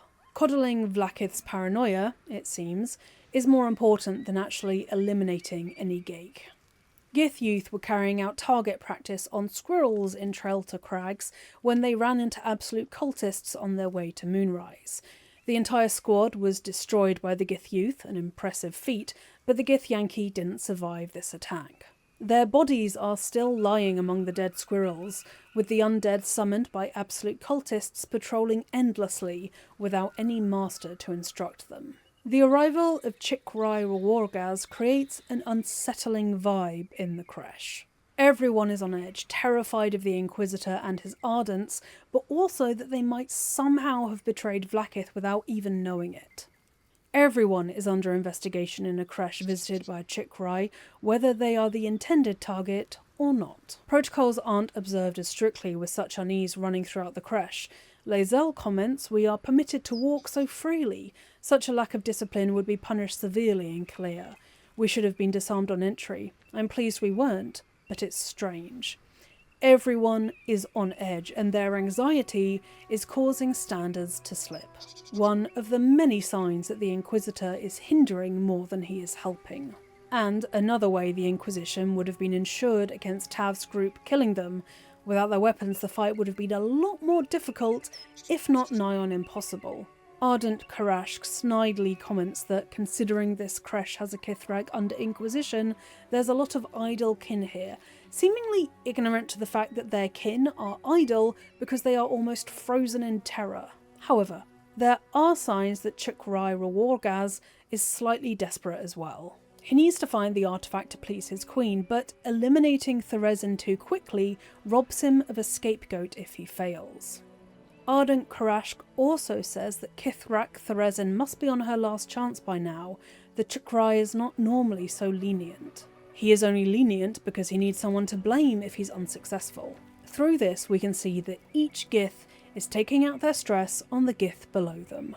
Warrior Eric notices that the Savage is running even stricter drills than usual for the Yankee, his anxiety about Vlaakith's eyes and ears manifesting in even stricter training than usual, so the Inquisitor sees him as above suspicion. For what? For anything. One warrior in the creche calls Voss a hero, and is swiftly reprimanded by an Ardent who spits out the word hero, warning that the term could be confused for istic, foreigner, sentimentality. Small rebellions are mounting in the creche, however. Val, the Githyanki boy being beaten by his teacher, is refusing to fight, having heard and internalised the story of Prince Orpheus. The slate that reveals the story of Prince Orpheus that Val found, I think, was deliberately planted to sow the story of Orpheus among the young Githyanki. Val says that when Voss visited the creche, his Savage made his students clean their armour, and he found the slate detailing Orpheus' story inside one of Voss's breastplates. It's a huge risk to take. What if the youth cleaning the armour, or anyone else, saw the slate and reported it to their own Kithrak? But the risk to Voss is worth it. With one Githyanki youth quietly spreading doubt about Vlaakith among his peers, an entire generation of Githyanki could be brought onto Orpheus' side and help bring down Vlaakith. Kithrak Threzen's own wolves are even contemplating rebellion. Dak the wolf is displeased at the amount of armour and cultists he is being made to eat. He's thinking of going on a hunger strike due to Threzen's poor treatment. Up on the roof of Rosimorn Monastery, an eagle has ousted a blue jay from their nest. the birds' feud presenting an uncanny reflection of the Githyanki exiling Lathander's faithful. A mural of Lathander provides one last consolation should Tav make it to Rosymorn's roof. The monks may be gone now, but their work endures. The morning lord's light is still present in this image, and it feels like hope. Finally, this marathon finishes underground. While the other stories have told you tales of communities and those who preyed on them, this is the tale of a lonely cleric who exiled herself to the Underdark. Deep in the Underdark, Tav stumbles upon a long-abandoned arcane tower. The only inhabitants are the cold automatons on the top floor, but if you look a little closer, you can unravel a story about love, loss, and loneliness. This is the tale of Lenore de Hurst and Ira the Sparkstruck. A quick trigger warning here for self-harm and suicide. I'll put up a time code for when the warning is over, so when it pops up on screen you can just skip to the part that is best for you. I'm not sure what species Lenore belonged to, but as de Hurst means wood, hillock or grove in Middle English, I think there's a possibility she was a wood elf. What I do know for sure, however, is that Lenore was a cleric of Mystra. Worshipping Mystra consisted of the use of magic, as well as spearheading new magical techniques and knowledge, and this is where Lenore's strengths lay. After making friends on the surface and serving Mystra however she could up there, Lenore's research took her to the Underdark. Even for those who were raised in the Underdark, like a certain deep gnome Lenore would eventually meet, the Underdark is a dangerous place. Lenore needed a sanctuary. Over time, she created the Arcane Tower. 6 floors, a central elevator with a garden behind and a courtyard out front. Also, turrets, which are a helpful dissuasion against the very beings that make the Underdark so dangerous. There are signs that Lenore was an adept mage. Creating the Arcane Tower alone is a huge feat just by itself, but the fact that it can move speaks to Lenore's familiarities with Netherese magic. Netherese enclaves could fly, and it's possible that Lenore's tower used the same magical technology to move around at the very will of its mistress. Netheril used Mythalar to power their magical empire. This is a large crystal ball that siphoned magic from the weave, in lieu of arcanists using their own connection to the weave to power items that had permanent magical attributes. The latter resulted in perceptively old and frail arcanists, as they used their own connection to the weave to power these objects, which indirectly siphoned their life force. So, as you can imagine, Mythalar was immeasurably more efficient. Mythalar can also be broken up and used like a battery that regains its charge each day, more feasible for transportation than a single crystal orb. Over time, Lenore developed her Susa-powered generator, and I think this generator was also adapted from Netherese Mythalar to power the tower's defences, movement, and utilities. With Susa flowers in greater supply in the Underdark than what I assume was a limited access to Mythalar, it made more sense to use the former substance as fuel for her tower. It also helped that these Susa flowers were the very topic of the research that had brought her down to the Underdark in the first place. Inside her tower, Lenore was dedicated to her work. Practical as ever, in her lift, the buttons to move between floors were on the floor, so she could move between floors even with full hands. Hands full of mushrooms, metal, or Susa flowers. Lenore harvested Susa flowers from the very small Susa tree in her back garden, and it's from this sapling that she would begin her research. Lenore studied its anti-magical qualities, a formidable task as by the very nature of Susa flowers, she was unable to use any magic in their vicinity. This was a far cry from her work on the surface. Lenore's work as a cleric of Mystra on the surface had at one time involved blessing those who channeled the weave, but she wasn't on the surface anymore. In her basement, the staff of Arcane Blessing is propped up against a shelf, dust collecting in every nook and cranny. Despite its age, it still has a soothing aura, but Lenore had no need for it anymore. Once used in Lenore's daily duties as a cleric of Mystra, she hadn't needed it since relocating underground, as there was simply nobody to bless. It had become a part of the basement furniture, collecting dust in every nook and cranny, and waiting in the background while Lenore toiled at her alchemy benches. Lenore herself felt like part of the furniture. Without anyone to keep her company, the days and weeks and months stretched on and loneliness began to take hold. Lenore's bedroom illustrates the mental state she found herself in. A table in the corner, set for one. Beside the window is an empty birdcage. Symbolically, this echoes Lenore when Tav finds her tower. A bird long since fled her cage, but I wonder if it ever housed a bird in the first place when Lenore lived in the tower alone. Lenore's love for animals would eventually be her demise, but it does make me hope that she wouldn't have kept anything trapped in such a small cage, even if it was just to keep her company.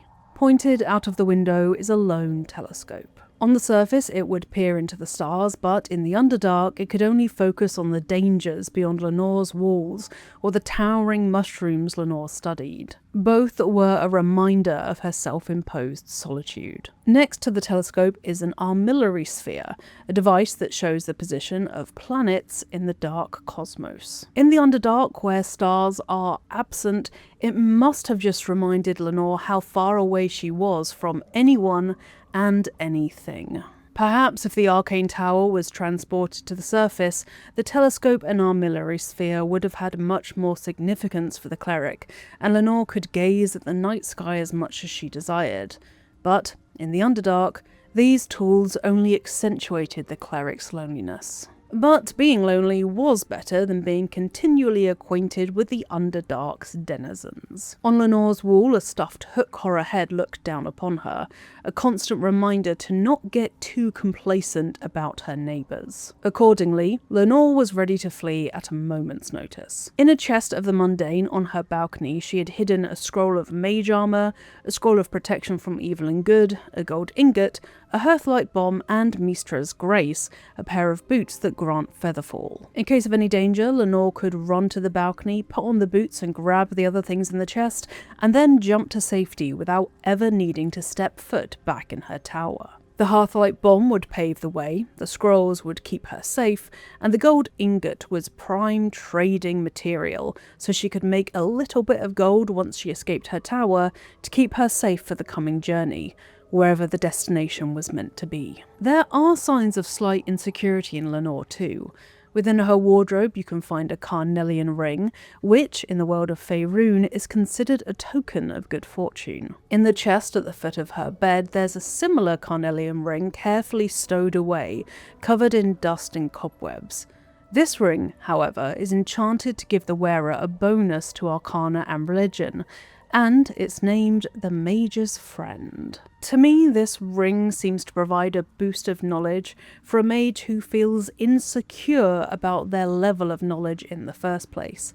This ring is only found in the Arcane Tower, so reading into it to that extent that Lenore might have felt insecure about her own level of knowledge doesn't feel like a stretch to me. To keep her company, eventually Lenore bought herself a dog, a St. Bernard in my head, though I have no idea where that came from, and she named this dog Myrna. She slept beside Lenore's bed and wore a unique collar that allowed her to summon stake with the push of a button. Myrna was no doubt spoiled, but she was happy. Myrna loved playing in the lake just outside of the Arcane Tower, so Lenore must have sat on the shore and watched her dog play from time to time. Wherever autumn crocus grew, she'd find Myrna rolling in the flower, sneezing all the while, tail wagging nonetheless. When Lenore wasn't playing with Myrna, she was dedicated to her research. Lenore had been drawn to the Underdark by the legend of the Susa tree. In her treatise titled The Anti-Magic Properties of Susa Tree Flowers, Lenore explains that their magical properties have always been a topic of debate. From this, I can ascertain that their very existence was uncertain, a mere rumour even for those who live in the Underdark. Lenore outlines that their existence has never been confirmed by clerics of Mystra, who appear to be seen as the authority on magical discoveries, or reputable scholars. The rumour of these flowers had made it to Lenore's ears when she lived on the surface,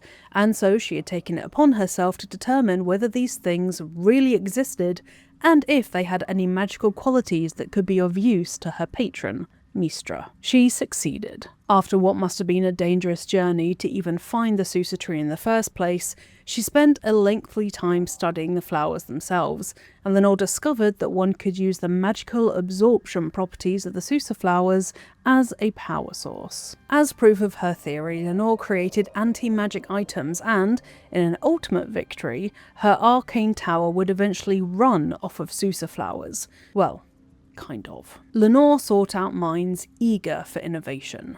In the process, she would find Ira, who gets their own chapter as they were a huge part of Lenore's life, but also Dida Highcliffe from Moonhaven. Dida was an apprentice at the Moonhaven blacksmiths, and you can hear more about her in my Moonhaven video on the channel. And Dida was fiercely ambitious, seeking to eclipse the legend of her former tutor, the blacksmith Samson. It's my belief that Lenore gave Dida a piece of the Susa bark from the tree just a stone's throw away from her tower, in order for the young apprentice to experiment with, and find a way to incorporate the tree's anti-magic properties into weapons. Like Lenore, Dida was successful, but only in theory. She didn't get a chance to actually create her anti-magic masterwork weapons. Both are tales of lost potential, with no clear answers about what actually happened to them in the end. As a break from Susa flowers and Susa bark, Lenore grew mushrooms: Timisk, Tongue of Madness, Zirkwood, Trillimac, Bluecap, among many others. She turned down invitations from her friend Amarith to come and visit her on the surface, resolutely tied to the Underdark until her research was done. Lenore, however, did have a wandering mind. She was mainly occupied with studying Susa bark,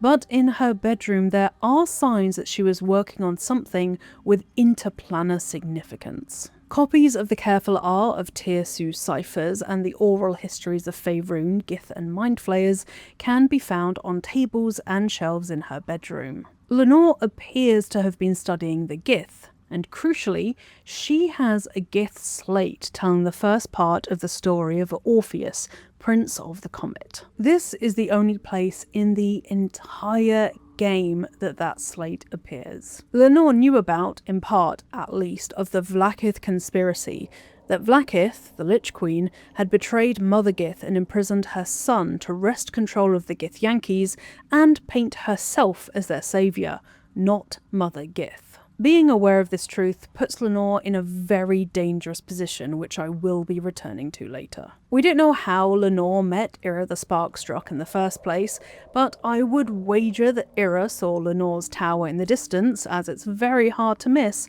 and went on to investigate it for themselves. Lenore's turrets were vulnerable to lightning damage, so it makes perfect sense that Lenore would make short work of them, and then Lenore would find herself opening her front door to be greeted by a deep gnome inventor with an affinity for lightning and spikes. The description for a ring named the Sparks Wall sheds some light on their relationship. Apart, they were in a rut, but together they inspired each other to push the boundaries of innovation and invention.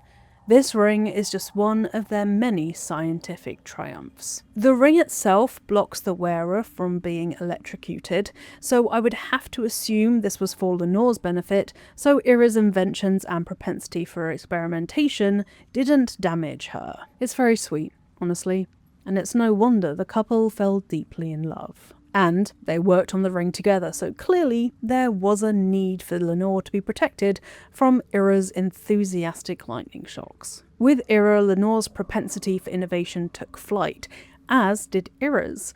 They inspired each other to push the boundaries of their respective realms, and together their creative energy flourished. Years before she would disappear, Lenore wasn't in favour with the other clerics of Mystra. The very thought of being respected by her colleagues was enough of a novelty that when she received the summons, Lenore wrote in her diary, "Who would have thought 3 years ago that I would be called back to Baldur's Gate to confer with the other clerics of Mystra, right at the apex of my studies?" Evidently, in 1478 DR, before she started to research Susa flowers, Lenore hadn't enjoyed much acknowledgement, and from this I infer respect, from the other clerics. Word of her Susa research had spread among the upper echelons of Baldur's Gate, and soon she was offered membership to the Society of Brilliance, but she turned it down to focus on her work. In hindsight, accepting that invitation might have ensured Lenore against her future solitude, preventing her from potentially spiralling into something that would eventually end her life. But we're not quite at the theories about what happened to Lenore quite yet, so let me backtrack a bit. One thing is for sure, Lenore was growing herself a reputation. She even had correspondence with Leroican, famed wizard of Baldur's Gate and sorcerous sundries. The one remaining letter we have from Lenore is hidden behind an illusory wall in sorcerous sundries, betraying that Lenore had dropped some valuable information without quite realising it. Before she could join her fellow Mistrans in a ritual, someone had dropped right on top of her, Tarquin. Tarquin is a character from Larian's other very famous and very good game, Divinity Original Sin 2, and he has a sharp interest in proving his intellect in multiple realities. Lenore admits that his magic was unrecognisable, not even tangentially related to the weave. Tarquin didn't take kindly to this accidental encounter and created an anomaly in the fabric of reality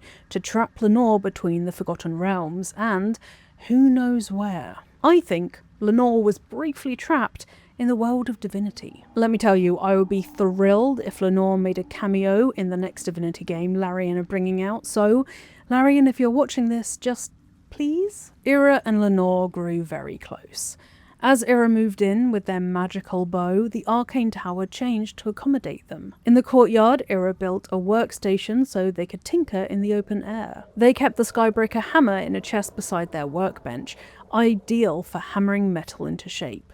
The topmost floor of Lenore's tower turned into a workshop for the pair, strewn with tools and metal as they toiled over their inventions together. Each bit of machinery they forged together was stamped with their joint initials, LDH and YTS, their union preserved forever. The broken machinery is one of the key components in the elixir of lightning resistance, which makes perfect sense, as I assume they were both in need of that elixir more often than not. Lenore enchanted one of the stores on the top floor with hill giant strength, so sitting on it gave an individual a strength of 21, i.e.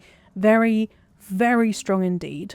At least, I assume it was Lenore, as Ira was more of the inventor kind, rather than the enchanting kind. I've had a think, and I believe that the stall had that enchantment so that Lenore or Ira, when they sat on it and were working, they could easily bend metal with their bare hands, instead of having to heat it in order to render it pliable. Either that, or it was a prank pulled on Ira by Lenore. Ira loved puns and spikes, so this fits their relationship honestly, and in my head at least is headcanon. Lenore and Ira were together for at least a year. The Sparking Promise Ring, which is inaccessible in the final release of Baldur's Gate 3 but was in early access, describes that the ring was a gift to Ira from Lenore to commemorate their anniversary. Clerics of Mystra could perform marriage ceremonies, so I like to think that the pair secretly married and this ring commemorated their union. Wearing the ring gave Ira the ability to electrify the surfaces they walked on, and when they wore it they would feel the fizzing of Lenore's hands in their own.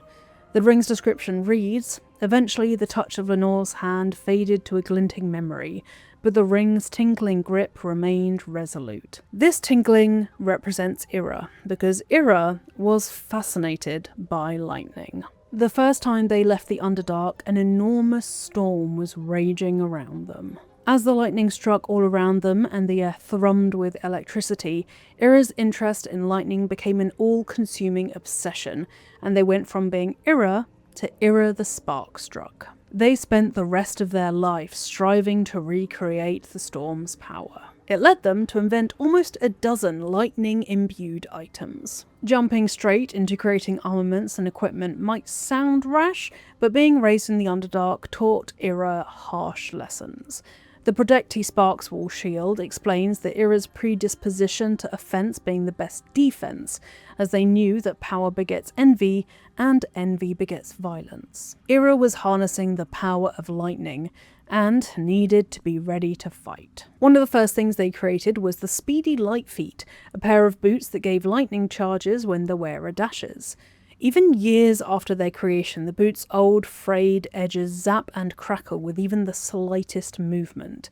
This is surely a testament to Ira's skill that enough power remained for the boots to flare at the touch, at least a couple of decades after they were created. Ira was as chaotic as the lightning they worshipped. "Sometimes I just want to feel that spark, feel the lightning course through me," they once said, and sure enough, Ira doggedly chased stimulation. For example, one weapon description reads, "Is there anything as beautiful as lightning striking all around you?"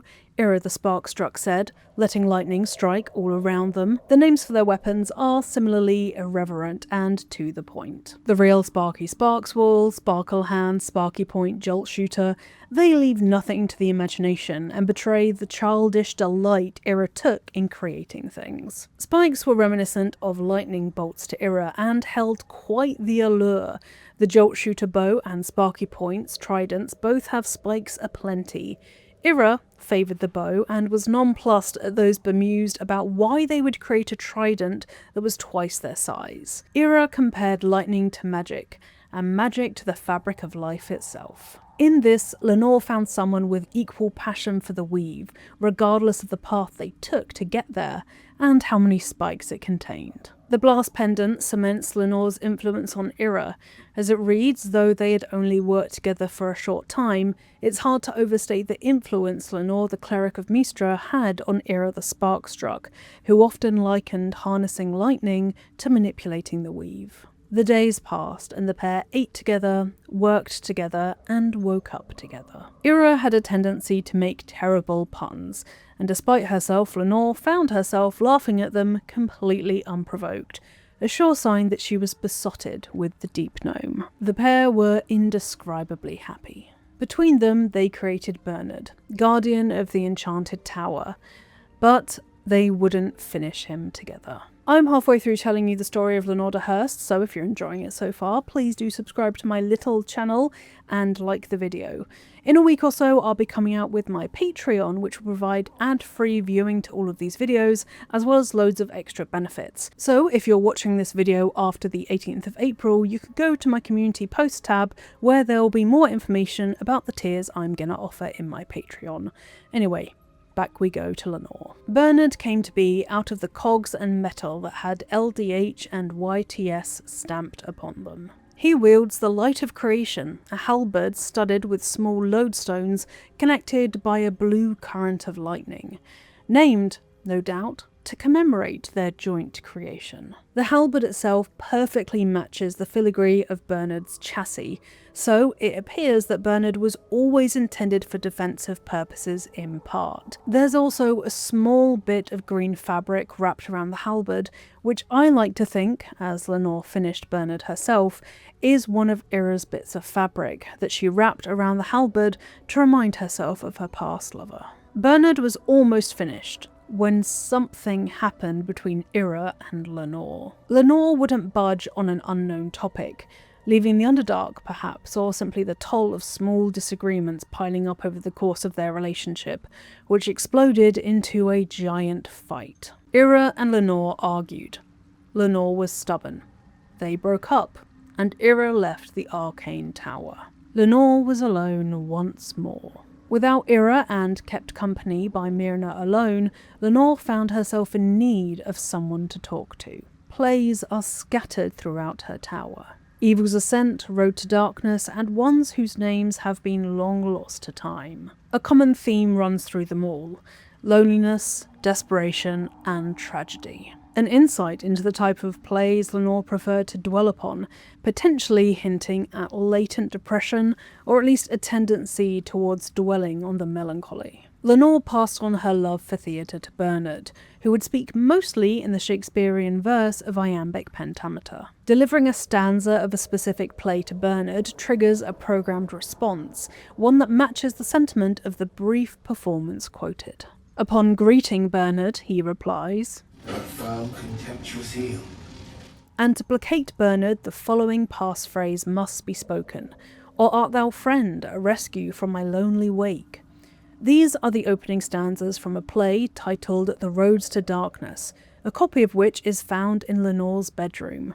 The play is about loneliness, power, and corruption. The play ends with its 3 elven protagonists gaining power and eventually, corrupted, mad and lonely, killing each other. Interestingly, it parallels the story of Dawn, Zargrim and Filro, who can be met in the Underdark, and Dawn has a worrying connection to Ira and Lenore, which I will explore later. Its themes of loneliness and solitude must have made the roads to darkness feel uncannily applicable to the time of life that Lenore found herself in. In this play, the entrance of the character Soroth is heralded by crashing lightning, which must have reminded Lenore of Ira. I would wager that's partly why the Roads to Darkness made its way into Bernard's programming, that a couplet reminiscent of her lover must be recited to pacify the other dangerous guardian of the Enchanted Tower. Underneath this poised introduction to the guardian of the Enchanted Tower is a vulnerable heart. So, reciting from the threadbare book, "How can I trust? How will I ever know? How can I show myself my darkest me?" triggers Bernard to reply, You do not believe the secret show. Reveal the truth. Give what you wish to see. He then gives a ring named Guiding Light, which opens access to Lenore's secret basement. The basement is the deepest location in the Arcane Tower, and home to Lenore's deepest secrets in the form of her fledgling research. It complements the stanza perfectly. Gail's response to this exchange is, "I love poetry as much as the next wizard, but using it to command an automaton seems a bit self-indulgent to me." And the direction for this performance of that line channels hypocrisy and a self-read, as it says, "annoyed he didn't think of it," which I find utterly hilarious. Lenore wrote poetry. A scrap of torn out paper can be found in her bedroom, blotted with tears and Lenore's shaky writing. It reads, "The silence stretches on, I'm all alone. Please, can I hold your hands for just a while?" When she repeats this to Bernard, he takes her hands and pulls her into a hug. My love, don't be afraid, sweet girl. What can I do? Sorry, would you like a hug? Come here. For just a moment. Relax. His arms are too tight and too low for a comfortable hug, as if he's meant to be embracing someone slightly shorter. Remember, you are loved, Lenore, so much. You're doing great. And everyone will be so proud of you. As I already am. Even if Lenore changes her mind and refuses the embrace, Bernard has this response. You're strong. You are stronger than you ever knew. Remember, I'm always here for you. And you will never walk this path alone.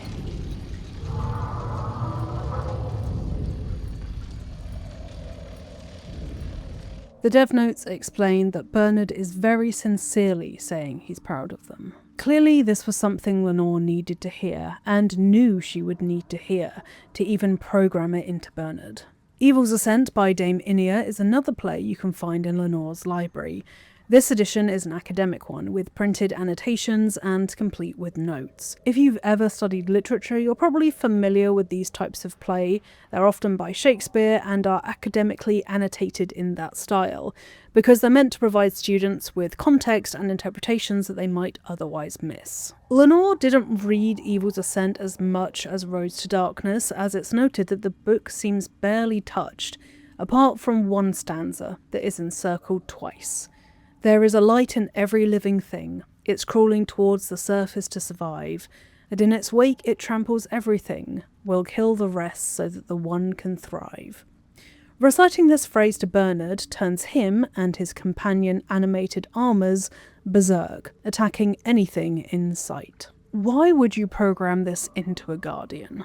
Lenore may have planned to use this as a way to trigger her tower's defences, in a subtle way that invading Drow or Duragar would miss even if they did overhear it. Or, the darker interpretation, is that this was a way for Lenore to attempt to take her life, if the solitude became unbearable. I prefer the former, as the lines "will kill the rest so that the one can thrive" could refer to Lenore.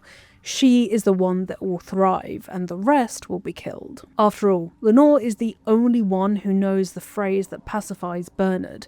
I assume a failsafe exists because that would be the sensible thing to do, but we, through Tav, cannot reveal it, as no clue to its existence can be found in the Arcane Tower. Finally, there's another poem of Lenore's. It's written out on a bit of torn paper, patched together, well used and treasured. It reads, "These empty sheets are all that's left of you, the last of all the thoughtless gift you gave. I will hold on to them, it's all that I can do. I can't throw them away, I've never been that brave." Empty sheets has a double meaning. Empty sheets of paper and empty sheets upon a bed. Lenore is writing about Ira. The bed they once shared, the work they once did together, empty workbooks strewn about, empty sheets all, are the only things left of Ira in the Arcane Tower. Thoughtlessly left behind, Lenore writes, but not out of selfishness, but habit. Used bedsheets and leftover bits of paper have little monetary value, and are taken for granted by those who use them, discarded once there's no need for them. They were thoughtlessly left by Ira as they didn't consider them to be of any importance. Yet to Lenore they are gifts because they are her sole reminder of Ira. She can't forget or throw away the memories that they shared. Bernard gives Lenore a potion of greater healing in response when Lenore reads these lines to him. I'll hold on to them. It's all that I can do. I can't throw them away. I've never been that brave. Ira was a healing salve to Lenore, a replenishing elixir which made her feel new again. I can't ignore the serious interpretation that occurred to me, however, that perhaps this potion of greater healing is to heal any wounds that are because of self-harm. Being alone, having broken up with her lover for something she perceives to be her fault, may have pushed Lenore into a distressed state of mind. In another blow to Lenore, Myrna died. Lenore buried her overlooking the lake she loved to play in. Getting a tombstone delivered to the Underdark wasn't feasible, so to commemorate Myrna's final resting place, Lenore used the stone-shaped spell to create a headstone. Tav observes that this is a powerful spell to waste on a grave, but that's a mere trifle in comparison to the love Lenore had for Myrna, and the least she could do for her canine companion. The gravestone is inscribed thus: "In memory of Myrna, a shining light in this dark world, may you forever gaze upon the lake you loved to play in." If Tav puts a bundle of autumn crocus before the tombstone, the dungeon master notes that the grave feels whole again. With Myrna and Ira gone, Lenore was by herself once again. Working in her tower, with nothing but Sousa flowers, Bernard and mushrooms for company, Lenore started to look for signs from anyone and anything that she wasn't truly alone. One day she saw a bullet close to Myrna's grave and saw it as a sign that she should befriend the land shark, her next companion. The bullet would be protection against the Underdark and fill the void in Lenore's life. And so Lenore begun to tame the bullet, or at least that's what she thought she was doing. In truth, the signs that Lenore believed she was seeing are only there because she's looking for them. Her loneliness is turning outwards, desperate for some proof that she isn't truly alone. Letters, using a spell like Golda's speedy career, I think, were sent back and forth between herself and Amarith, the friend that lived on the surface and offered her to come stay with them. In one, Lenore opened up about her new friend, the bullet. Amarith was alarmed, to put it mildly. She wrote, "Dearest Lenore, I'm not sure I should say this, but your last letter really worried me. Why in all hells would you tame a bullet? Just because you found it near Myrna's grave doesn't mean that it's a sign. I'm really worried about you, Lenore. A bullet is not a pet. Using it as a guardian is one thing, but you sound quite taken by it. I know you don't want to come back before you finish your research, but if you're feeling lonely, you know my door is always open." Amarith is clearly worried about Lenore's state of mind. From the surface, there was little she could do. The Underdark isn't exactly the kind of place you can go for a quick weekend getaway, especially when your friend's tower isn't at a fixed location. I know for certain that whatever attempt Lenore made to befriend the bullet was unsuccessful. Bullets are not friendly. Speaking to the voice in the deep hole, the Bullet, makes it clear that they don't want to be bothered and sees other species as flesh bags. If the Bullet dies, the voice doesn't appear, so this voice is the Bullet for sure. Up on the surface, Ira was deep in their travels when they came across a recipe for a flask of light. Knowing how much Lenore despised the dark, and yet ironically was living in one of the darkest realms of all, Ira thought that this recipe could be an olive branch to their ex, who they missed terribly. Under the recipe, Ira wrote, "Lenore, found this recipe and, surprise surprise, you leapt into my head. Hope you find a little light among the shadows. I'm sure you will, though none as bright as you." Receiving the recipe, Lenore was hit by a wave of sorrow that they ever broke up. Possibly in the same delivery, Lenore received a summons from her fellow Mistran clerics to visit Baldur's Gate. Her colleagues were interested in how her Susa research was going by the sounds of it. On the 2nd of Alturiac, 1481, 11 years before the events of Baldur's Gate 3, Lenore wrote in her diary about this invitation with astonishment. She wrote, "Who would have thought 3 years ago that I would start a diary? Not a research journal, but a real diary. I guess when every soul is more like to kill you than converse with you, talking to a book starts making sense. And who would have thought 3 years ago that I would be called back to Baldur's Gate to confer with the other clerics of Mystra, right at the apex of my studies. I have all the pieces, but I've barely started on my treatise. No matter. I will take my ring with me to show them a glimpse of the possibilities. I will leave you, my dear book, here, together with the rest of my research, waiting to be finished. I should be back before next chess." The ring Lenore planned to bring is nowhere to be found. It might be the Sparks Wall, but I would expect the ring would have some kind of silencing ability, like the Susa flowers that Lenore was studying. I think Lenore was wearing it when she left the tower for the final time. The Griffin's Saddlebag, Book 1, contains information about a signet ring of silence, which silences targets, but there's no sign that this is connected to Susa or even Mystra. Before she left the tower, Ira couldn't bear the thought of Ira returning to an empty home and getting the wrong impression. Lenore wanted to be with Ira again, so she left them a letter. Like her diary, it's dated the 2nd of Alturiac, 1481 DR. It reads, "Dearest Ira, I don't know if you're coming back, if you'll even read this message, but if you do come back, could you wait for me? I'll only be gone a few 10 days, but the thought of coming back to this empty tower with nothing but Bernard to fill these halls, I don't know how much longer I can take this. I miss you. I miss you so much. I can't shake the thought of how different things might have been if I'd only been less stubborn. Working on your lightning inventions, my magic, eating together, laughing at your stupid puns, waking up next to you. Despite everything, I still love you. So please, if you read this, can you wait? I'll be back. I won't be long.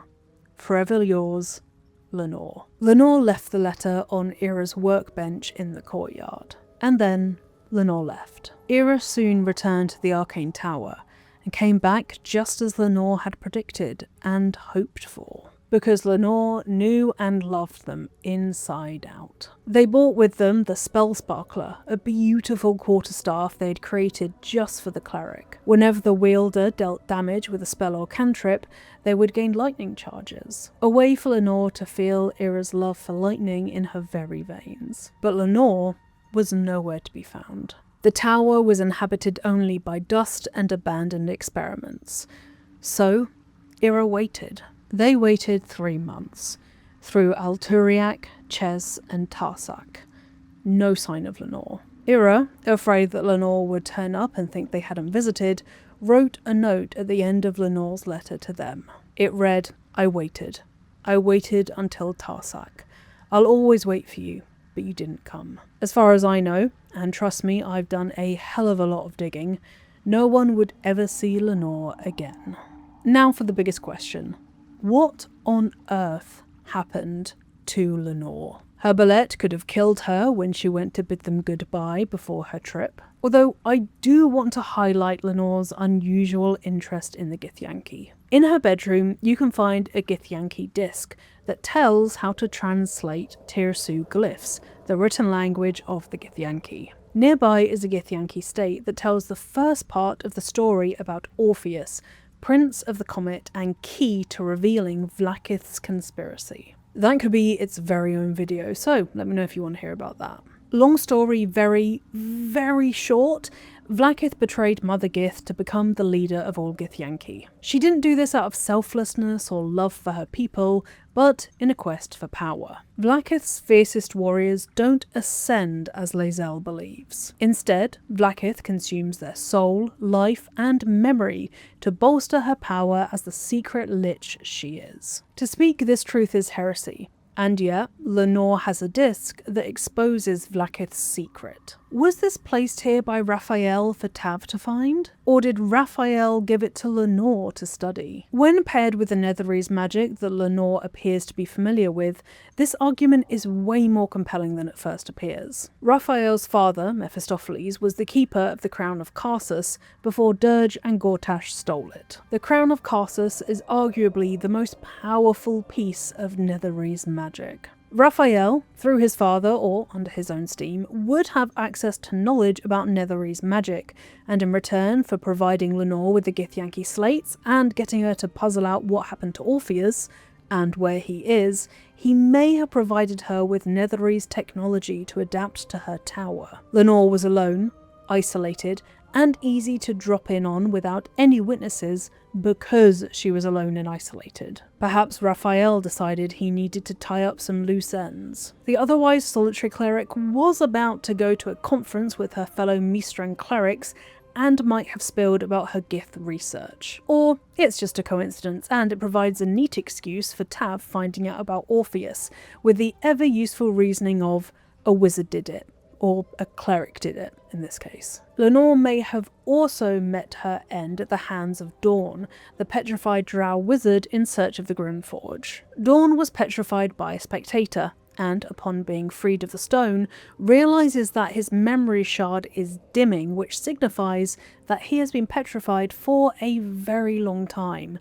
Over 10 years, perhaps? I've tried to find the stat block / canon information about a memory shard to figure out how long it takes to dim to cement this theory, but despite going through official sources from Wizards of the Coast, I've had no luck. The memory shard doesn't appear to have existed verbatim before its appearance in Baldur's Gate 3. I did find the Encode Thought spell, which creates a thought strand that preserves memories, and a Telkira. A Telkira is a crystal used by elves to preserve memories for future generations, and drow, being elves, would be able to use them. But this feels like a stretch. So let's go with yes, the memory shard would have dimmed over 10 years.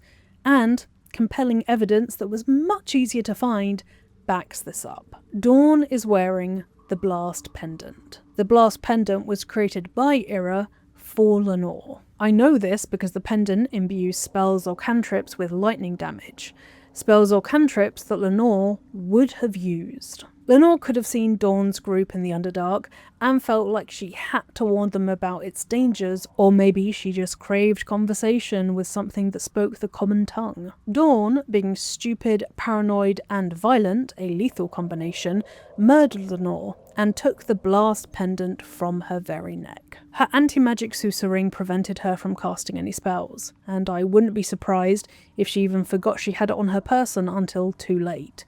As Dawn was accompanied by bodyguards aplenty, he would have had no need for magic to extinguish the cleric's light. Dawn being the cause of Lenore's disappearance is the explanation I favour. The Bullet likely cleaned up the evidence, dragging Lenore's body into the depths of its deep hole. And what about Ira? I have no clue. It seems like they left the Arcane Tower and just disappeared. Philro the Forgotten mentions that he was saved from death by being fed deep gnome flesh, but there's no surety that this was Ira. It being the Underdark, that could have been any very unfortunate deep gnome. Their inventions are scattered all around the Risen Road. 3 items are held by Councillor Floric of the Flaming Fist, 2 in the Grimforge, and the rest are found in the Blighted Village Windmill, the Decrepit Sanctuary, the Shattered Sanctum, and are sold by Blurg and the Zhentarim. The fact that their inventions are spread far and wide isn't that suspicious. I assume that Ira would discard their old creations once they started to work on something new, kind of like ADHD themed, if you know what I mean. Floric having 3 items is a bit shady though. The Flaming Fist are a rotten and corrupt institution, much like real-life law enforcement. So them having 3 of Ira's inventions feels like a bit too much of a coincidence. I would wager that they found them during the course of their expeditions. Broadly speaking, the other locations where Ira's creations are found are all adjacent to the Underdark in some way. The Blighted Village is built on top of a cavern that leads there, there's a path from the Shattered Sanctum leading there, the Zhent have an elevator that leads there, Blurg works there, and the Grimforge is there. The Decrepit Sanctuary is the only one that breaks the pattern, but there is a fairy ring that leads from the Underdark to Auntie Ethel's lair, which is just a stone's throw away from the swamp and the Decrepit Sanctuary, so maybe that's how it got there? So, for me, the most pragmatic explanation is that Ira's inventions were scattered throughout the Underdark, and through various means the Flaming Fist et al. Snatched them up. But no, I have no idea where Ira is. Wherever that may be, I hope they're with Lenore and Myrna, and that they all are happy. And if you're hearing this, it means that you've somehow made it to the end of the marathon of all the lore that I've covered about Act 1 in Baldur's Gate 3. Thank you so much for watching this far. This is not only a great way for me to resurface lore that other people might have missed if they weren't subscribed to my channel, and it's also given me a lot of breathing room so that I can start working on scripts a week early and really give them the time they need to be polished and shined up so they're ready for all of you lovely lot. If you liked this marathon, please do let me know in the comments, and I'll think of some themes to centre other future marathons around when I need a bit of breathing room in between my scripts. And you can also join my Patreon, which for members of the jewellery tier and above, this entire video was on there completely ad-free. And now I'm going to go and take off this makeup that took a couple of hours to put on, and I only really filmed about 5 minutes worth of content with it on my face, but as long as you saw it and liked it, then it was all worthwhile. I'll see you folks next time.